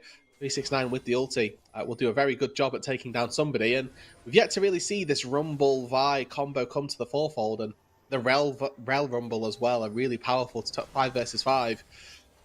Looking at the team fights, it's top esports that have got all of those big circles that can come down on one another and make a team fight look scary, but it's AL that have got just that slight little bit of scaling on their side, and for the time being, I'm very much favouring top esports if we see a fight break out. Both AD carries done with Youmu's. The spike as hard as they can at this first item. The top lane may be where the real first fight comes across here is Flandre having some trouble into that Liandry's, and the push and pull showing itself on the Rift here as topside and reset timers open up TES to take that dragon for free. So we split both of the opening dragons. That's got to feel good for top esports, knowing that they have control of the grubs from a couple minutes ago.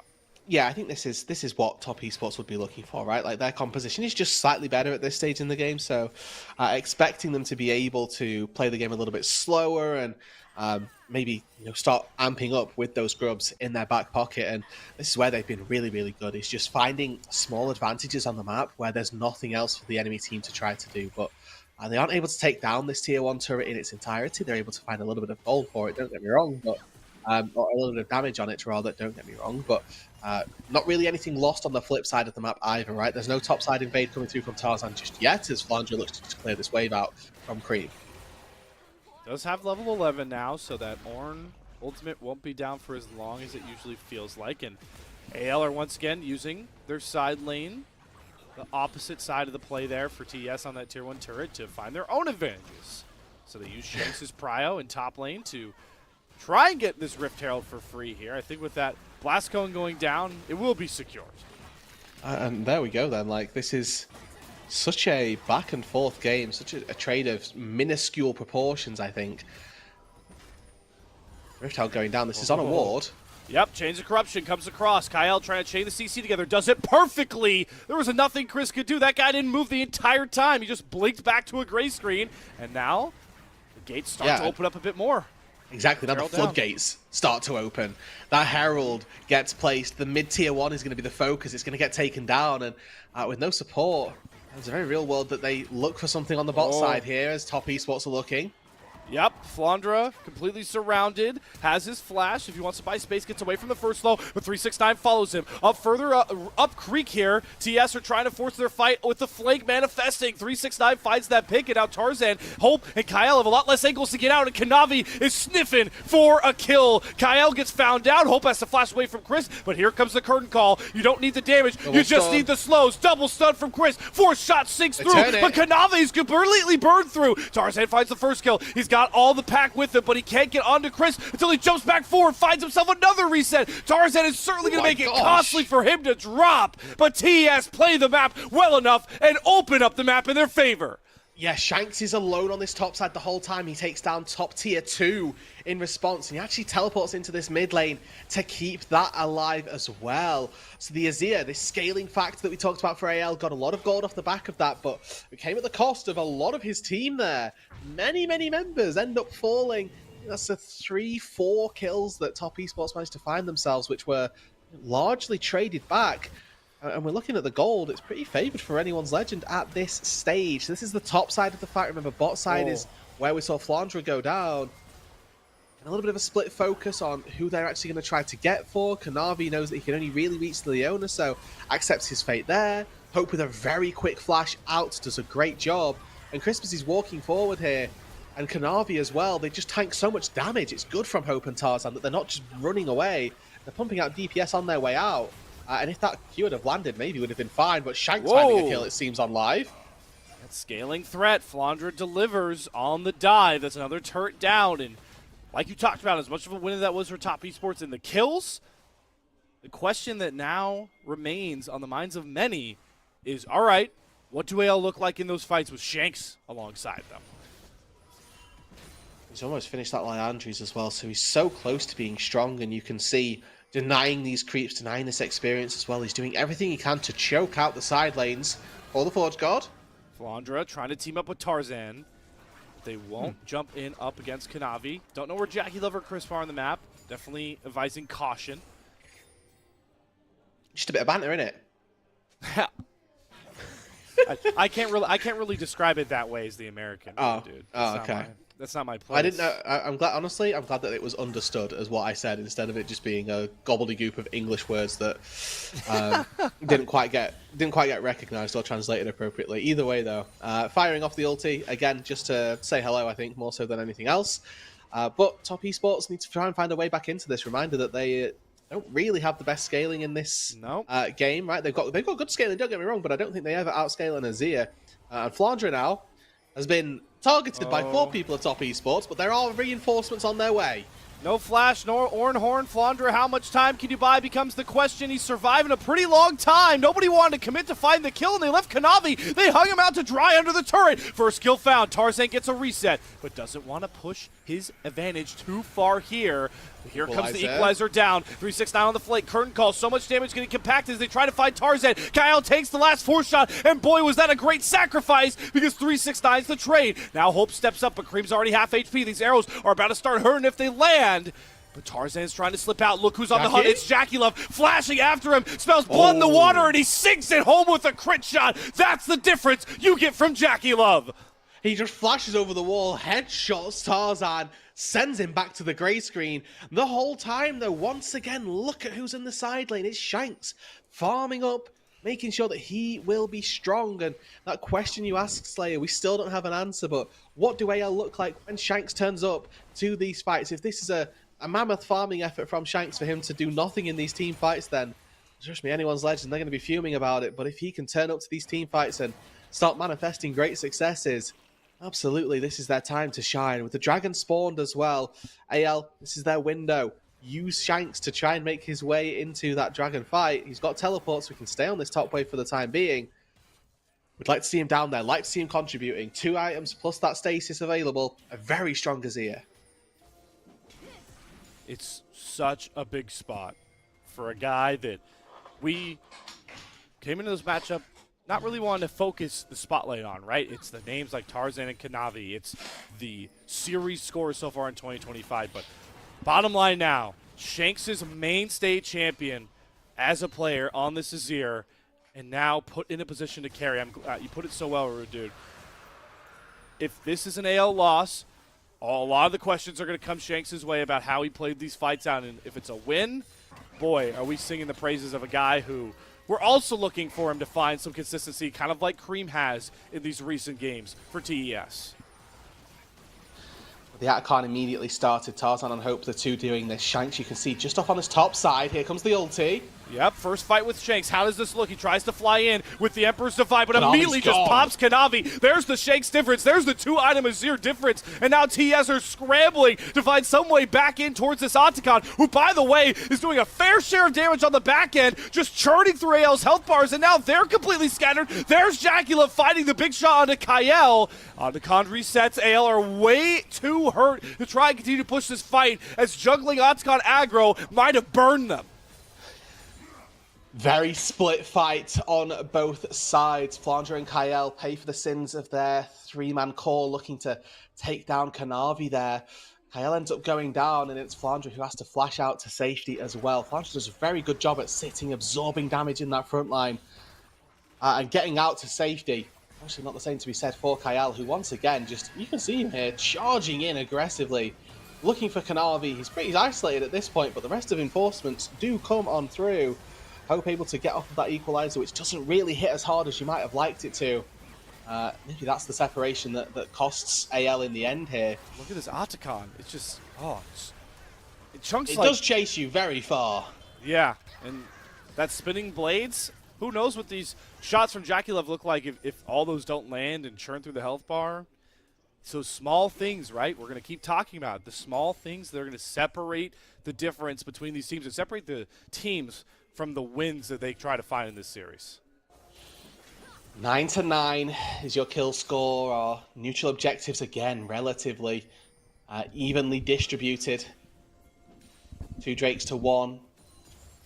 Still waiting to decide who it is that is able to end up taking that feats of... Oh, the feats of strength went to AL, I do apologise. But yeah, even still, though, with Shanks being now with those upgraded Merc Treads, he's so a little bit more MR, but could have probably been looking to spend that on something a bit more cost-effective. I don't know. What is coming online for them, though, is Flandre's level 14, gets his first Ornn augmentation. I was curious if it's going to go towards Shanks, but instead he gives it to Hope, so that Youmu's gets that huge 1,000 gold worth stat buff, and that's going to really start to skew the gold lead that is still pretty close. It's a little bit deceptive now as this Ornn levels up more and more. Yeah, and he gets to go back to base, finish off what I assume is going to be more mana in just 3 autos time. And now for Hope, he's now a threat in these neutral objective exchanges, right? Maybe not so much a all-out 5 versus 5 with a fight that ends in a second, but when you're looking at the precursor to it, the start of the fight, what that looks like, I hope, he's going to have to try and shine. That's that mirror mana finished off for him. 3 items on the Varus. Atacon still live down on that bot side. 20 in 90 seconds. Anyone's legend with a firm grasp on this game. Yep, and you can see in the side lanes too, Shanks' value hasn't fully shown up in fights yet, but these side waves are such an annoying task for 369 to answer. We've barely seen any screen time of him because he's constantly had to play for these long and top and bottom waves. And AL are converting that into space around these big neutral objectives. It nearly burned them last time with the Otacon priority. They won't start up Otacon this time, but they are waiting for TES to try and overstep to stop them, and that Drake coming up soon, definitely going to be a priority as well, as everyone's just down here towards this bot side, waiting for these side waves to swing back in their favor. Kanavi on a little bit of a flank here. I mean, Junhao was trying to replicate this for Ultra Prime on his Vi game last series, but trying to play hidden, trying to play in fog, and acts like the enemy team doesn't really know where you are. It's possible that he gets a little clip onto Shanks here. Oh, the big bounty's the one right in front of him. Gotta think the Kanavi is foaming at the mouth to throw himself towards Shanks, who does have both summoners and a stasis, so Kanavi doesn't bite just yet. Flandre, by the way, gets level 15, so that Leandres gets a big upgrade. Shanks gets even more Exodia-esque with this Azir as we start to set up for a huge fight somehow in the bottom river. I don't care what neutral it is. It's going to be a Cloud Drake or an Otacon. There's got to be a fight brewing down here soon. One of the two, for sure. I mean, we came into this series, Slayer, as well, highlighting the junglers and really what it is that those two players bring to their teams, but it doesn't feel like that's been the linchpin for this series, or for this game so far. I mean, I'd argue more so that our story of what Shanks can do has been really prevalent, and Kanavi been kind of caught out, but more so that it's Crisp and Kyle who are starting these fights and dictating what happens and when. You just spotted that. Shanks gets a decent chunk onto Kanavi with one Sand Soldier. Kanavi's down to half HP. That's enough. TES call off the Dragon Stop. And AL, while it is a Cloud Soul, it's not everybody's fan favorite. They are on Soul Point in 5 minutes if they can find it. Yeah, and then importantly, right, if they get the Soul, it's then Elder that spawns. And, you know, we can talk about the -1 game-ending power of a Cloud Soul all we like, but the game-ending power of an Elder Dragon is much, much higher. Now 3 items on the Azir, 3 items on the Varus. AL happy to start putting a little bit more emphasis on this game. Start up that Atacon, force Top Esports to walk in Trying to find that fight. Trying to get flank angles by funneling TS further in towards Octagon. They're trying to flank over top.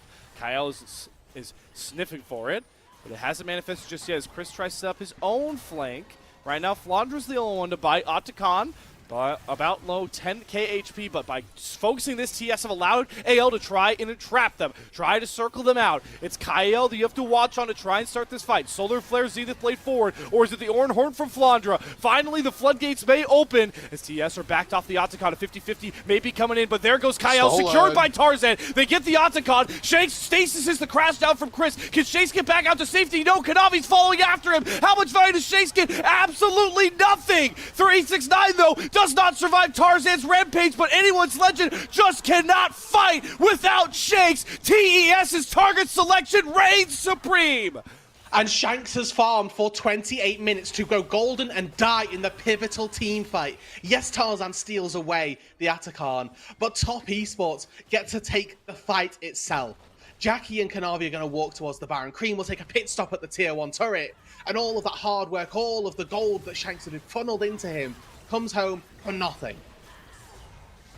While a Jin Baron take is slow, there's no one to stop him as we go back through this replay, and you got to watch all the little intricacies that happen in this one.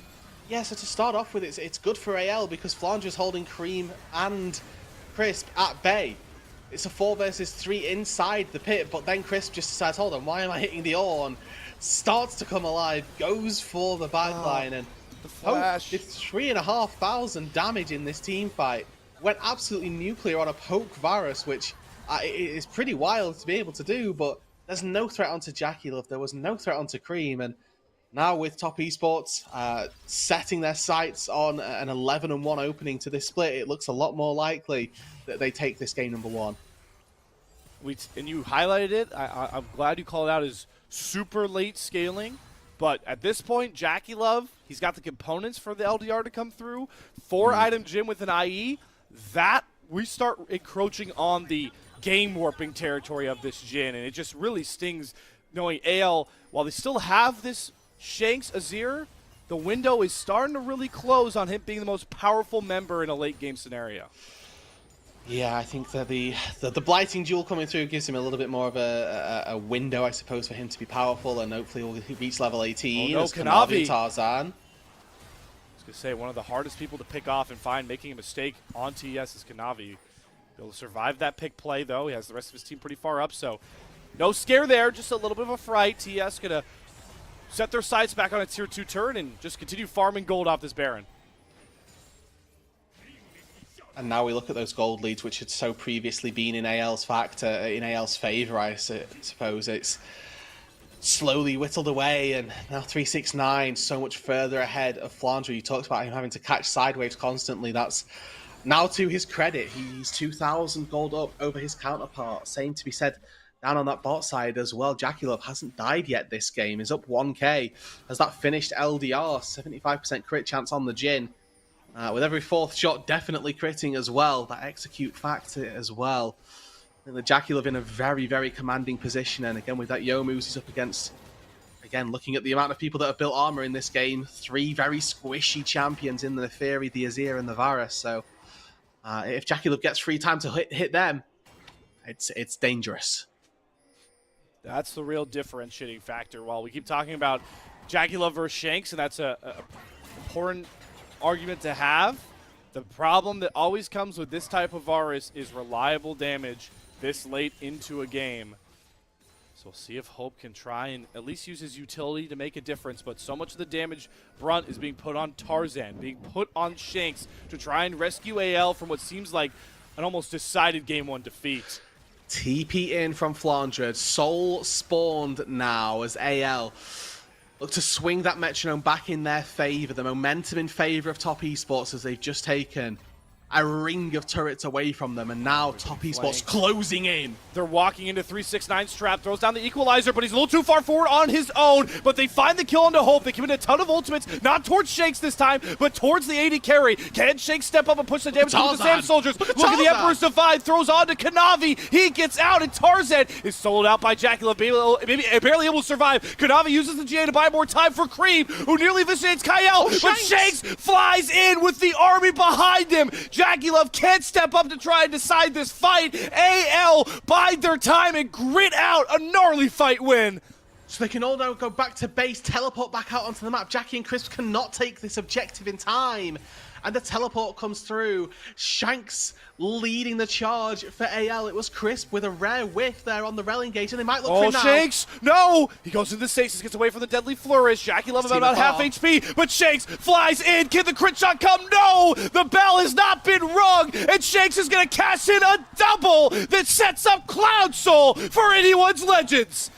AL reap what they sow. They gave the gold to Shanks, and finally he comes home to harvest. The bot lane of Top Esports have no chance of fighting him, and they just barely can't make it work. Anyone's Legend. They find the soul now, and they can move into the rest of this game, knowing that all that time, all that effort that they put into Shanks will pay off. Let's go back through this fight, because I know your eyes really capturing Tarzan on the bot side of this thing, but there was so much going on once more. Yeah, Hope gets focused out here, and I think that Anyone's Legend were looking at that previous team fight and thinking, oh no, it was Hope having such a good time and things for the most part, but Top Esports can't quite get enough damage down. Look at Crisp here. He gets just too overzealous, flashes over Shanks, who just steps underneath it, and Crisp just with that complete whiff changes how this fight might have looked to play out. Finally here. Small thing from Jackie Love as he walks, tries to get back in. He walks away from the soldier and then walks back into its range, gives the stab to Shanks. If he walks around it, kites it out, might have been able to find the way in, but he gives Shanks that angle, gives him the auto. Gives AL the soul. Those small moments, those single freeze frames, autos, you know, Q pullovers from Nefiri. It's just all these small things are pulling these two teams each which way, and how poetic knowing these are the top two teams of the LPL right now in Group Ascend, and we have even kills, marginal gold difference. It's really the Cloud Soul and some of these ornament items that give AL that slight edge, as the gold graph really signifies how even of a matchup this is right now. Yeah, and how topsy-turvy of a matchup this has been as well. AL were ahead for, you know, those first 25 minutes or so, but Top Esports found a crucial fight, a clutch fight, that they now are losing out on. It's very minimal, it's very small amounts of gold that they're behind in, or that they're up in even. But it's not really about that gold anymore. We're at the stage in the game where it's about momentum, it's about who feels confident to step forward and take these fights, as Tarzan hops straight onto Cream. Oh, they're going all out. Look at it. Shanks fly in. Cream is completely cooked. Shanks' Azir does not disappoint and blows TES out of the water. What a pick to find. Guaranteeing Baron now swings back into the hands of AL. Forget the Baron Slayer. They've got 3 members dead for 35 seconds. There's no wave clear on Top Esports here. The equalizer would have to be used. I think that Shanks may have just secured them. Maybe not the game in this instance. Maybe it is just the Baron, and I'm getting too far ahead of myself. But 5v2 on the map. AL get the Baron. Tarzan finding one half. Shanks finds the other. This game number 1, once again, this heavyweight matchup of 2025. The best 2 teams of the LPL period for this year continue to deliver. And some of the plagues, the shortcomings of TS in these single games really starting to hurt them again. They've been known to throw gold leads, and Kanavi's been able to bail them out of some of the bigger games, but this is Anyone's Legends we're talking about. They're just a different level, potentially one that could contend with TS as we continue to talk about the future of this LPL split. For now, though, they knock down middle inhibitor. They get a top inhib turret down as well. They're going to recall and try and spend more of their gold and set up for what could be a game-winning fight coming soon. And let that sink in, everybody. 36 minutes into game number 1. We're not really any closer to knowing. It feels like anyone's legend are in the best position. A close-up on Tarzan and then a close-up on Shanks here, just with the orange destroying them. It's just so awesome to watch for a player that had a ton of pressure coming into this year, playing alongside Tarzan, playing alongside Flandra. Even, such a touted support prospect in Kyle, who's done such wondrous things. But as a mid laner on a team like this, with aspirations so much higher than Shanks could have ever dreamed of not too long ago, and now in one of their biggest series of the Rumble stage, he's had his lows, but the highs in these last couple of fights have been game-defining, and he just needs one more to push this thing over the brink. And with a Rabadon's death cap in his back pocket as well, he is as best poised as an Azir could be. Call the Forge God now. Go after Jackie Love, just push him off of the turret. They're trying to burn through it. Flash does have to be used there from Kanavi, trying to respect the damage of Shanks, who is off to the side. But TES won't budge just yet. They're not going to give up their last inhibitor turret, but they've got other waves to worry about. And that cannon minion, Baroned up, is trying to do all the heavy lifting. Yeah, Crisp is down 5 levels on Hope. He takes 1 piercing arrow and loses a third of his HP. Has to go back to base. With the wave finally coming in. Oh, Jackie Love gets hit with the solar flare. That's cleanse out of Jackie Love, so a little less space for this Jhin. That's 2 ultis down. They'll have to be careful. I think they've lost some of their key engage ultimates. Maybe don't want to overpush. This is exactly what TS want to do in their wheelhouse, but again, Hope hits another huge arrow. Jackie Love is down to about half HP. Now triple inhibitors down. TS know this might be their last stand. They're on their last legs. Curtain call, though, not getting enough slows to open up an angle for Chris, so AL are able to creep back out, and they don't have to overpush. They're going to have double supers coming through. Or no, excuse me, top inhibitor still haven't taken top inhibitor yet. We're waiting for that Drake, the Elder Dragon, in 15 seconds. Those crucial ultimates that we talked about for Flandra, for Kyle, they're back up and ready. And now 369, what are you doing? You're completely out of your element. You're way too far up. That is free pickings for AL. I mean, that's the free Elder. And likely just the game that comes off of that. It would have been really tricky for top esports to find a fight anyway, without the equalizer, without the curtain call. But now without a member, it gets even harder. And they're going after Kanavi. He gets knocked up. Kyle finds that pick. The GA is only going to bide him some mere seconds as he watches his fate be sealed. The cease and desist is a marginal play. Kanavi falls. AL will turn back towards the Elder. But they might be able to just take this thing mid lane and win the whole game. With 45 seconds on Kanavi, what is the choice? What do AL opt into? Nobody's recalling. We're walking down mid lane. It's the final charge. They got the Cloud Soul. They got Kyle coming back up. And right now they have a 3v5. 369 is going to be back and available. You've got the ults for both Hope and Kyle up in mere seconds. This is where you have to go for the throat against the defending champs, against the team that ruined your amazing split to try and become champions. The team that knocked you down in Group Ascend. AL are playing with a vengeance, and they want to finish this thing now. But TS have bought enough time for Kanavi to return. Yeah, they have no Baron, though. They have no waves that they can't easily be cleared out. Piercing arrows from Hope, buying so much space. Cream and Jackie Love doing what they can to wave clear. Equalizer ready and available as well. The big beast TS are backed into a corner. There's only one way through to try and fight, but Cream's already at about half HP. Shanks is getting a ton of damage through. Kyle goes in, and Equalizer does nothing. Shanks' damage is just ludicrous, and AL bring the boom and knock TS down in this series with Elder to sing it home. It was topsy-turvy, but anyone's legends were up for the task, and they are going to repeat the last series, go up 1-0 over Top Esports. And there's a reason that these two are the top two in the LPL. AL go blow for blow. They go pound for pound with Top Esports and then go one step further. For the entire first 25-30 minutes, this game could not be separated.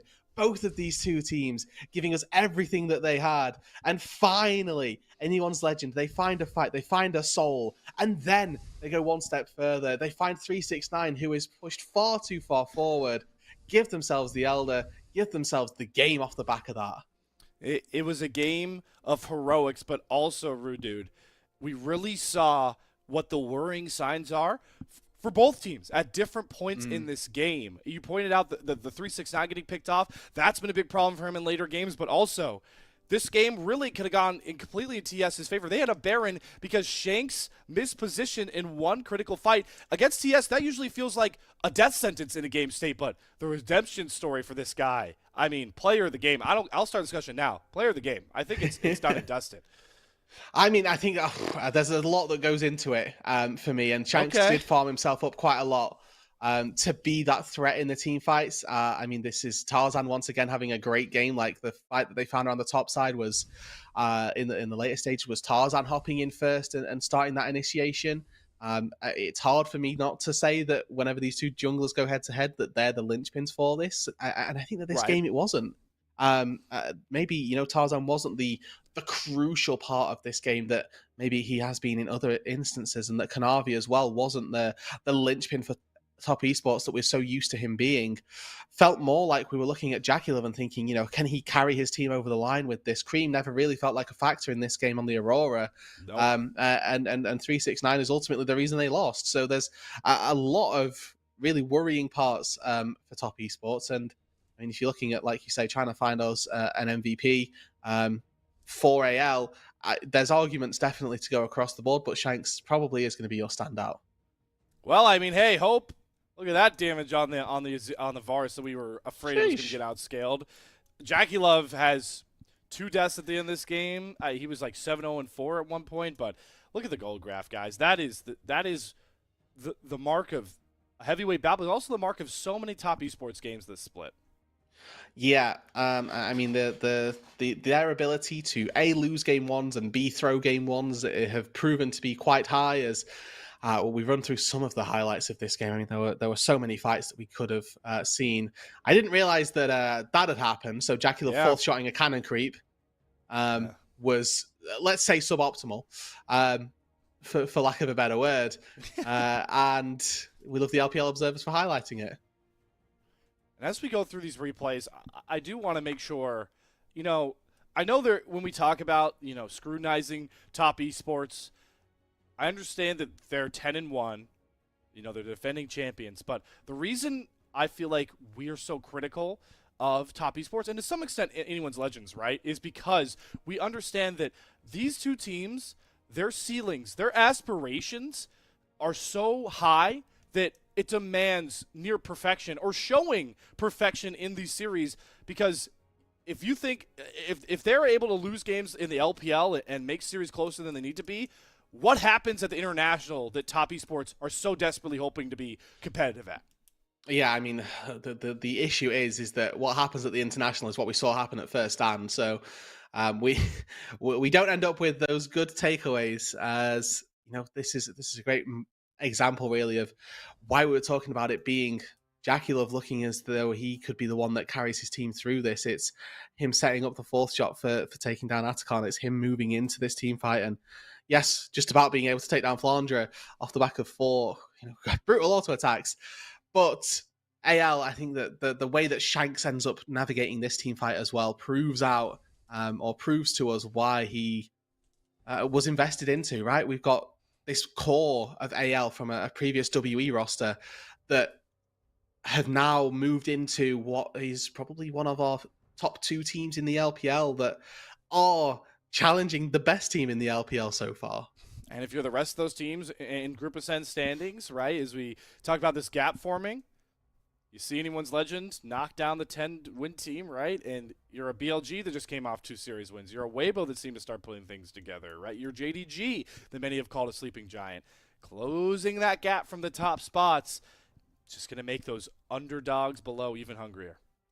It really is. They making, I mean, the gap for the pack below is going to seem smaller, but the gap to the first place gets a little bit closer. I mean, for AL to win this series, it gives them a lot of breathing room, right? Instead of teams below them finding a series victory and then being 1 win away, they're still 2 wins out, 3 wins out. And I mean, that's really, really important for AL, right? Like top 4 is the buy into the playoffs for whoever it is that ends up making it there. So getting these wins in early, I mean, top 4 in 19 or in 10 team round robins, tends to be, 13-ish, 12-ish maybe wins. So Right. getting those on the board nice and early and being at 9 with still what is effectively 7-8 games to go, you'd be very happy with that.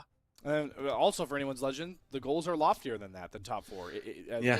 For them, it's playing for seeding going into playoffs. But we won't delve too much into all those conversations. We're only one game in. Instead, we will see that Shanks does bring home the player of the game for his classic Azir delivering in this one. Yeah, this was when he was on WE was the pick to go to, and now.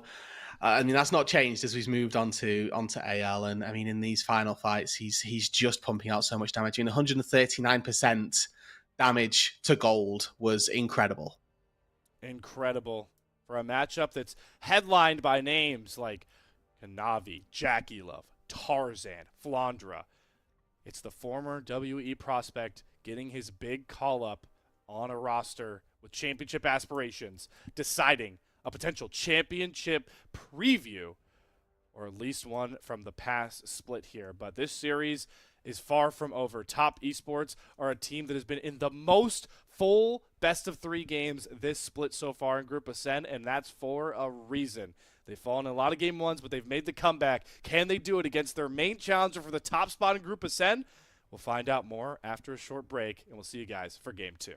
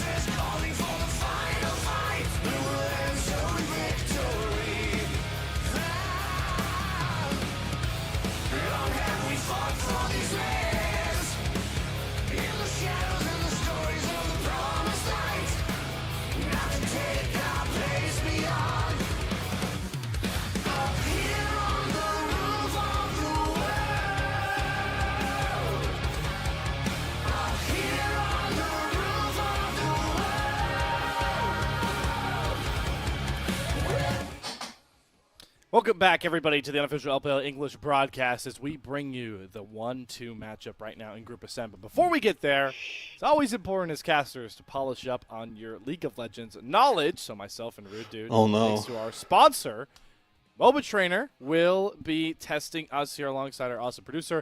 We are going to do random puzzle and just see what we get here. We're just going to jump right in. So hard, we're doing dive setup. Okay. Okay. So we haven't seen the cleanest dives all day today, Rudy, so this might be good. Yeah, we should not be consulting Junhao about this. That's fine. All right. Okay, so this is the intro. Setting up for a dive. I mean, if I'm setting up for a dive, I imagine I have to push the wave. Yeah, that's a pretty easy start. I think we can just fly through that one. I don't see why you'd ever freeze. No! Well, Okay. that's unlucky. We're bot lane Did you know players, that guys. to Be dive? nice. No. Remember, to dive the turret, you have to not put the wave under the turret. That's important. I guess this is like the long con play. I thought Viego just path top, but he went around. So okay. Pressure Aurelia on the cannon. You can't slow push or fast push. Okay. Let's do it. Brilliant Yeah, choice. yeah. Wow. I'm just like that, you know. I honestly didn't know that was a thing myself. All right, so pressure on Panned the away. cannon. We've pressured. All right, so lose See, the and cannon. now we set up the push. Now we fast push. It's going to say, do we fast push or do we slow push? We also lost Surely our cannon, fast by the way, push. just so we're on the same page. All right, well, I Fast mean, push. Rude Dude's done this level before. This is illegal. I'm just kidding. Fast push, let's do it. Yep, lovely. Okay. Oh, wonderful. So that's my bad. I should have known this for the first one. And then it's going to ask me who takes aggro. And it's going to say us, because we're tankier. Oh, Oh. play slowly or all back up. Okay. I mean, think we it's- wait for the turret. We play slowly. We wait for the Play minions. slowly. Play slowly. You don't want aggro that early. There we Right. go. All right, so then we get to see our manifestation, a pretty clean dive once you get around the Aurelia stun. So as you saw there, you got the video explanations on all the choices. You get explainers on what choice you make, and then as you can see in front of you, you get points based Ranking off up. of how you respond, and we rank up, and that unlocks more puzzles to do on the very big map. So I want to give a shout out here to MOBA Trainer, as they are an awesome sponsor here of the unofficial LPL English broadcast. If you enjoyed our little showcasing there of Rude Dude going crazy on the knowledge, you can subscribe for 20% off and unlimited puzzles using the code at the very bottom of our screen here, LPL20. That will get you a discount on premium. Proceeds benefit the MOBA Trainer developers themselves and, of course, us here on the LPL English unofficial broadcast. So shout out to MOBA Trainer for helping us test our knowledge, and hopefully, and you're welcome actually to all the other casters and producers, as we gave you some serious points on that one. Yeah. But now, I assume we've made it out of iron, is what I'm assuming, and that we're bronze 4 for the idea that we made it out of iron. So that's good. Hopefully by the end of the series, by the end of Split 2, we'll be at least silver. big gains. That's all I'm hearing. All I know about like ranks and such is that I believe Alk has the high score on the very popular Dodge game. That's also fun. We didn't get to show that one off this time, but it is a pretty is a good dodge testing of dodging. Really cool like little arena they made on that one. So again, shout out to MOBA Trainer, but let's focus back in on the piece de resistance of our night here, Dude, which is going to be this game 2. And the big question is, can Inwin's Legend do the unthinkable in the Rumble stage and sweep out top esports? Their only one loss to Invictus Gaming also had to go the distance. Yeah, they've so far been pretty good at coming back from these, right? We've said frequently that their game ones sometimes leave a little bit to be desired, and I wouldn't say that game 1 was necessarily them leaving a lot to be desired this time around. I do just think that AL had that scaling in them, and they played for that. So maybe we needed to see a little bit more from top esports, and maybe we would have liked to have seen them play aggressively and throw a little bit more aggressively than they had to, because otherwise, that game was not going to be really easy for them as they moved later in. But they now get to move on to being on the blue side as well, so that they get the advantage that comes with that. So we talked about the power that blue side has in these LPL games, and the idea of that 1v1 actually being very, very important. So now we get to keep our eyes out for what it is that AL are going to do on red.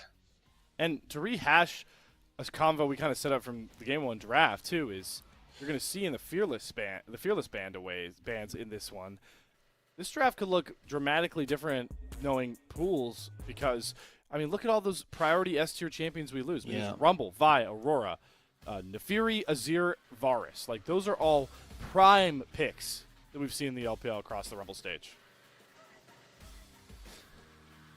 And looking at, those AP champs as well, right? Gwen probably going to be that ban here that we'd like to see taken away if we're lining up nicely with that Gwen Rumble style. But Nico taken off the board as well, which means Callista's removed from the table more likely than not. AD carries have been largely pinched. There's that Gwen ban that we were alluding to, and now we're looking at which jungler it is once again with Nefiri Vi off the table. Neither a jungler gets taken. We've still got the likes of Xin Zhao available. Pantheon likely to be the trade between those two. But then Jace locked in for B1. Is the turn Sejuani Yone? I feel like that is right up Tarzan Shank's alley. Do they slam this, or do they go for that Pantheon that's been a little bit higher in priority? Could always lock one of the two pairing between Sejuani Yone and save the other for R3. Decisions. Yeah, you do risk it then getting taken away. So, Yone doesn't need Sedge to function. Sedge doesn't need Yone to function. And at this stage, AL, they can lock in, I think, Talia off the board. So you're looking for another mage in that mid lane with high burst potential off of a typically difficult skill shot. Ari, a champion that was banned away in game number 1, blue side 1, could very easily get taken by Shanks here if they wanted it. Oh, boy. Flandre antics right here. I mean, in fairness, this isn't blind anymore, no. But I don't think they can take it here. Yeah, they do. I mean, they take it here, and then now what happens if 369 just picks something that beats Yorick, or what if they put the Jace mid? Is the better answer. They could easily do that in Creep's pool. They also can capitalize on Sejuani Yone if they want it. It does create an AP issue. Without a doubt, so I don't think. Have you ever seen Jackie Love play Ziggs? I don't really want to see that. Is that an option? Can I take that one down, or can I check? Have never seen and never want to see. Yeah, that's my option right there. Sejuani, the option for Kanavi. Where do they want to go here? Do they lock in the top side for Cream? I think this is good here as well because they see the Pantheon, so they know that they're not going to get answered with. By a Lilia, most likely anyway. But I like that they take this misfortune here. They're keeping that flexibility open, and I genuinely think that Cream can just take this Jace into the mid lane, and that kind of warps how AL have to draft for the rest of this, because they're going to have to try and pick something in the mid lane that's good into the Jace as well. They'll probably match ADs here, which will be nice and easy for them, it looks like. The Corki gets locked in to answer the misfortune. But they don't get support counterpick here, and they won't get mid counterpick. So one of them's going to go missing. And if they pick a matchup that's bad for the Jace, then yeah, sure, the Jace will have to survive versus the Yorick. But they're then handicapping what they can take at support role. The one worry I have with pushing Jace now down towards the mid lane is you have lost the premier AP top lane options if you're worrying about damage profile. You don't have Gwen or Rumble, so it would be pretty risky to try that. I think AL understand as well, or believe that this is going to be 369 Jace by this point, so they are taking away mid laners they don't want to see Cream go into. The Yone felt like a given. Wonder what else they would not want to see paired with Kanavi, Sejuani. Yeah, the Akali. So more dive threats onto a Corki that they've already shown. I mean, and at this point as well, the value of Silas is actually quite low for top esports, right? Maybe stealing away the Maiden is really good, and maybe stealing away Grand Starfall is got some pretty niche uses. But Corki not the greatest ulti to try and steal away, but Silas, it's banned. Cool, wonderful. I didn't think they'd ban it themselves, but it's what they've opted into, so Here we are. Flexibility as well, worth mentioning in that Pantheon. Yes, it's been frequently used as a jungler. Could end up going down to that bot side as support. Kyle has played this Panth before, but instead going to go blind picking his AD, blind picking his support, it looks like. I don't hate it, knowing that you're playing into a Sejuani. You see a Misfortune comp, so you know there's got to be a lot of engage to set up the bullet time. It's hard for Chris to find a really big counter, I think, in this matchup. It has to be an engaged support alongside Sejuani. And they'll lock in the Nautilus, which Alistair can deal with fairly effectively, I feel like. Now, obviously not the easiest straight-up counter. Victor, though, for Kareem. So you got makeshifts of a big frontline comp with two scaling threat, but then you also have Misfortune Jace. So this is an interesting comp to bring together. It's going to be very heavily reliant on their team fights, and they also probably want to be a little bit further ahead in the early game than not. But that's not to say that AL have amazing scaling either, to be honest with you, right? Like this, Yorick in a side lane might be able to do good work. So I think that's their best avenue for success. The Corki, as far as his damage goes, yes, very high output as we move later into the game, but very susceptible to getting caught out by the likes of Nautilus ulti, Sedge ultis, right? He's a very short-range marksman, so we need to keep our eyes out for how AL can look to push this envelope as well. And I do think that with Sedge and Pantheon, our two junglers, they are maybe a little bit more prone to getting things done before level 6 than the Neferi, than the Vi, and we could end up seeing a Tarzan vs Kanavi masterclass. That's what I want, but I do see one thing that I find is super interesting given how Game 1 went. Cream, or Shanks was on his patented Azir as the one true scaling threat. Cream now might not be his patented Victor, but he is in a very similar scenario where if this game goes long, Cream will be in a very similar Exodia spot to Shanks from Game 1. Yeah, it's a real concern where he can probably just start taking over the game, and it won't really mean there won't really be too much to do about it. Like if we look at the gap close and the ability to kill a Victor in this game, not something that is in abundance for AL, I'd say. Maybe the Pantheon of flying in with the Ori ball over the top is a possibility, but it's not something that we'd outright say, yes, very advantageous for them. Here we go. Back onto the Rift. 18 series wins combined between Anyone's Legend and Top Esports. A mere three series losses right now as we see them match up for the final time in the Rumble stage. Second time through the round robin. And Anyone's Legend looking to do the unthinkable in this matchup. They didn't sweep them in grand finals. They lost in 4. They went up Game 1 against Top Esports and threw the last 2. And lost in the first round robin. Can they do the unthinkable so far in the Rumble stage, sweep out the defending champions? And it'd be completely against the run of how these two teams have played against each other. A reminder that this has been our hallmark matchup for 2025, but recently it's been Top Esports that are taking these games, taking these series, whether it be BO3, BO5. Top Esports have had the run of AL for the last couple of times these two teams met against one another. AL won Game 1 last time in the Rumble stage, but they've still not been able to find that victory since that Split 1 group stage. It's been a long time coming for AL to try and find a series win after that, and maybe this game will be the game, but I think it starts off with Tarzan getting very aggressive early on and really starting to make the bot lane's life really difficult in particular. And on top of that, for later into this game state, it's Flandra. Once again, such a unique player throughout his career, especially in recent games for AL. But scrutinized for some of his picks in very pivotal matches.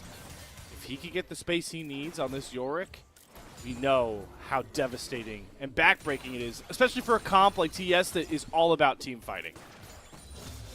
Level 2's hit down on that bot side. Flash! Hayel immediately goes in onto Jackie has to pop the barrier into the Ignite. Hope can't get close enough to finish off this kill, but Jackie licking his wounds, popping biscuits, pots, anything to try and stay competitive in this lane early.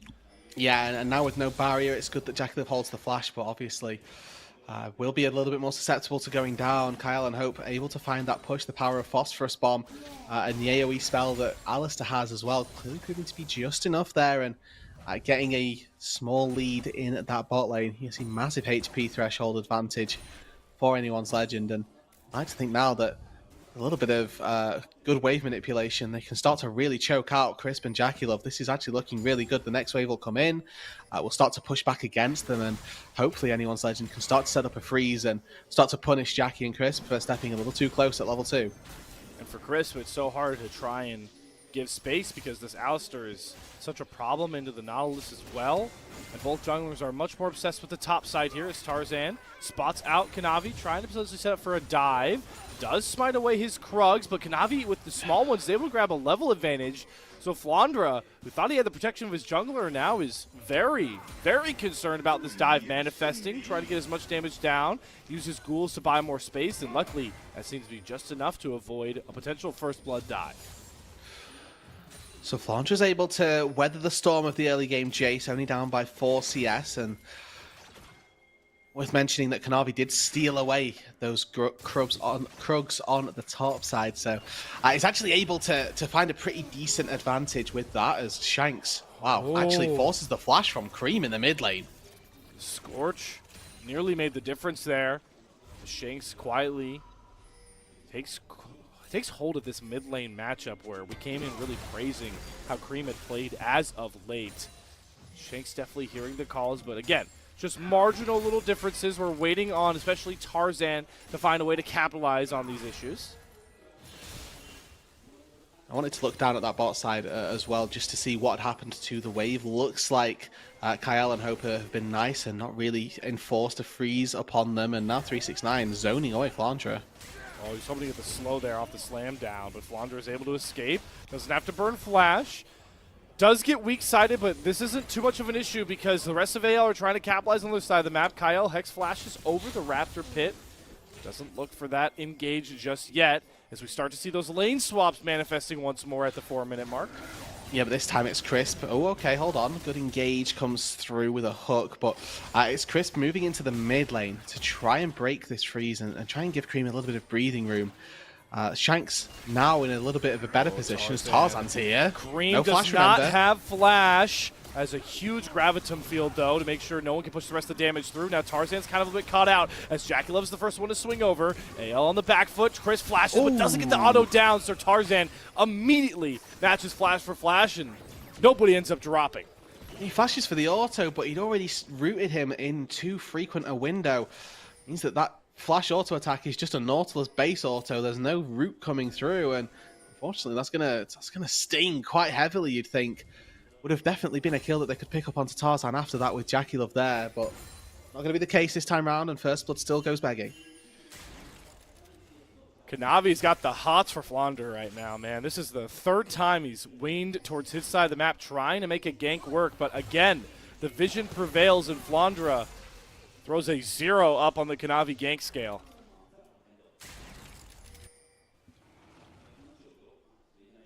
Pushing away, Cream again forced to recall in that mid lane, and 10 CS down. You can see Shanks doing pretty well, catching up on any of the misgivings that he's had in previous seasons, in previous series. Game number 1 had the run of things versus Cream. Game number 2 as well seemingly has that exact same boat. This time around, though, the rest of his team not quite in the same position. The CAL across the board, only down by 100 gold or so in their respective roles, but not quite finding that same success just yet. See if Flandra now can get a lot more space for himself. This is a huge boost for Yorick. When you get the main out, it creates such a problem for 369 to deal with. Now there's ghouls, there's main, there's just perma push available towards this Yorick.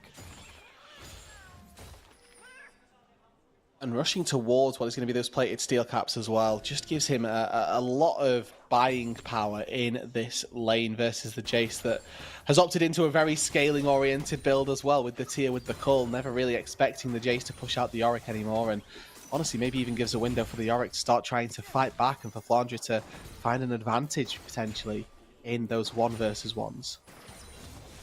Crisp and Jackie Love positioning somewhat aggressively, but they are definitely down in XP, given how much roaming they've done towards the mid lane. So glad they didn't look for an engage here. We've once again settled into another tense but slow-paced early game. And Rude Dude, who do you feel like it's favoring so far?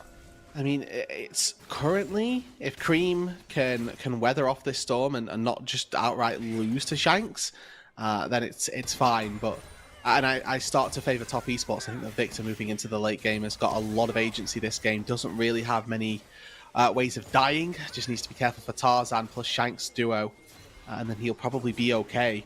You can go toe-to-toe with a Corki quite nicely as you move into the late game, so it's not something that you'd necessarily be worried about. Tarzan taking this dragon, and so far, Top Esports haven't responded on that top side with the grubs, and I don't know that they'll be able to necessarily very easily. You can see Shanks pushing in this mid wave, and I think that this mid pressure is going to seep into the movements around this top side, around this Herald as well, or grubs, excuse me. Yeah, Jackie Love and Chris, though, did get that shove into their turret, though, and Tarzan has some camps to clear. This was the same trade that AL made last game comfortably, switching that dragon for the grubs. Though it does have much bigger ramifications knowing you're the Yorick comp. That's definitely telling something. Now they're looking for a fight here. Remember, this is going to be Grand Starfall for Tarzan. Yeah, but look at Kyle. He's just so persistent. Jackie Love flashes. That's a perilous bullet time trying to save his own skin. And what do they get off the back of that as well? They grab the grub as Shanks goes toe-to-toe with Cream here. Much more healthier, trying to use the shield to buy himself time. He doesn't care about the Arcane Storm. He doesn't care about the rename at all. All he cares about is AL wins. They get the first kill. Yeah. They stop the grub stacking, and they're just finding them.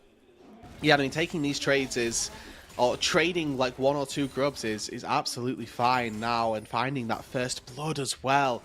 On to Hope, no less. Somebody who in game number 1 was hesitant to flash over that wall and take down Jackie Love does not have those same reservations in game number 2. Flashes over, takes out his counterpart, and Misfortune feeling a little worse for wear, right? One of these champions that can so frequently be in a tricky position if she falls behind. Well, unfortunately, Jackie Love, that's exactly the situation you find yourself in. Cream, buddy, once again. You're going to have to flash soon if he's not careful. Yeah, I was saying, he's really just trying to keep steady with this CS number, but if he isn't careful, he's going to sacrifice his life. That CS lead is ballooned to what, even after this reset, is going to be right around 20. Yeah, and it means that he's forced to TP back into this wave if he doesn't go back, and now Shanks can continue to pressure him under this turret. He's going to need support from Kanavi just to catch this wave, which then means that he's losing out a little bit on the experience front. Fortunately, he has reached that stage of the Victor where just one E through the wave will take out the caster minions, a couple of autos to take down the melees as well, so it's not particularly hard for him to start getting CS successfully. Did give a plate over, so Shanks gets a bit more of gold. The one sore spot, though, for AL is the 369 has been a demon farming alongside Jackie Love. They're both creating some pretty good CS numbers. I will say, Hope is up in his lane, but Flounder is definitely down the most CS of anybody on the map right now. He's trying to buy more time as the Yorick. And now with the Catalyst picked up for Cream, the lane starts to get that little bit easier as well. He's got a little bit of built-in sustain. You'd love the Rod of Ages to be picked up just to make it super straightforward, but it does mean that Shanks is going to still have a pretty decent run of things, even though he's taken this Tier 2 boots hit stop. That's a massive investment into not your first item, which kind of speaks to the fact that if Cream and he reaches the first item on their same recall, that, well, really, Shanks is kind of doing very well.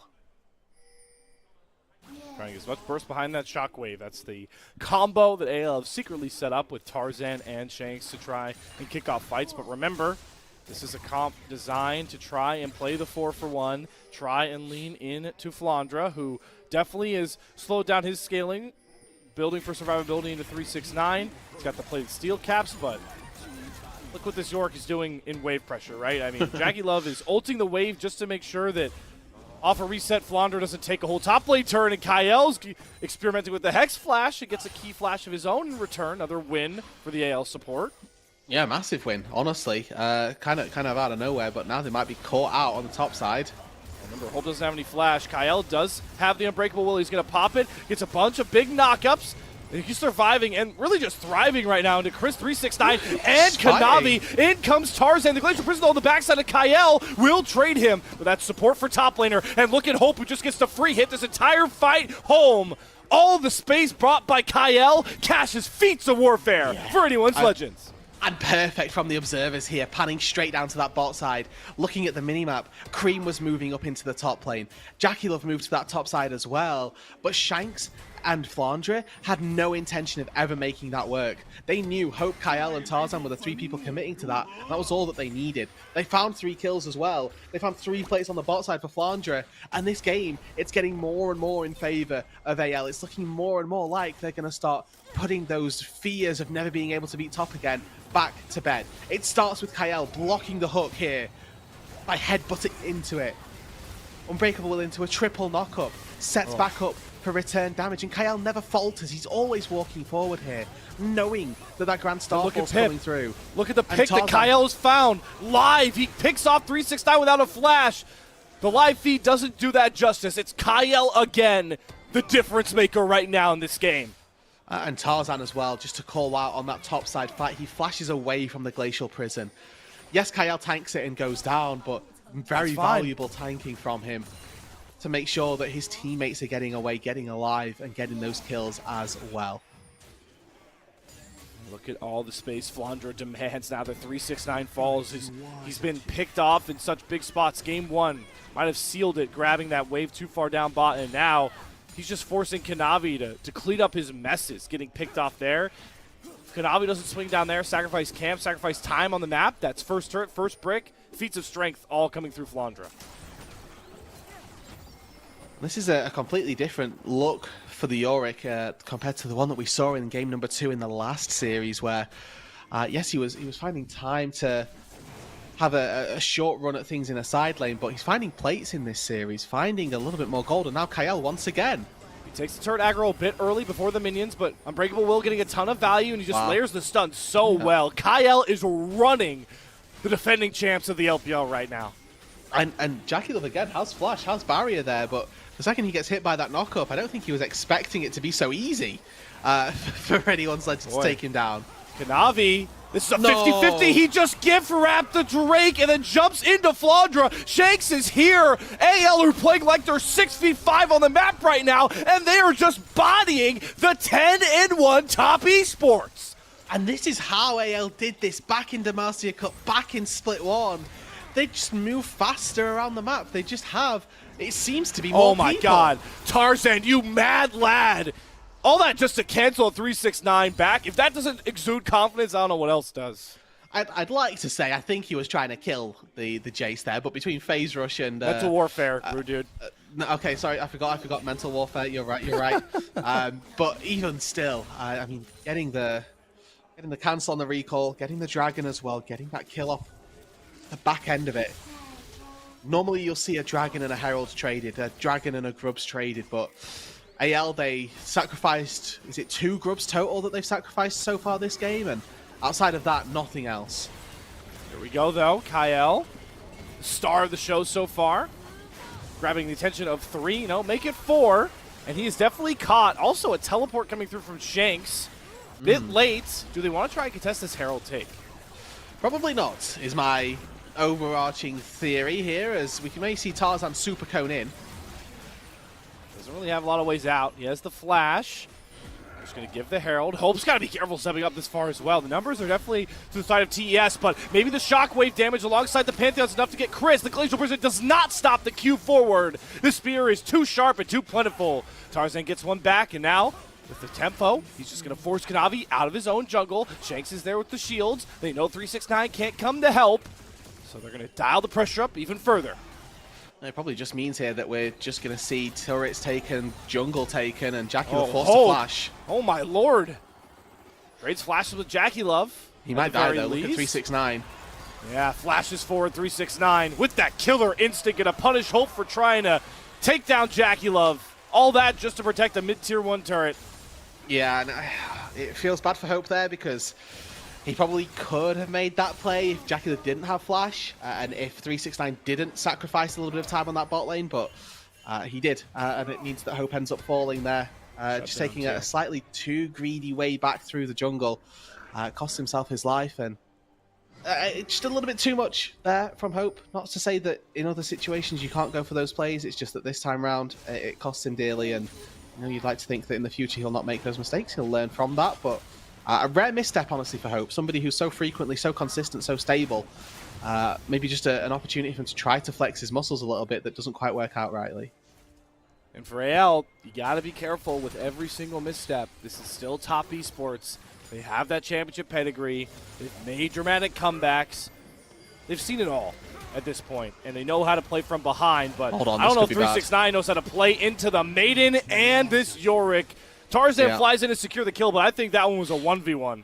Yeah, Flandra probably would have had that hands down, but it's good to see Tarzan getting involved as well. The power there of that baby cage, there's nothing that a Jace can do, right? Even in the hammer form, there's nothing to be done. If you have your cannon out, maybe you can start your W off and quickly rattle your way through the process of taking down that cage. But now again, free time plus demolish, like he's baiting here, just trying to bait them in. How much damage can he do?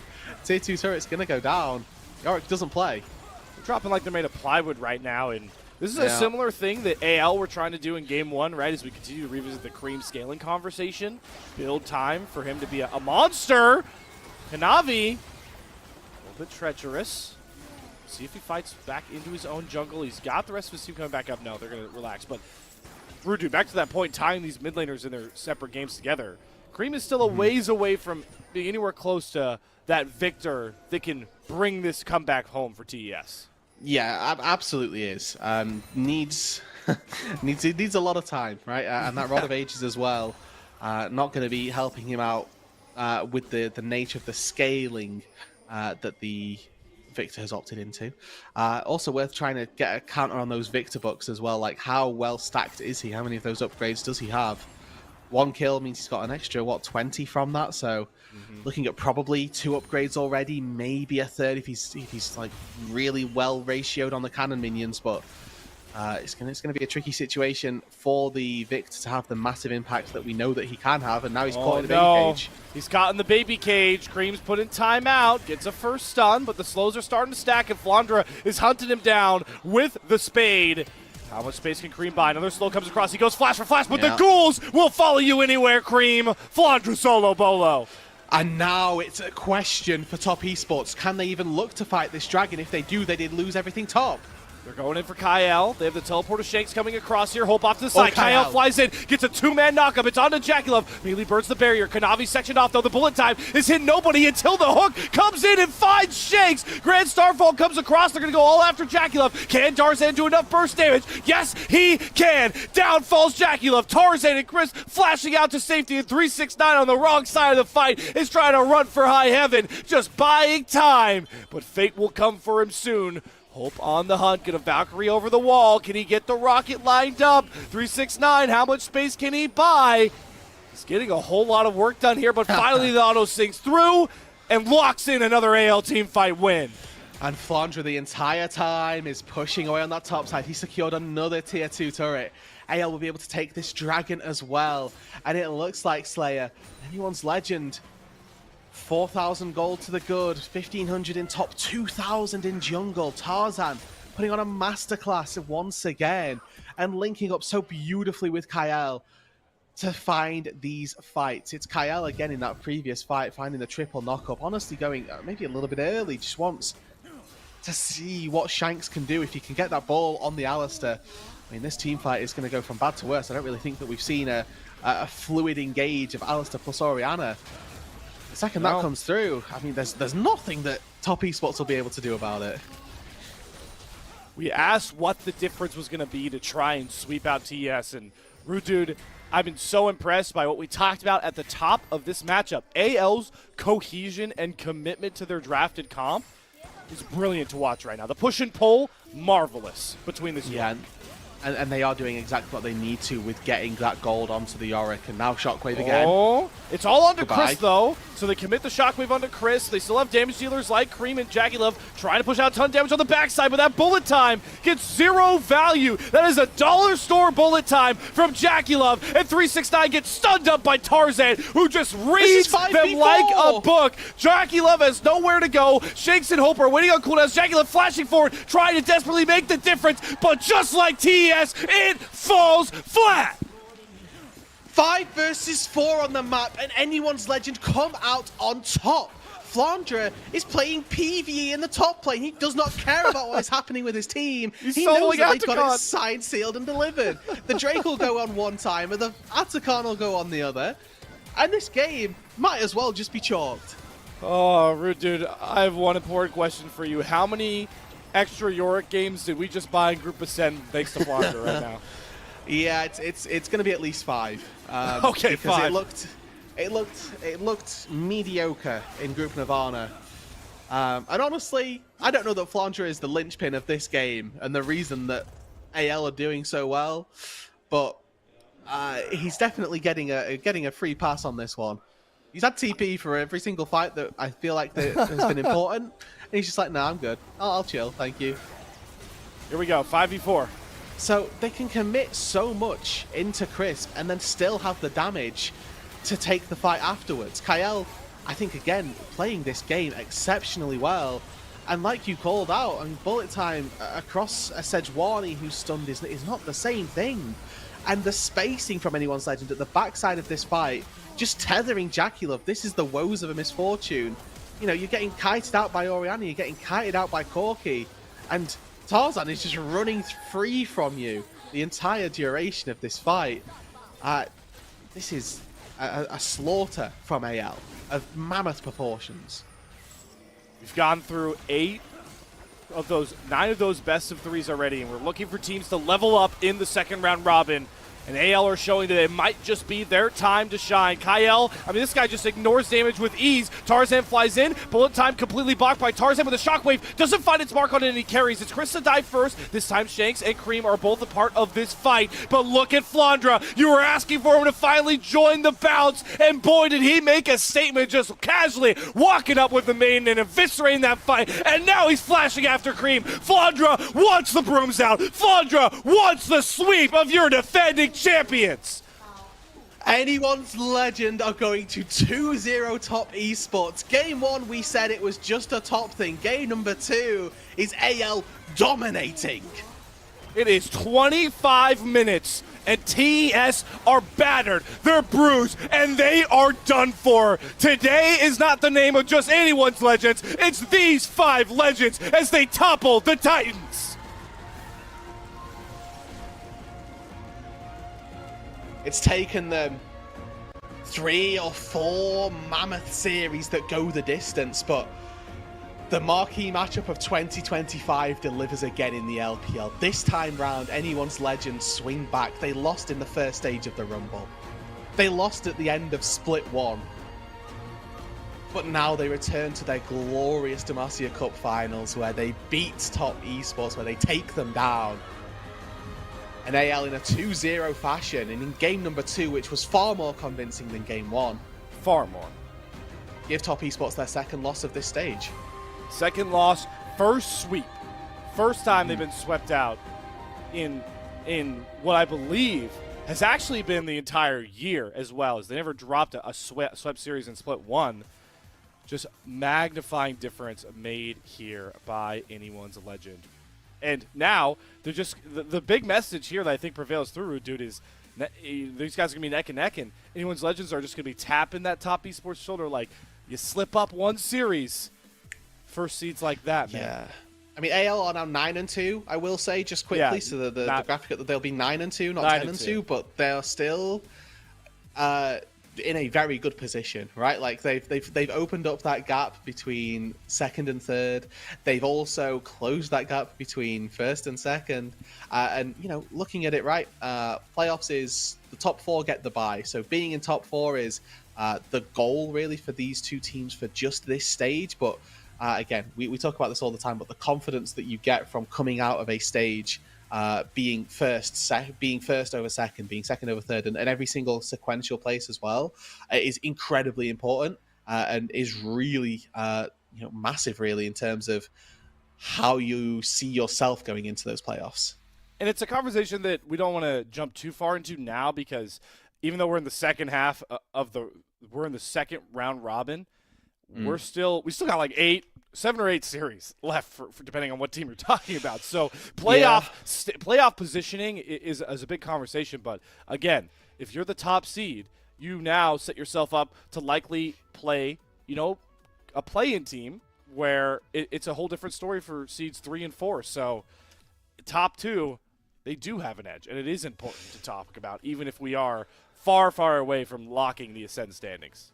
And moreover, the fact that it's a bye that you get as well for being top 4, you don't have to play in the play-ins. You secure your spot in playoffs. Now, I think that for these two teams, if they end up going to the play-ins, they're probably a shoo-in for the playoffs regardless. But it's not nothing. It's important that you can get into that playoff stage and make that statement as early as possible.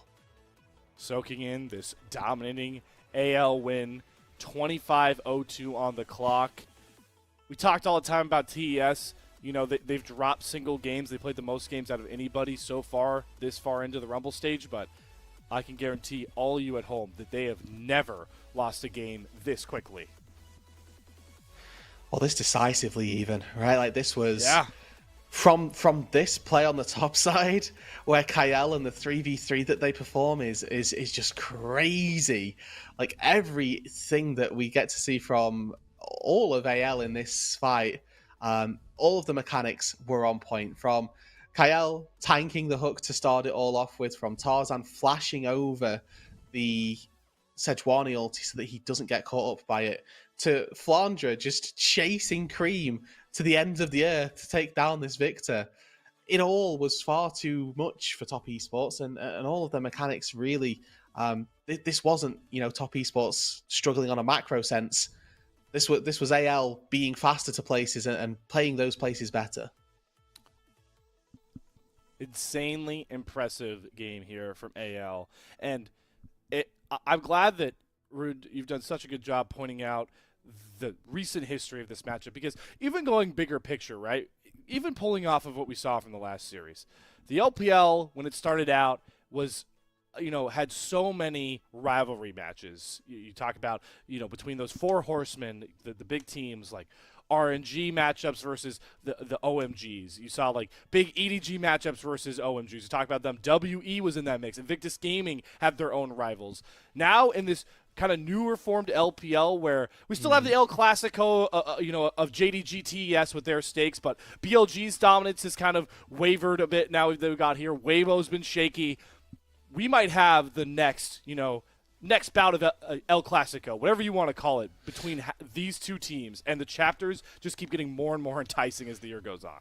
This is the like I said it so many times, this is the matchup of 2025, regardless of how summer or spring end, really. I'm with you. These two teams have been giving what for, like nobody's business. And I think that it comes from the idea that AL were expected to not be anywhere near this good. There was a chance, a possibility that they might make top four, but this organization was not meant to come into this season and be this strong and be this good. This is a complete shake-up from really everybody's expectations at the start of 2025. And now for AL, it's about seeing how much they can blow those expectations out of the water.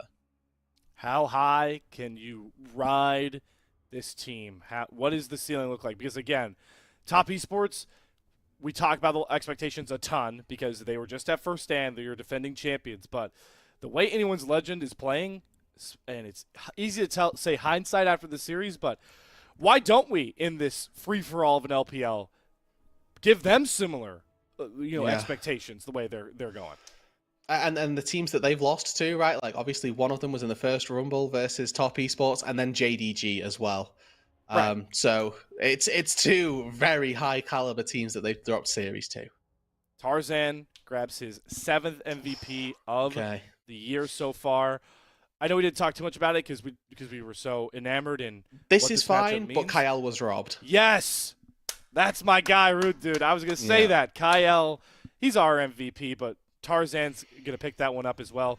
Again, in a win like this, there are very few guys that you can't argue for had their moments, but the moment belongs to Anyone's Legend, handing TES their first sweep in 11 series.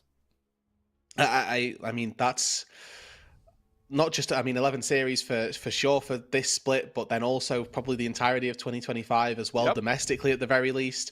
It's been a roller coaster performance, even in Split 1 when AL beat Top Esports to knock them down into the second place for the playoffs bracket. It was a 3-1. So Top never have been swept. This is the first series the entire year that they've not won a single game, and they go on stage, they get handed 2 game losses, and they leave.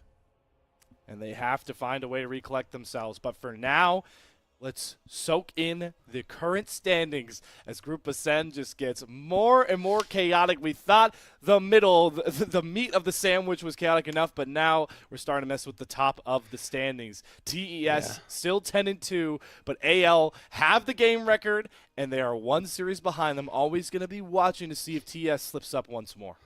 I mean, I'm looking at that 3, 4, 5, 6 as the the meat of the sandwich, right? And thinking that's where our crucial bits lie. I'm looking specifically more so at IG because they do have a few more losses than some of the other teams that are in there. But then looking and thinking, well, maybe WE and FPX, that they've taken some wins off of some big teams. Like, why can't they also try to push IG out and maybe by extension start looking for sniffing into that top 4? And I think that pack, it may start to develop and IG may start to break away from WE and FPX. But the 4-man core from JDG through to Invictus Gaming seems to be that battle for 3rd and 4th for that playoff bye. And that's where the real meat of the LPL is starting to come through. And there's still, all those teams in there have either 8 or 7 series to play, and a lot of those matchups are within that group. So it's going to be so much fun coming down to the wire here in the Rumble stage of Split 2.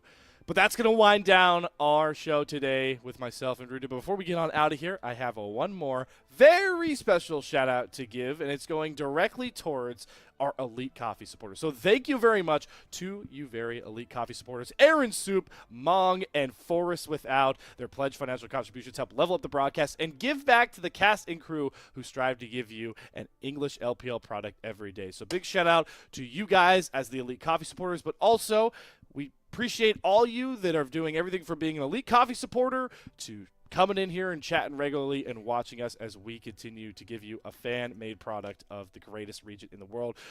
Rude, my friend, it's been an absolute pleasure casting these 2 series alongside you. Any final words before we hop on out?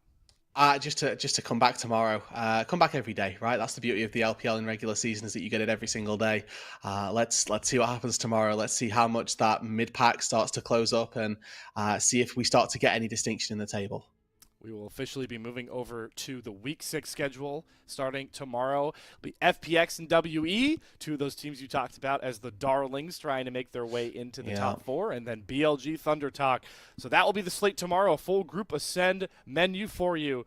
But for myself, Rude Dude, and Wet Noodles on production, thank you all for tuning in, and we'll see you tomorrow for more LPL action.